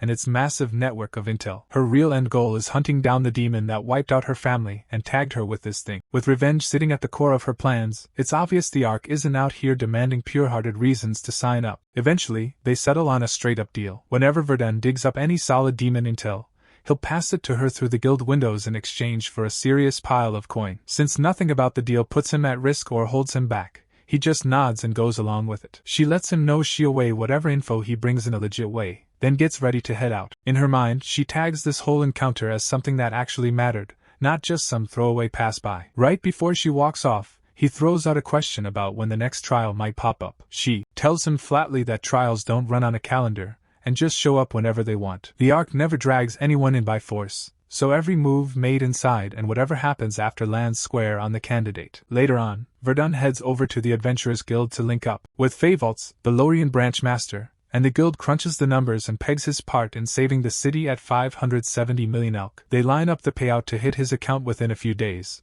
and they don't stop at just cash. They also hauled in core chunks from the Soul Tree's main trunk and got them priced out, since that wood is tougher than regular metal and insanely valuable. With its ability to patch itself up and push mana better than Mithril gear, the guild stamps it as ultra-rare material straight up. Going off Rira's report, the guild splits it 3 ways, 1 chunk for him, 1 for her, and the last bit stays in their vault, and after he runs through the paperwork, he quietly pockets his cut. Walking out of the office, he pulls up a mental checklist of everything he owns right now. He's got the Breath of Element, a mana crystal, the Soul Tree trunk, and that mandrake extract, and he starts thinking hard about which one can boost him the fastest. He figures he could forge an orb using the Breath of Element plus the crystal, and the trunk has high-end staff frame written all over it. Just paying for the crafting work alone would blow through over 1 billion elk. Since his wallet's still hurting, he knows there's really only one move that gives him a quick level up. That mandrake extract is the must-have piece for building a magic core. Locked in on that plan, he heads out to find Pale. A bald guy opens the door, greets him,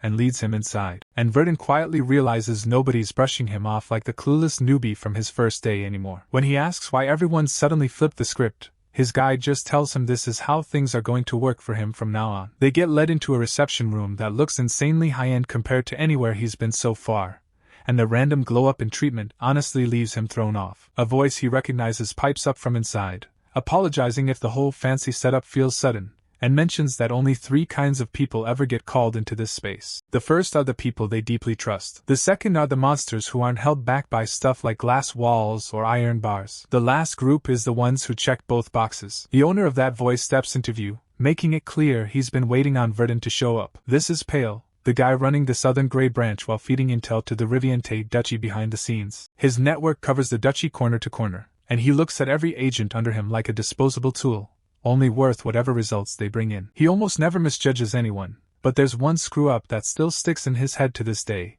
and that mistake is our hero. Back when Galliarch first dragged Verdun in, Pale labeled him as nothing more than a clean, usable blade, and within a few months that whole red completely collapsed. Dan jumps from 3rd to 4th circle, pulls off saving a whole city in the Soul Tree mess, and even picks up the Soul Tree class on top of that. Now people are quietly putting his name next to Mithra-ranked Rara when they talk about raw potential. While they sit down, Pale lays it out that Verdun's rank is getting boosted by 2 whole tiers, which locks in bigger paychecks and lets him pick and choose which quests he actually wants to run. Verdun clocks it right away. Climbing ranks basically means more cash coming in and way more say over his own workload. And since he seriously needs a top-tier alchemist plus someone to front crazy-priced materials for him, Pale slides a document over that breaks down how much the whole service is going to set him back. The total is brutal, and Verdun can already see his hard-earned savings getting wiped out if he just pays it straight. So Verdun asks for a quest to cover the bill instead, and the opening shows up at exactly the right moment. Pale brings up a rank 2 mission centered around the Heart of Salamander, a rare piece that got jacked from the Kingdom of Estria. The one who swiped it is Locus, a turncoat informant out of Northern Grey who works dirty and surrounds himself with straight-up criminals. Because of what Locus has been pulling, the Northern Grey branch is basically hanging by a thread and close to collapsing. The monster heart is good money, but Pale makes it clear he's really after the intel locked inside Locus. In that world, an informant's secrets are basically their whole life, and Locus is not the type to hand that over without a fight. With different groups hunting him down, the whole thing's about ready to blow, and Pale says he'll drop a massive reward if Verdun brings that intel back. 2 days later, Verdun is flying over the area near Northern Grey, having already squeezed the address of one hidden base out of one of Locus' guys, but Pale told him that from here on out, tracking would be way tougher thanks to anti-mana detection. Even through the jamming vibes in the air, Verdun can feel he's headed the right way. Below, his senses pick up several life signs, 2 mages, a mace fighter, and a sword user. From how they're moving, they come off like trackers closing in on Locust Trail. A bit farther out, another person is hovering up in the sky with a body shape and presence that instantly reminds him of Galliarch, since that mystery thing lurking around could suddenly mess up the whole battle. Verdun makes up his mind to move first and go on the offensive. He chains 2 spells back to back and blinks around to their backside. His windcutter tears through 2 guys so fast they drop before they even register it. While the ground's still getting stained, Verdun tunes everything out except tagging the rest before the real threat shows up. At the same time, in a damp, low-lit hideout deep in the back alleys, local Marcus staggers along the wall, half dragging his leg as he clings to a stuffed pouch and a bundle of documents. He is completely thrown off. Even after erasing everyone tied to the Estria job and sneaking past the border, Hunter somehow tracked him anyway. Out of nowhere, a blast rips through the hideout and slams him into the floor, knocking him flat. A woman walks in with her masked teammate, both stepping over the mess as they enter the room. She calls out his busted leg and basically declares he's finished, while her partner reminds Locus he should have handed over the heart and intel from the start, saying a quick death is still on the table if he cooperates now. Locus still shakes it off, knowing that if he lets go of that information, his value as an informant is gone for good. Losing patience, her partner quietly kicks in with telekinesis, yanking the item straight out of Locus's grip without even laying a hand on him. The partner cracks open the bag, takes a good look, and calls it. Both the heart and the documents are legit. Keeping to what she promised, she raises her axe and brings it down, ending Locus on the spot and catching a spray of blood as it's over, and the 2 mercenaries start talking about linking back up with their squad and crashing for a while. But a sudden sound at the door makes them both pause and look over. Fingers hook around the busted door frame, and this huge shadow leans in from the hall. 2 creepy, glowing eyes pop out of the darkness right behind that grip. A towering figure steps through the doorway like he owns the whole place. She sizes him up as another contractor chasing the same bounty and rushes in with her axe, aiming to drop him fast, but she never even gets close. He deletes her in one move, and she goes down before she knows what hit her. Her masked teammate just locks up, stunned and scared stiff. The thing keeps moving in on him, each step heavier, wanting nothing but that monster heart in his hands. Verdun follows the trail he read earlier and finally pulls up right in front of the half-hidden entrance. The layout is exactly how he pictured it, so he marks it as Locus's base on site. The spot is thick with old mana traces and tracks, which explains why he's rolling in behind everybody else. Standing there, every instinct in him pings at once, throwing up that cold, immediate danger alert. Out of nowhere, the whole hideout blows apart, a brutal blast ripping the place open. As the dust and rubble start to settle, a towering figure steps out. His axe is already buried in the chest of some poor guy, who's reaching out like he's begging to be saved. Before that can even happen, the stranger finishes him off without a pause, hurling the body aside so it rockets straight toward Verdun. Verdun snaps his shield up just in time, taking the full hit so the dead man slams against it instead of his face. As he watches what's left of the room, everything pieces together fast.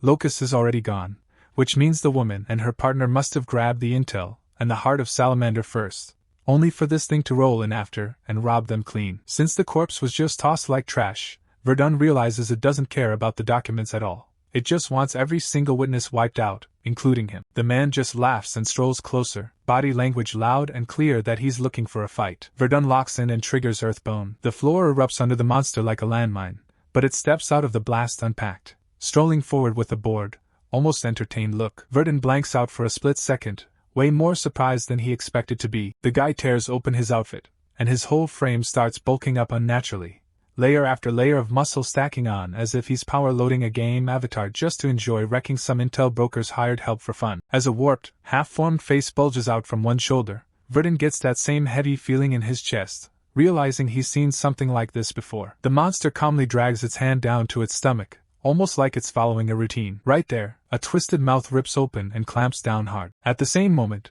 a strange mark on its chest lights up with this creepy, unnatural glow. Everything lines up in his head all at once. The way it eats, the messed up body structure, it all gives away what it actually is. This isn't normal at all. It's one of the professor's gluttony-type test subjects. The monster flexes the cluster of faces mixed into its torso, silently flaunting how its magic and raw strength are stacked together, while Verdun keeps his focus locked in. He still has no clue why another gluttony monster popped up here, but he can tell this one's way softer than the last one he fought.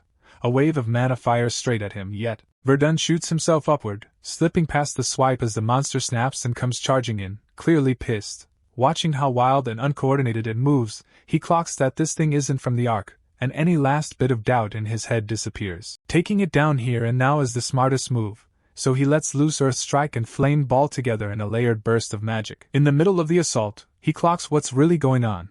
The monster's mana output taps out at the second circle, and its control is sloppy as hell. Before he can push the advantage, the monster suddenly blitzes in, crossing the gap like a horror jump scare and stopping right in front of his face before he can act on it, then snaps back out of range just as quickly. That's when Verdun finally catches something that seriously puts him on edge. The creature is straight up airborne now, switching its attitude. It starts hyping him up and casually talks about teaming up, dropping hints about some big shot who'd be down to recruit a guy like him. Verdun side-eyes the idea, low-key curious who it's talking about, but still clowns the proposal by asking if signing up means he gets handed a spare collection of faces too. The creature calmly keeps baiting him, saying he can dump his human limits and evolve into some upgraded neo-human form. Verdun shuts it down without hesitation and throws the offer away on the spot, sending out a huge blast of fire that lights up the whole space. The flames slam into the monster's head, chewing through its face and roasting the inside of its skull. Its features twist with pure rage as it silently promises to eat him just like everyone else it's taken out. The clash drags on past the 20-minute mark, and as they keep trading blows, Verdun slowly figures out more of how this thing actually works. An unstable copy that heals by eating its own flesh, its raw power still crazy strong while the whole transplant setup behind it stays a mystery to him. Different faces seem plugged into separate mana routes running through its body, and that defect lets Verdun slowly take control of the fight, even though finishing it is anything but simple. His mana starts to drain hard from non-stop spells, and when a brutal hit smacks the staff out of his hand, the creature lunges in again, treating it like the final L for Verdun, who just calmly puts up a shield and tanks the blow. The monster acts like the match is wrapped up. It isn't. Dan raises his bare hand and pulls mana straight into his palm, knowing the staff was only a crutch and the real magic was never locked to it in the first place. He bends his mana midair like a trick shot, curving the spell so it bounces straight back at the creature. The warp strike smashes through its weapon and rips into its torso, blood spraying as the hit lands, and that's when Verdun finally gets why the whole fight flipped. This thing's strong as hell, but it keeps running headfirst into his spells without ever reading his rhythm, so the ending's already locked in. Only when real death finally hits its radar does its body start warping and coming apart. With no arms left to rip off and eat for backup fuel, it's stuck trying to bail, but Verdun cuts off the retreat before it can even start. He lifts two fingers to the air, calmly dropping a command for lightning to come down. The bolt slams into the monster's body and instantly sets something volatile off inside it. A massive blast blooms out, swallowing the creature completely. At that instant, Verdun just stares over the wrecked hideout, taking in the crater his spell left behind. One clear thought hits him now. No matter how far he runs or where he ends up, the professor's freak experiments keep pulling up in his path. Tightening his grip around his staff, Verdun squares his shoulders and turns back toward the creature. Even with its body shredded and hanging in pieces, the monster can handle that a so-called neo-human like it is losing. Verdun spells it out in his head, knowing that because it keeps chewing on its own flesh to heal, it can never actually get back what it's already thrown away. Each time it feeds on itself, its body structure glitches even harder, growing more broken and unstuck, so from the start this fight was already decided. He leans down and pulls the pouch and Locus's intel document out of the dirt. Holding them steady, he understands that this thing doesn't even make sense.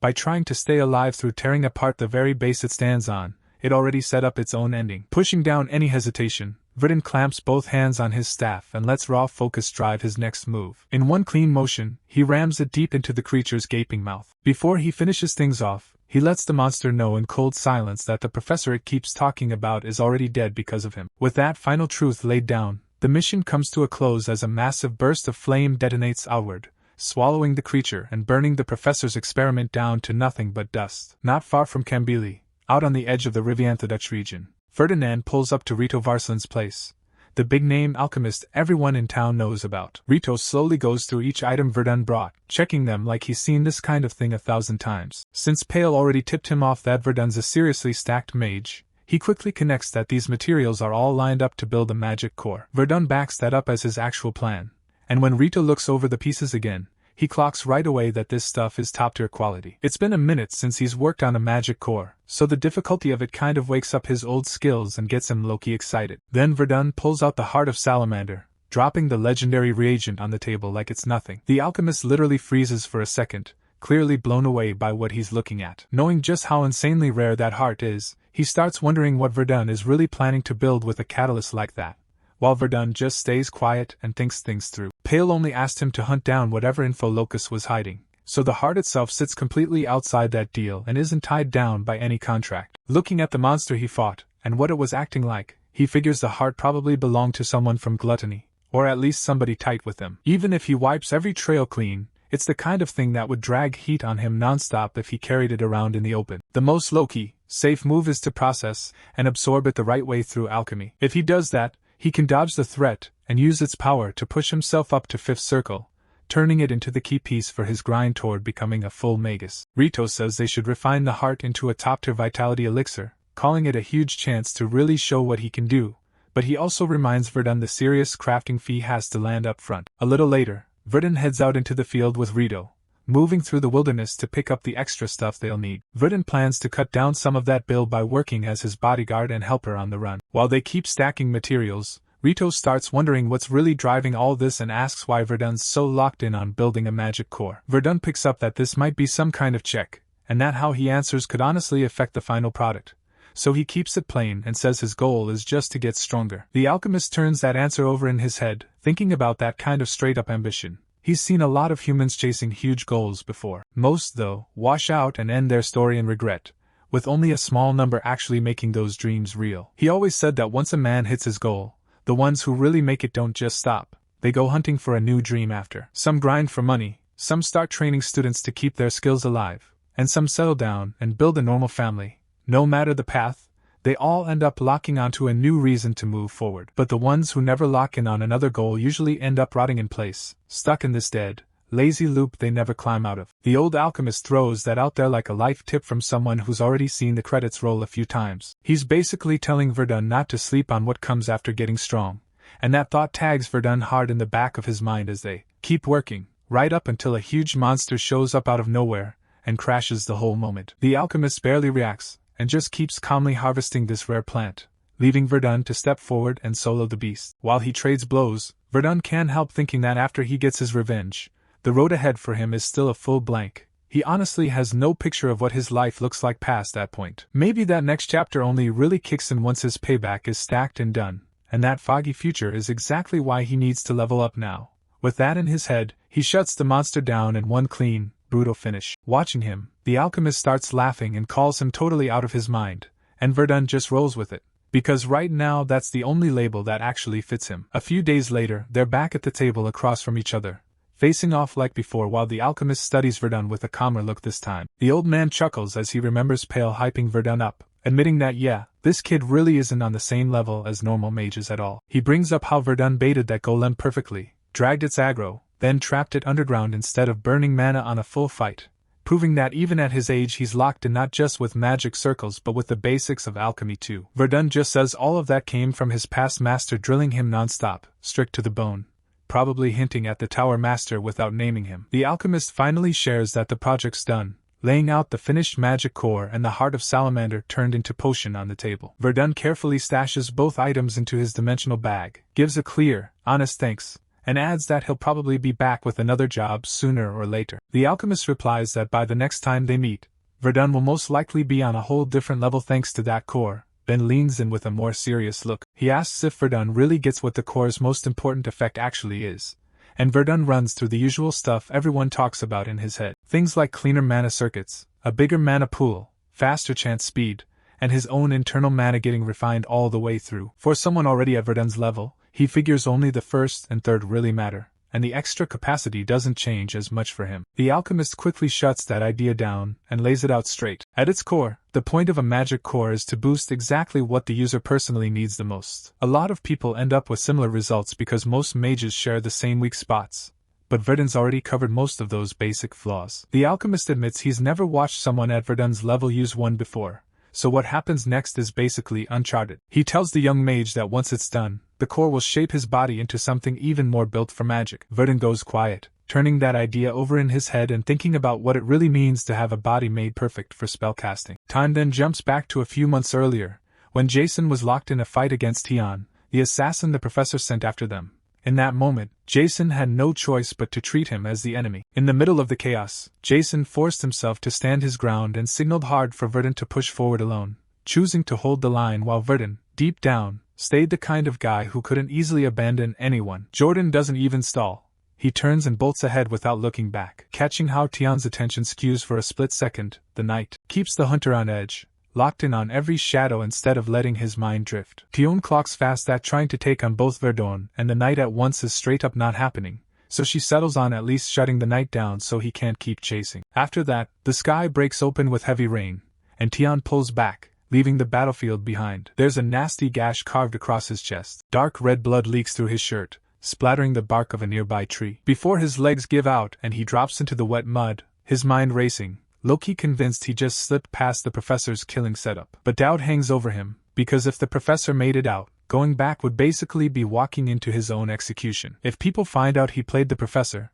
a savage payback is locked in. The thought of dying out here in the dirt crawls over him, but he refuses to let his story end that pathetic. Even with blazing pain in his chest, he jams a needle through his own skin, pulling the flesh together stitch by stitch, forcing himself to live off pure stubborn will to make it all the way to the end. A few days later, a massive, beast-looking shape steps out of the dark in front of him. The man snaps at him in a harsh, echoing voice, asking where the professor is, and before Tian can even think about dipping out, Tian clocks that he's just walked straight into another deadly problem. Up close, he can see the figure isn't normal at all, but a straight-up augmented. The guy's huge, with twisted, overbuilt limbs and sharp, eagle-like claws, an augmented made by gluttony, the freaks who carve up humans with brutal surgeries. People like this had animal parts, demi-human traits, even limbs from strong fighters mashed onto their bodies so they could blow past normal human limits. Staring them down, Tian knows he's cooked if this goes bad, especially with more of these warped bodies parked around him, killing any real chance of slipping away. One of the augmented steps up, pressing him again to spit out where the professor is hiding. Tian lies and says the professor's locked in on some crucial experiment, but the augmented just stares through him, not buying it at all. Their leader, Fong, has already given word that the professor needs to be dragged back immediately. Knowing how Fong operates, and that nothing he says will save him, Tian just keeps his mouth shut. One of the augmented casually drops that the professor's been busy trying to build a neo-human, and Tian instantly cracks, begging them for mercy and more time. The augmented leader says they'll give him that one last shot, but only if Tian comes along with them personally. With no real way out and no backup, Tian caves under the pressure and ends up working under gluttony for a stretch. He tags along on their hunts, helping them track down high-value stuff like the soul tree and the heart of salamander. He even sets up the snatching of random civilians, turning them into screaming lab material for those cruel experiments. Now that same augmented shows up again and tells Tian straight that Fong has officially burned through his patience. He presses Tian for the professor's whereabouts one final time, and Tian knows he's fully out of lies. Tian stands there with the detonator bomb palmed behind his back, clinging to it like his last card. But as he suddenly spins to bolt, the device crunches and falls apart in his hand before he can even use it. Flames blow up behind Verdun in a roaring blast, heat ripping through the alley like the whole place just got set on max. His jump barely gets anywhere before thick metal chains snake out, clamp around his arms and legs, and the augmented yanks him off the ground like he weighs nothing. The monster leans in on Tian, making it clear that if he keeps holding back, things are only going to get ugly for him. Out of nowhere, one of the augmented's own guys drops forward with a hole in his back, taken out before he even knew what hit him. A staff slices through the air with a sharp whistle as Verdun steps out and swings in hard. The augmented clocks his face and instantly realizes Verdun's been tailing their squad from the dark the whole time. The tension snaps, and everything turns into a brutal, high-speed clash in just a heartbeat. The augmented stares, thrown off by how Verdun, a so-called mage, is on him with crazy speed while straight-up clowning their twisted, patchwork bodies. Verdun's blows keep slamming in one after another, shaking the giant's metal shell,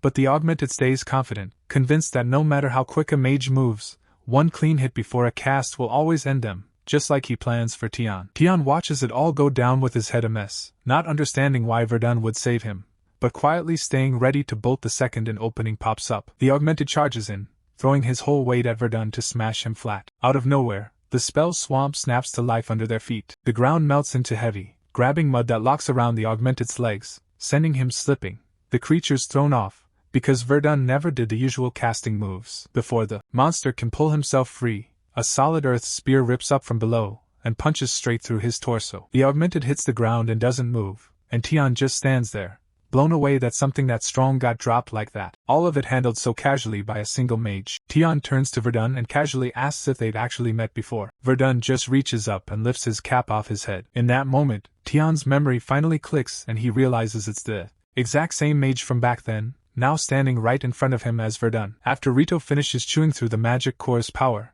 the leftover energy around him dies down, like the whole room finally exhales, and his part there is wrapped. He heads back toward Cohen's place for his next move, steps steady but his mind already running through what mission is getting dropped on him next. As soon as he checks in, Pale Viral hands him a fresh rank 2 mission: slide into Count Rodenmayer's territory, figure out why people are vanishing, dig up what's really happening, and fix it all without causing any noise or fuss in public. While he grinds through the mission, traces of that magic core keep messing with his body, tightening it up and reshaping him into something stronger and sharper. Strange eyes awaken inside him, locking on like built-in targeting scopes, letting him pop spells instantly anywhere his gaze can land. But that upgrade hits hard afterward. Brutal pressure crushes the backs of his eyes, lurking with the threat that if he spams it too much, he could end up completely blind. Even knowing it could ruin his sight, the boost is insane, especially for a mage like him who has zero problem stepping right into someone's face to fight. While tracing the disappearances, Verdun finally pins down Tan,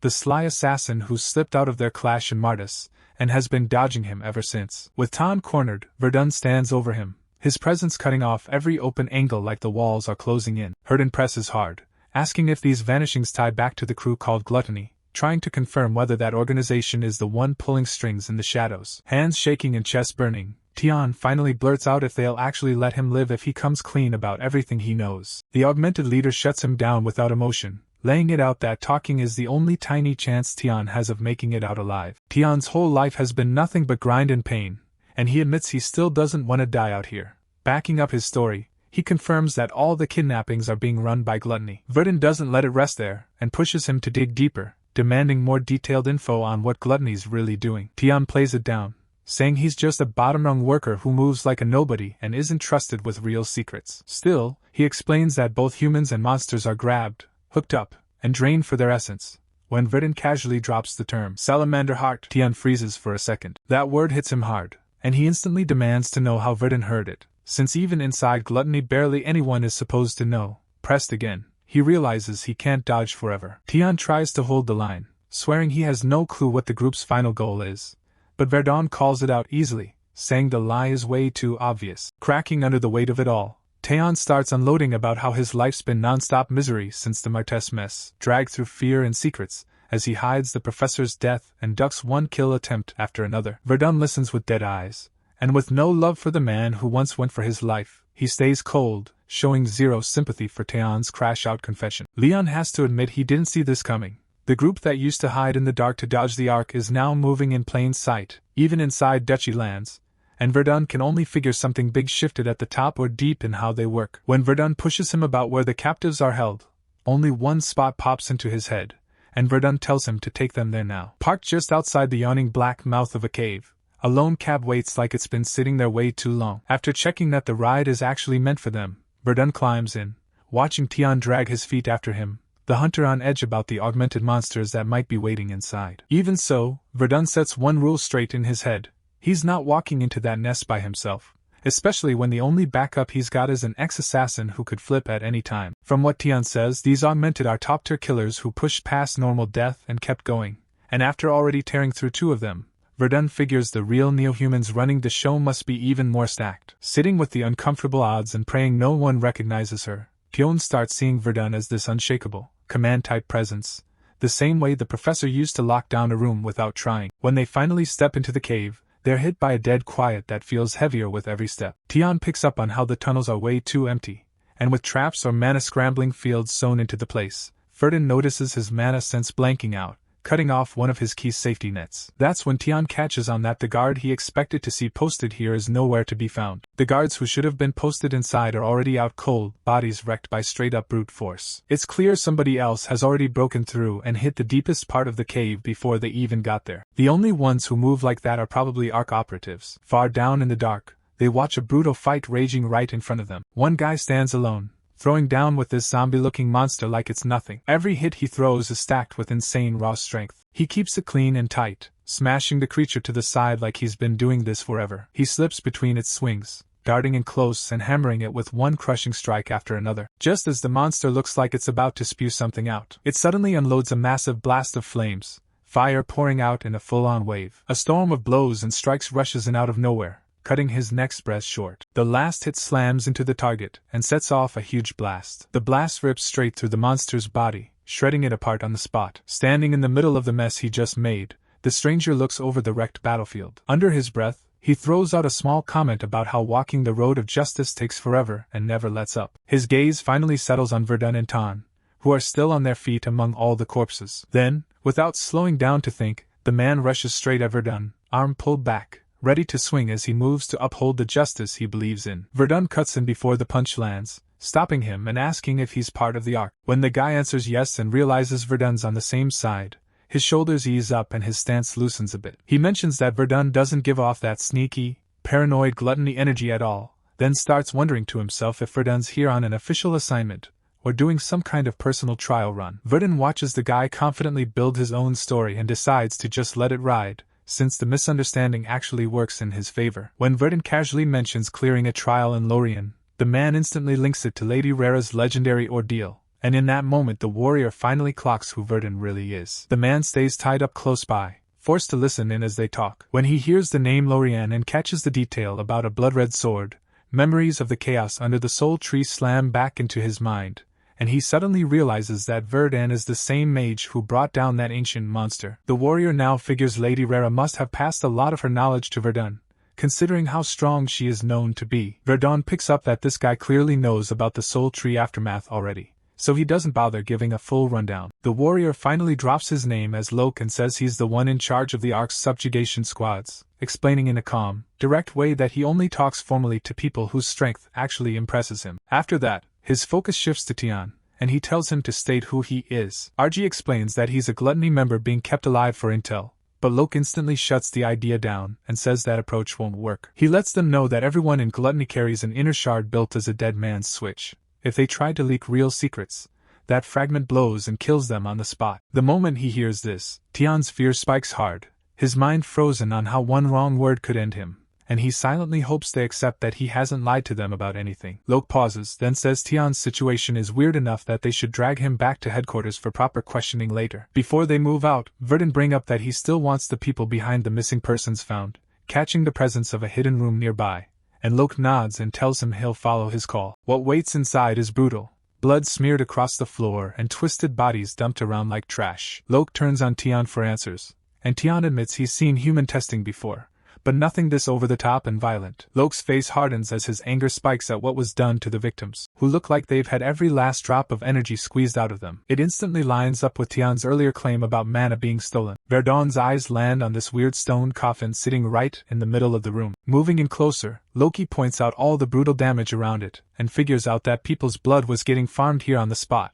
While Verdun wonders why a sarcophagus would be stashed in a dump like this, he decides there's only one real play left, and that's to crack it open, but bodies slam down behind them out of nowhere. Lok clocks them fast, decides the path has to be cleared first, and turns to face the fresh threats as they close in. These altered fighters recognize Lok on sight and calmly say they'll be taking his mana along with everyone else's. Lo tells Verdun and Tian to fall back so they don't get caught in the blast zone, then sizes up the 4 enemies and understands this won't be any quick, easy brawl. When Verdun doubts that Loki can solo all of them, Loki explains that these opponents are playing on a totally different power tier. A hulking enemy rockets toward Lok, desperate to rip out his life force, and Lok refuses to back down and tells the others through his actions that he's holding the line. They get the signal and bolt, leaving him to stall the oncoming wave alone. But the attackers cut off their escape and box Verdun in from every side instead. One wolf-looking thug clocks Verdun as a mage, and another casually says they just need his head and heart to drain his power. Verdun notes in his head that they're way too chatty for guys trying to kill someone. He answers by stuffing raw mana inside the closest enemy and detonating it,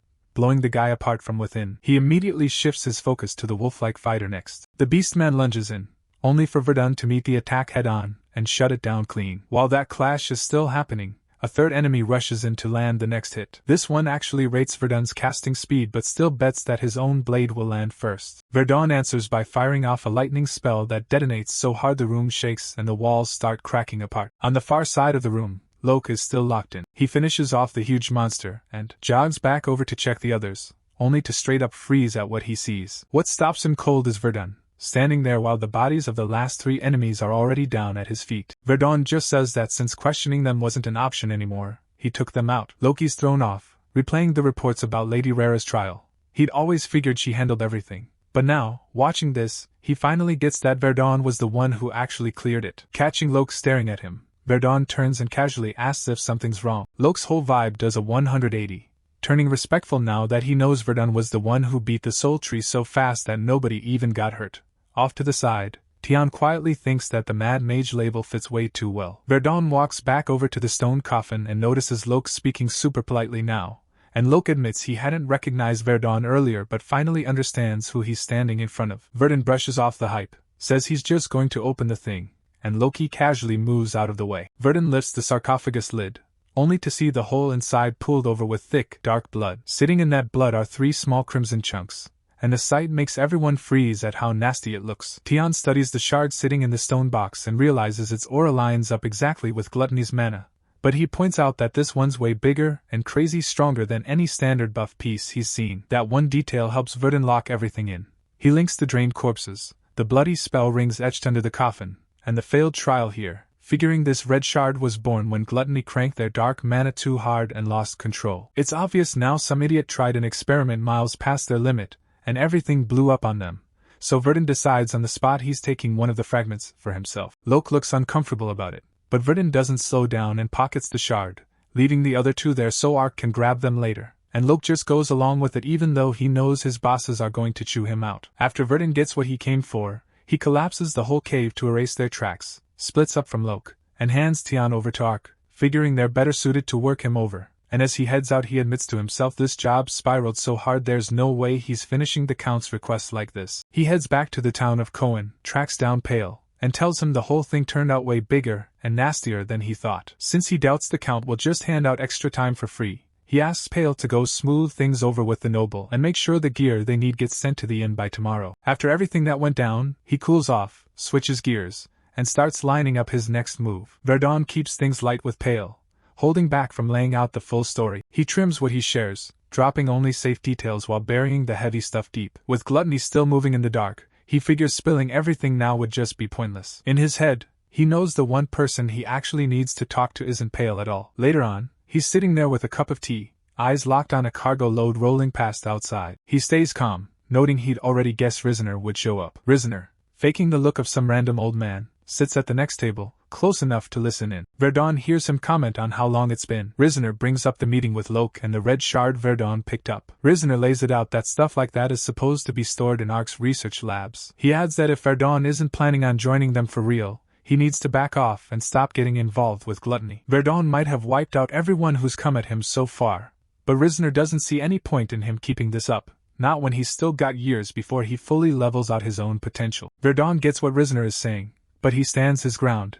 Yeah, it's risky, but he sees throwing hands with monsters like this as the only real way to level up, and dodging those fights would basically mean backing out on his own growth. He adds that Gluttony is clearly operating on a completely different level than some random street gang. Risner then straight up asks how Verdun figured that out. Verdun tells him he once tried to grip that red shard with his mind force, but it wouldn't even budge. His power always taps out against things loaded with heavy magic, and since that shard was clearly formed by draining the life out of hundreds of people, it's obviously something beyond normal. That alone hints at an origin way deeper and nastier than a regular artifact. It makes him think the name Gluttony isn't just cool branding, but something that actually means something foul at the core. Risner backs that up without hesitating. He explains that the Syndicate borrows its name from an ancient monster called the World-Swallowing Beast, a thing that ate so much that, before Ark finally took it down, It literally erased 2 whole countries off the map. Verdun thinks back on everything he studied and realizes there's nothing about this anywhere. So either this all went down in some insanely old era or someone scrubbed it from history on purpose. Rissner explains that once the monster went down,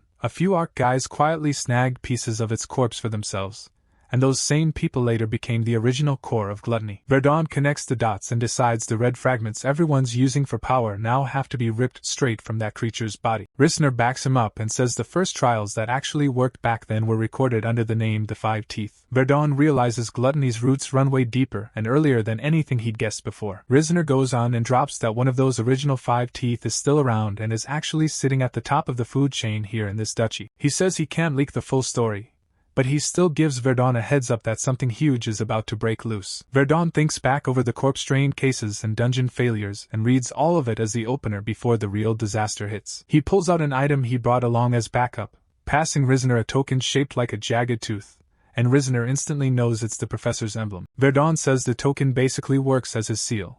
Whenever he leaves work behind for someone else, this piece vouches that it's actually from him, and using that as bait might finally drag any hidden members out of the dark. Rissner thinks it through for a moment. Even Gluttony has no real clue where the professor actually is right now. For someone ranked that high, putting him up as bait could hit hard and pull serious results. Still, he points out that ripping out one of the 5 teeth is going to be brutal work, and Verdun calmly says he'll shoulder that part himself. Nor signs on anyway, willing to team up despite the risk, especially since Verdun already proved he can track people down. Right before they split up, Jordan asks how things are going with Tian. He gets told the questioning's still running. The weird part is Tian doesn't have a fragment in him at all, which is rare, considering he technically is a fragment. His rank's trash level, so he probably doesn't know any huge secrets, but he can still work as bait. Over in the Rivianth Duchy at the same time, snow blankets the whole countryside, laying over fields and rooftops like a clean white sheet. Inside a quiet mansion, 2 men sit across from each other at a dinner table lined with fancy dishes and candles. One of them casually swirls his wine,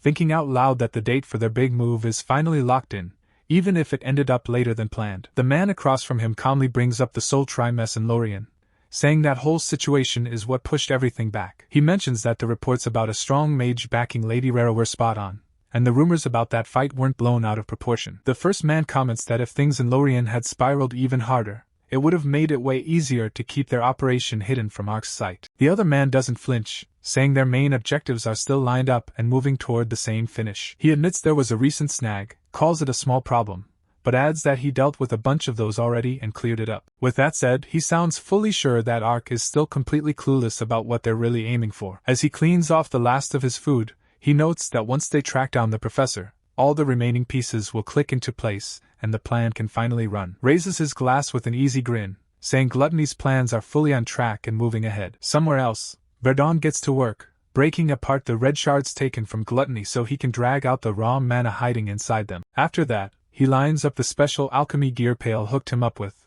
the stuff he needs to steady and tune that wild power. When everything's prepped, he feeds it all into the Black Hour's compass, a strange tool designed to hunt down one kind of magic. And with that, he finishes off the tracker meant to lock onto Gluttony. Staring at the new compass, he can't help wondering if the thing's busted. It looks broken, because the needle just won't chill and keeps spinning, until he figures out what's really going on, remembering that the compass is built to sniff out Gluttony fragments to con. That non-stop spinning means Gluttony's reach is actually stretching out across the whole region. Just then, Count Rodan Meyer steps up behind him, casually saying a little gadget like that shouldn't be so entertaining and wondering why Verdun is so locked in on it.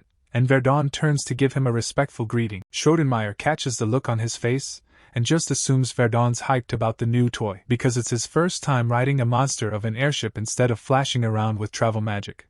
And right now they're blitzing through the sky on a royal high-speed craft the king personally dispatched. Herden Loki admits he never pictured himself sitting on something this insane, and Rodan tells him this isn't some regular ship at all, but the fastest elite vessel the royal family has in their stash. Verdun can practically feel the magic engines roaring under the floor and casually says he wants to crack the ship open and study the guts of it, and Rodin just stares at him like he's wild, realizing Valvero's brain really is built like a full-on sorcerer's. He pulls Verdun back on track, pointing out they don't have the luxury for side projects right now when everyone's waiting for Verdun to show out and deliver at the upcoming event. The grand audience is the biggest showcase in the entire Ravianti Duchy. When local bosses line up in the main hall, report straight to the Duke, and either walk out with fat rewards for good results or get hammered with punishment if they come up short. Running it this way keeps all the nobles grinding and one-upping each other, which in turn pushes the whole territory to level up crazy fast. Verdun suddenly recalls Pale mentioning that when rankings roll out each year, Rodan usually ends up sitting at the very top. Roder notices how clued in Pale left Verdun and assumes she already gave him the rundown, but still tells him to throw out any last questions he's got before they go stand in front of the king. Verdun starts wondering why a no-name mercenary like him even scored an invite to a polished gathering for big-shot nobles, and Rodan walks him through things step by step so the situation actually makes sense. Adds that while the official point is to show off results, if it were just people reading reports non-stop it'd be dry and dead, with zero hype. Once all the nobles finally wrap up their boring political talk, they switch things up with a full-on combat tourney to keep everyone entertained. The matches run in a tournament-style bracket, and every noble only gets to send in one chosen fighter to represent them. In front of everyone, Rodan casually announces that his rep will be Verdun, and Verdun just takes it in, staying quiet and letting it sit. Odin brings up that the last time this event ran, the champion was Rira, the insane Red Blade legend everyone knows. He lays out that the champion gets a prize handed over straight from the king himself, which is huge, and Verdun immediately starts doing the math in his head and asks what payout he personally gets if he wins under the count's name. Rodan can't help but grin, impressed at how fast this merc gear shifts straight to the money side of things. Their conversation breaks off as the airship starts dropping altitude and settles into its landing spot. Waiting for them outside is a decked-out carriage, and he tells Verdun they'll be finishing the rest of the trip to the royal capital in that ride instead. Once they're rolling, the carriage glides over the road so smoothly that even when they pick up speed, the wheels barely jolt. Verdun watches how clean it moves and quietly figures the carriage has to be a magic tool as well. Showdown nods and backs it up, saying barely any nobles ever even touch a ride like this, and then they roll on. He points out that Verdun honestly lucked out having a king with such a random, one-of-a-kind attitude. Verdun, still curious, asks what the king is actually like. Rodan says the king feels more like a rough, hard-headed alley boss from some bad neighborhood, and Verdun thinks that description is wild but on point. Rodan adds that if that kind of talk ever leaked, he'd have to shut Verdun up for good. Verdun sticks that wild image of the king in his mind and decides to roll with it. Before long, the carriage finally pulls into the outskirts of the royal capital. The night shift guards swing the heavy gates open and wave the royal carriage inside. As they pass through the walls and into the bright streets, Ferdinand notices he's the only one not staring around in awe. Everyone else is locked on Rydran up ahead, the living core of the whole kingdom. Gordon studies him for a bit and realizes Verdun sometimes looks like he's got everything figured out, and other times like he's completely out of touch with how the world works. He quietly decides it's smarter to stay on Verdun's good side, since the guy actually seems decent. He tells Verdun to go take a walk around the city before sunset, promising the carriage will be parked and ready when he gets back. Jordan hesitates for a moment, not sure if he should, but in the end he chooses to head out. As he moves through the streets, he starts to really feel the mana flowing all over the city around him. The place is packed, with people everywhere, joking around, chatting, and just living their lives. That easy, relaxed vibe washing over him is something he's not used to at all. Standing here now, the days in the magic tower almost feel like some distant memory he dreamed up. For the first time, he actually gets a small taste of what a normal, everyday life might look like. Then, out of nowhere, someone steps up to him and lets him know the Count is calling for him. The timing feels off since it's still broad daylight outside, but he still trails the escort into this dim, shadowed room. Waiting inside, there's some refined-looking guy posted up with 2 armored knights. The man clocks Verdun right away and basically reacts like he's been expecting him. Verdun's instincts kick in, and he quietly locks in, getting his magic tools ready. The knights instantly grip their blades, but the man waves them down, telling them to relax because nobody's here to throw hands. Verdun clocks that the so-called servant is really one of the Count's people, so the summon didn't come from the Count at all, and he straight up asks who this guy actually is. The man chuckles at how bold Verdun is, then with steady, confident eyes he flat out declares he runs this whole country. Verdun runs back through what Rodan told him earlier and reads the title written there. With that, he gets it. The guy standing in front of him has to be the king of Rivianth. The instant that clicks, Verdun automatically drops to one knee, giving a proper noble-style bow to the king, but the ruler waves it off fast and tells him to get back on his feet. Saying long rituals aren't his thing, the king cuts right past all that, and Verdun straightens up, calms himself, and waits for the monarch to get to the point. The king comments that Verdun has probably already guessed why a personal royal airship came just for him, and Verdun says he figured it was about the whole mess in Loria. The king sets him straight, saying what went down in Loria is only a tiny slice of what this is about. Yeah, that's the official excuse to call him in, but the real reason runs deeper. He lays it out how Verdun is this fresh mage with no known backing, so a bunch of nobles can't believe he really soloed a top-tier beast, and their doubt turned into hate, with people whining that his payout was way too generous for what he did. In response, the king slowly drops Verdun's receipts, listing how he wiped out enemies and orc forces in the Pyth region of the Arnak Empire, shut down a terror scheme in Martes, and crushed an undead army marching through Viren's territory. On top of that, he adds the biggest headline: the destruction of the Soul Tree. After laying everything out, the king says that, based on that track record, he's decided to back this mage and put his trust in him. The king makes it clear his trust isn't free. Verdun has to go out in this tournament, put his strength on full display, and shut up everyone talking trash. Verdun clocks that the king's using him to boost his own image while also proving Verdun's legit, so he takes it on and calmly asks what he gets out of it if he delivers. The knights nearby bristle at how straightforward Verdun is, but the king just bursts out laughing instead of getting mad. He clearly enjoys how bold Verdun is, deciding that if this guy is talking like the win's guaranteed, then paying him properly only makes sense. He explains that champs normally get some land, but since Verdun's a roaming merc, that's useless for him, so he swaps it to a pile of gold, then casually UPS it with a much hotter reward, a ring known as the Ring of Bitter Frost. Verdun hesitates for a second, knowing the real treasure still belongs to its original owner, but the king clears it up, saying what he's offering is a top-tier replica, not the main one. Even as a copy, it hits at around 30% of the original's power, putting it above almost every other magic tool out there. Happy with what's on the table, Verdun nods and gives his word that he'll show out in the tournament. Back in the carriage, Rodan catches Verdun's expression has shifted and casually asks what went down with the king. Verdun just meets his gaze, staying steady, his face relaxed like nothing can rattle him. Inside though, he knows he's low-key tense too, because with a king this wild and unpredictable, anything could happen. The next morning, the palace throws open its halls for the big yearly audience, and the whole place feels locked in and official. One by one, nobles step up to report how they managed their territories this year,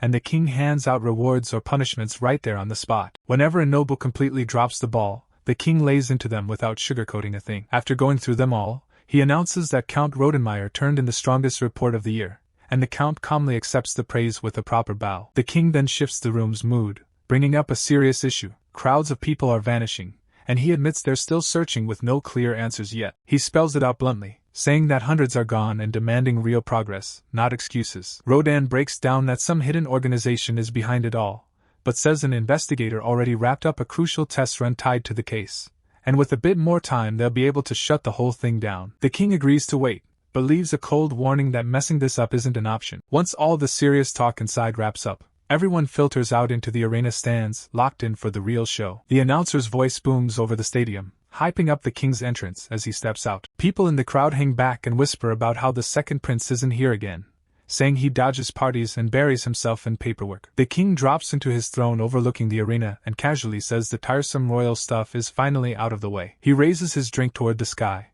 admitting that watching fighters throw down in the arena is the one thing that actually entertains him. The matches are lined up to kick off. Each noble's chosen champion will step in and swing on behalf of their house while the announcer hypes them up to defend their lord's name. Verdun scans the lineup across from him from one end to the other, counting out the 16 people he's going up against. There are 8 frontline warriors built for straight-up clashes, then 5 assassins too. Just 2 more mages are left standing with him. One of them gives off magic pressure on Rara's level, straight up. Rodan leans in a bit, and, almost under his breath, checks if Verdun can actually pull this off. Verdun replies without even flinching, completely sure this win's going to be light work. Down below, the announcer breaks down the schedule. 2 rounds wrapped up today, and the last matchups are locked in for tomorrow. A royal court mage called Ferd steps forward, assigned to throw up a barrier so any stray spells don't wipe out the crowd. Ferd makes it clear that killing blows are off limits. This is about showing skill, not turning the arena into a gravesite. Verdun goes over those rules once more in his head as his first opponent, Robin, walks in.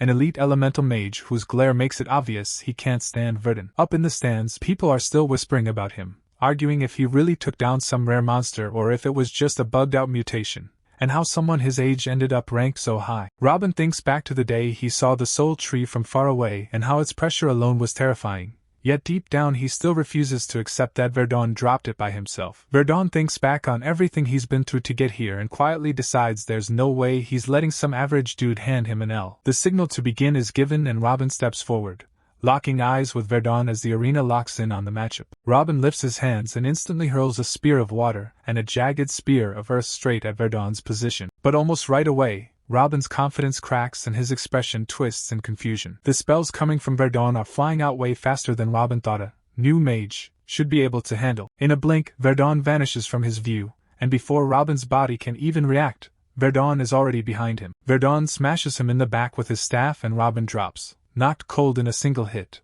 leaving the whole crowd staring. People in the stands start whispering, wondering if this guy is even a normal elemental mage or something completely different. Verdun stands over Robin's knocked out body while the arena goes dead silent, everybody fully aware there's zero question about who won. After things calm down, Rodin brings up what they talked about before and asks if Verdun still plans on joining the Night Order's training.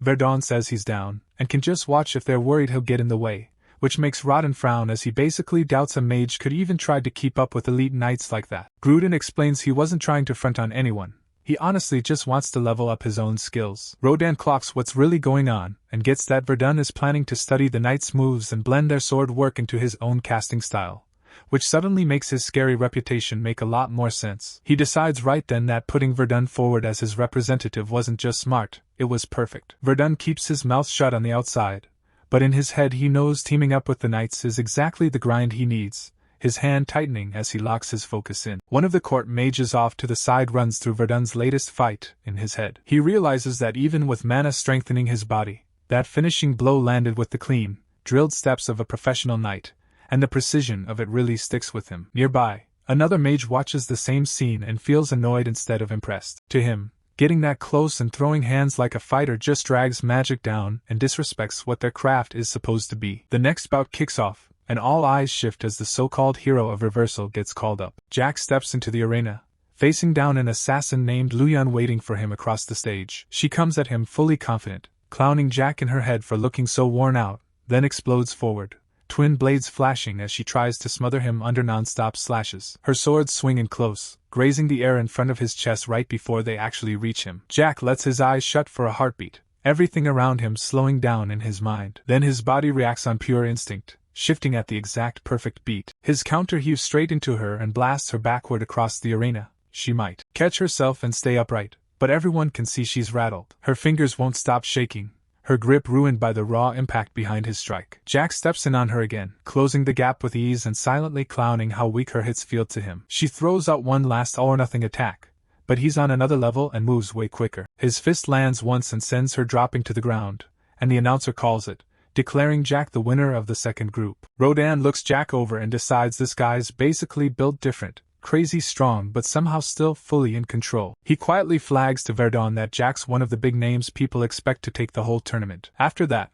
a fourth circle mage steps up, Professor Lukan from the academy, walking in like everyone already knows his reputation. The moment he crosses the line, he raises his voice and tells his opponent to just give up before this even starts. His opponent, a northern fighter named Darkervan, fires back right away, clearly not having any patience for Lukanon's ego. Lukanon pulls men around him and coolly throws it back that someone like Darker could never touch that kind of glory anyway. Then, in an instant, he vanishes with an illusion and pops up in a new spot inside the arena, mid-swing. With his staff whipping through the air, he fires off a spell called Scream of Nightmare, and the wave of power rips straight into Darker. Darker drops on the spot, completely knocked out, and the announcer immediately calls it.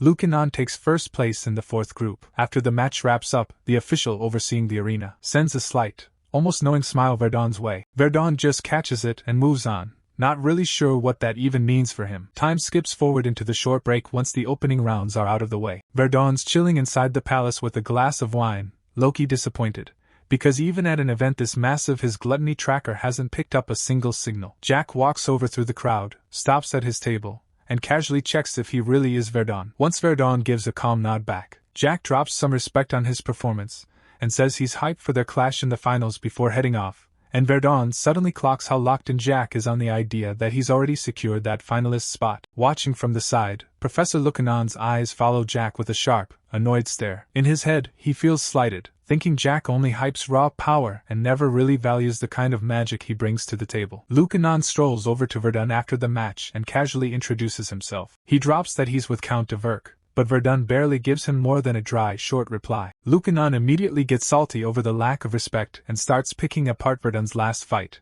saying it worked but calling the style rough and unrefined. In his eyes, a magic duel should land like a clean, elegant track, royal, controlled, almost artistic, and watching a mage swing like some street brawler feels straight up disappointing. Verdun just listens, not saying anything, letting Lukanon talk while he stays completely still. Then Lukanon calmly throws out an offer, saying Verdun should just back out of their match now if he wants to walk away with any pride left. Verdun pauses for a beat, runs it over in his head, and hits back with a sharp, pointed question. Lukanon instantly takes it as disrespect and barks back, demanding to know what Verdun is trying to imply. Verdun asks if this noble, high-class magic of his also covers rigging things by interfering with someone else's battle. Lukanon flares up, furious, demanding proof, and Verdun coolly shoots back that during the first match, Robin's wild rush made no sense unless someone was messing with him. With his mental magic locked in, Verdun picks up on a thin mana thread running from Lukanon over to Robin, then breaks down how that leash let Lukanon mess with Robin's head from off the field. Lukanon clocks that Verdun's onto him,